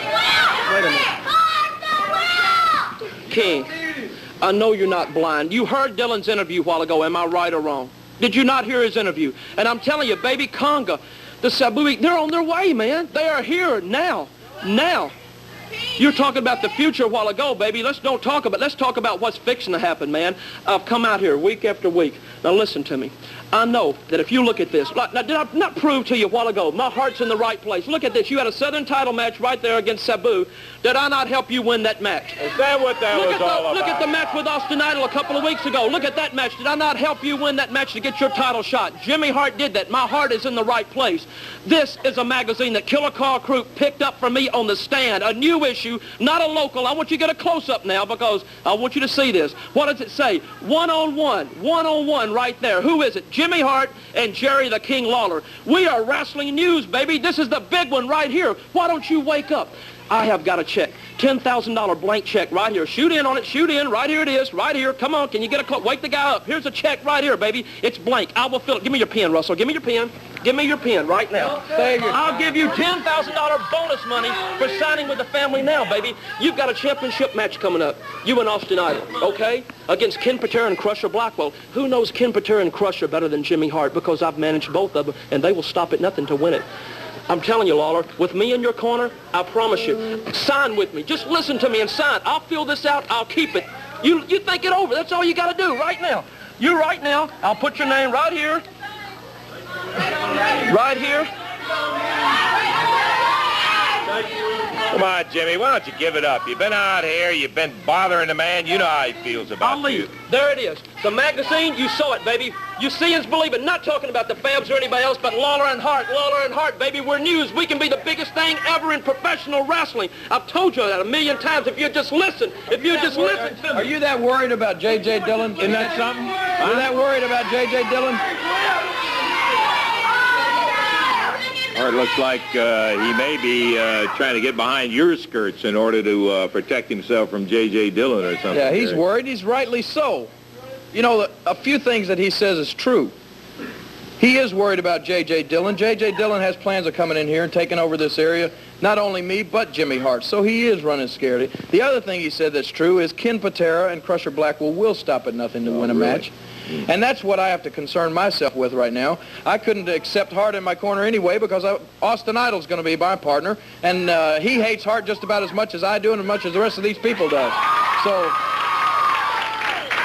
you know, I realize he's scared. He's showing his true colors right now. That yellow streak down his back is getting just a little bit wider. He's flashing all kind of money around because his future and his whole livelihood is in jeopardy right now. The only thing I'll say about him, Jerry, he does have the wherewithal when he's around that ring to give you a little edge, and nobody knows it better than you in the fact that Hart, that son of a gun, always comes up with something. Was he got you on his payroll too? I'm not selling for him. I'm just telling you. Sounds like that Hart, we've seen him win a lot of matches for a lot of guys. And I've seen him lose a lot of them right on the end of this right here, brother. And as far as I'm concerned, that's the way it's going to stay. I agree with that. Well, let me just say this. Talking about Ken Patera and Crusher Blackwell, they will, coming up Tuesday night, have to do anything and everything if they're planning on keeping those belts. Because I've been talking with Austin Idol, and, you know, I've gone through a lot of setbacks, and I've gone through a lot of heartbreak and a lot of disappointment over the AWA World Heavyweight Championship, and I'm not going to go through all of that again. We're coming there Tuesday night for one thing, and that is to walk out of that ring with those tag team belts that Blackwell and Patera prize so dearly. So Blackwell, Patera, you better call Hart. You better get that wimp in your corner if you think he can do you any good. But even Hart or Bobby Heenan or that Sheik you got as a manager, none of them's going to do you any good because the Universal Heartthrob, Austin Idol, and the King are ready, and we're going to be the champions Tuesday night. Quite a tag team, Lawler and Idol. I'll tell you that for a living fact. And this looks to me like an axe handle. Matter of fact, it is an axe handle. And I've used it a lot. Oh, how much I've used it. As a matter of fact, I have nicknamed this axe handle Minerva. Take a good look at her, cameraman. Yeah, she's been beaten up and she's been splintered a little bit, and she's been beaten up over people's heads, you know what I'm saying? Over people's noggins. I've taken this stick and I've whipped a bunch of people. Now, Monday night, Jack, I'm telling you, you see Minerva here? You see Austin Idol right here? And you know what King Lawler looks like. We're coming down that aisle. We're going to get in the ring, and we ain't going to do nothing but take some and crack people over the head with it. And I'll tell you, I'm not going to stop till I see the blood squirt out of their heads, till I see their eyeballs pop out of their heads, until we have two bodies laying prone, laying flat on their backs, Jack, and only then. And when I look around and see people standing on their feet and saying, we want more, I'm going to take this handle while the king holds them, and I'm going to ram it down throats. I'm going to take it and punish people. I'm going to beat up people until I can't stop, until I get my belly full. Monday night, Jack. Well, not to be outdone, Joe LeDuc had some comments also about that match coming up. Savage will be his partner. We want to wait just a second, and we'll listen to Joe LeDuc. I really can't imagine these two guys as partners together. Dave, Randy Savage, Joe LeDuc. Let's hear what Joe had to say. You know something? Seems like the king, the real king, has come back to Grace City. Jerry Lawler, it's been a few years. Lawler, you call yourself the king for many years, but you remember when LeDuc was around here, you were not the king no more, because I am the real king. I'm the one that commands. I'm the one that tells you what to do. And when I say go down, you go down, Lawler. You remember when I cut my arm with an axe and I make a vow that I'd send you to the hospital. You went to the emergency room, brother. Talking about me being crazy, breaking glasses on my head. No, I'm not crazy. I got 4, 5, 6 made, brother. They're all beautiful. I've got 7 or 8 women, diamond and limousine. But I've got guts, and I've got blood, and that's what it takes, Lawler. Last week, I didn't do nothing to you compare to what's going to happen next time you get in that ring with the real king. You hear that? Joe LeDuc is back. And I think you know it, a little bit about it. So, brother, this is a corridor of mendacity. Go for it. I'm talking about that one and only, absolutely incorrigible, handsome Jimmy Valiant, who is back in town one more time. Handsome Jimmy, delight to have you. Welcome aboard. We're glad to have you back, partner. Long time no see, baby. As a matter of fact, it has been a long time. I want to talk to you a little bit about some of the action that took place at the Mid-South Coliseum down there, and just... Shut up, Daddy! Memphis! Memphis, I love Memphis, baby. I was born and raised right here in Memphis, Tennessee, baby. Woo, I love it, Daddy. I love Memphis, Tennessee. And on my Memphis nights, baby, they were there. They welcomed handsome Jimmy home. Woo, the bitch is back. Cold Stone Sofa, matter of fact, the bitch is back. I'm here, baby. You see this right here? Priscilla Presley gave me this. Priscilla gave handsome Jimmy this from Elvis before he died, baby. Priscilla, I still love you, sugar. I love you, baby. Now, you know, they used to let handsome Jimmy run wide open. You know, baby, they got a gas shortage all over this country. And I came in Memphis last Monday, baby. Woo, I had a full tank, baby. Last I had a full tank. I was going on 16, baby. 16 cylinders, Daddy. And they just cut it out, man. They just stopped the match. They just wiped it out, baby. You know something now? I got it all put together, though. They're going to let handsome Jimmy go. They're going to let me down, baby. And I'm going to do it. We're going to get down because there's all the rules. They're going to throw right out the book. They're going to throw that book right out the window. Memphis, Tennessee is mine. It's mine, and I'm not going nowhere. I'm going to party in that ring, baby.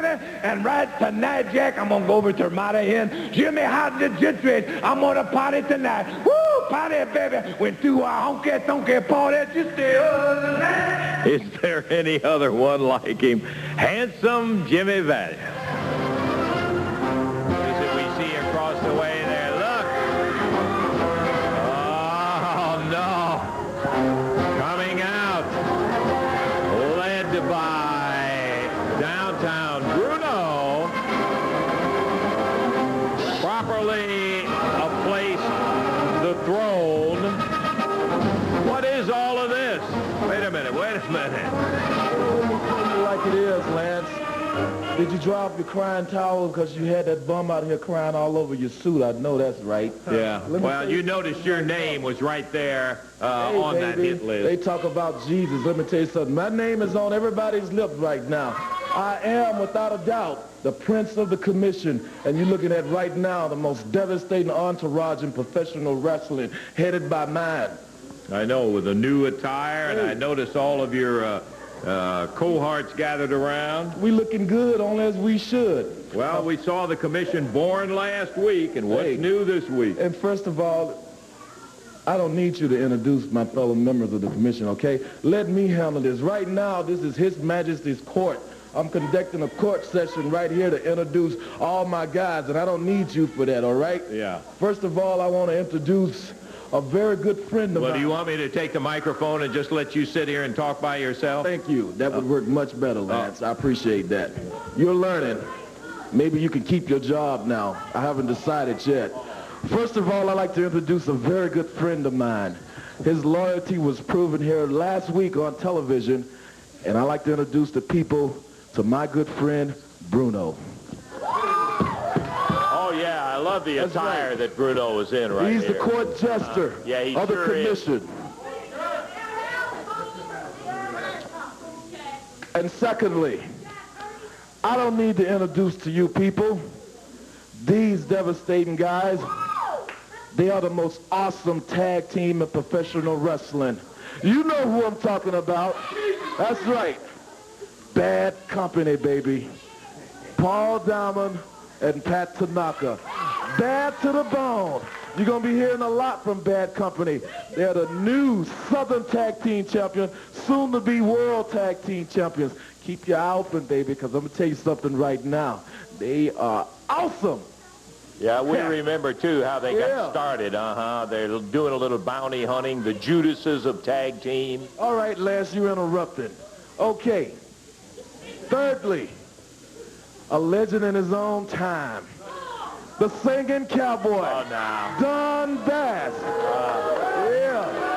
All right. Yeah, he's coming out with a new album called Listen to Don Bass Imitate Bobby Bear pretty soon. I know about that album. Everybody put the name to a dotted line, get in that ring with me. I'm going to kick them all over the ring. I'm the people's champion from now on. No closet champions in this entourage, baby. These are fighting champions right here. Anybody want a piece of the cake, baby? Put your name on the dotted line, but you got to negotiate with me. And let me tell you something right now. You know, since I rose to power, I got to admit one thing, Donnie. Is that blood? I'm a little bit scared, brother. Yeah. I'm not scared of any man placed on a pair of boots or a pair of wrestling tights. But I'm scared of the politics. Because I know that Eddie Marlin and that skinny twerp Randy Hale are scheming, conspiring to get rid of me. But let me tell you something. You got to do a lot of thinking because I'm too far intelligent for the likes of both of you. That's right. And to protect me from anybody, I went and talked to my main man. Ooh, Skywalker. I'm telling you, gigantic behemoth. My man Goliath. He's going to be my protector from here on out. And if anybody put a hand on me, they got to go through Goliath first. And let me tell you something right now. That's no easy task. Let me tell you people something, you dirtbags. Let me tell you, if there's 6 men out there that think they can take me, they got a new thing coming to them. Because I am the man they got to go through to get to the prince. Well, if that's the way it is, that may be the way it is. They're probably lining up right now.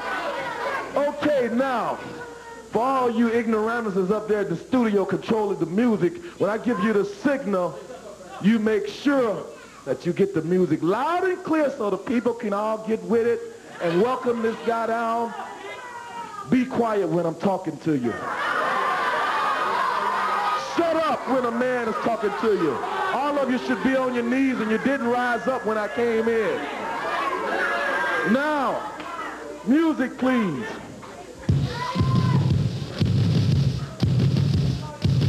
I like a soundtrack from a movie coming on today.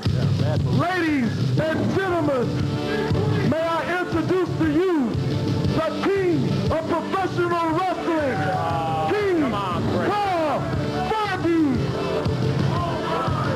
What is all of this, King Carl Fergie? You are looking grand. You are looking so grand. This is the real king, not some imitation like that Jerry Lawler. Let me say, can I tell them the real story of what's going on here? Go ahead and do it, Black. Can I tell you? Go ahead and do it. Okay, first of all, there was a royal family that came over to the United States, okay? These two sisters, one kept it in the family and married royalty. The other, well, maybe construction work or something, but it wasn't in the blue blood, right? It wasn't the blue blood family. Common people. And these two guys, they grew up, this man has always known he's royalty. The Fergie name. That's right, the Fergie name. Look at it right here, right in People's Magazine. You can read all you want to know. Yeah, if you read the article, Black Prince, it talks about the Fergies a little unsavory in some of the things that the people have done with that Fergie name. Hey, it's probably just some biased, prejudiced journalist just like yourself that printed it. But anyway, this man realized his royalty, and the other guy, I must have mentioned his name. What's his name? Lawler? Lawler or something. Yeah, he comes out with his plastic crown, which I gave it back to him because I thought it was worth something. I took it to the pawn shop, man. I couldn't get nothing for it. So I gave it back to him. But then again, he wanted to be a royal family so bad, he got himself a crown and a cape, and he called himself the king of wrestling. Let me tell you something. Talking about imitations, look what you got. You got a singing cowboy that can't sing. You got an imitation king out there. Who's talking about imitation? You see Lance Russell, that's expected. You see Lance Russell, you just like all these other peasants out here. You don't have any sense. You don't know that you're seeing history being made right now. You should really sit up and take notice and stand at attention while we're out here. That's what you should do. And from here on out, when we come out to the ring, you people should stand up and show the respect that we deserve. So now, moving on, because I know it's going to rock your socks, I done pulled the coupe of the wrestling world with only my intelligence can do, baby. I'm sure enough bad. Yes, sir. Bad to the bone. But you know what I did? Yeah. I got the one, the only true superstar of professional wrestling. No, I don't believe that. Come on. All right. Crank it up. Yes, sir. Give me some music right now. Something fell down. That's his hard time. Jack nimble. Nimble. And he was quick, but hey. Yeah. Look at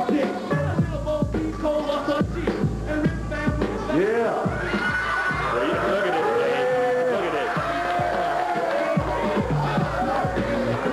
That completes it. Keep that music playing, baby. Yeah. I feel so good, I think I want to boogie with it, baby.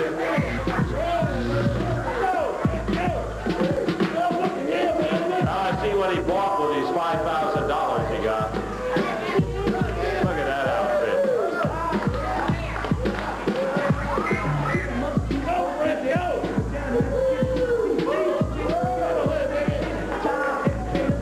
Hey, okay.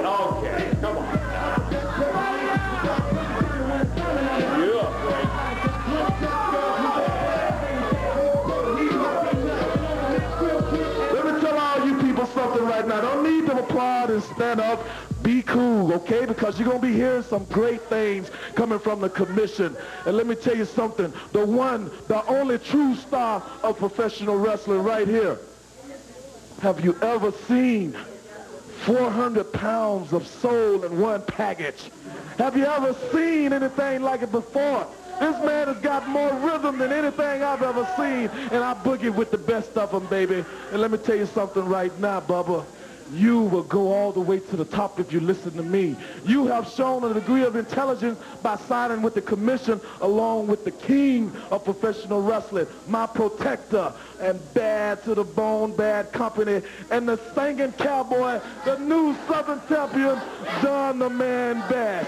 And let me tell you something. You tell the people what I've done for you. Hey, I tell you, brother, do not adjust the vertical hole. What you see before you is reality, color, beauty. Let me tell you, my man here, the Black Prince, he doesn't make any shallow promises that he can't hold. Not like some people like the powers that be, like Eddie Marlin, Randy Hales. What those boys did for me was just hold me back, keep me down. They didn't give me any title matches. They didn't give me nothing. All they gave me was a hard time and a lot of shallow promises. But within 1 week, the Prince here, he's already got me a singing contract because of the beautiful voice I have. And because of my superior dancing abilities. A tryout with the Rockettes, something never before happened in history. Please. So, brother, let me tell you, people will come from near and far just to get a glimpse and just to see the superstar. Am I right, brother? Yes, sir. I told you, people, all over the world, they call me the mailman. Because, ladies and gentlemen, when I tell you I'm going to do something, I deliver. Hey, you didn't tell him about the $5,000 that he gave you and all of that sort of thing. Yeah. Let's just party. Let the party begin, baby. Let's just. Well, let me get the microphone.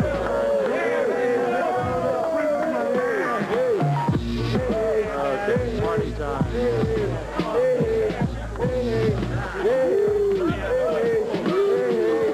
Come on, you know, they may change the name of your outfit from the commission to the circus, because that's what it looks like going out there.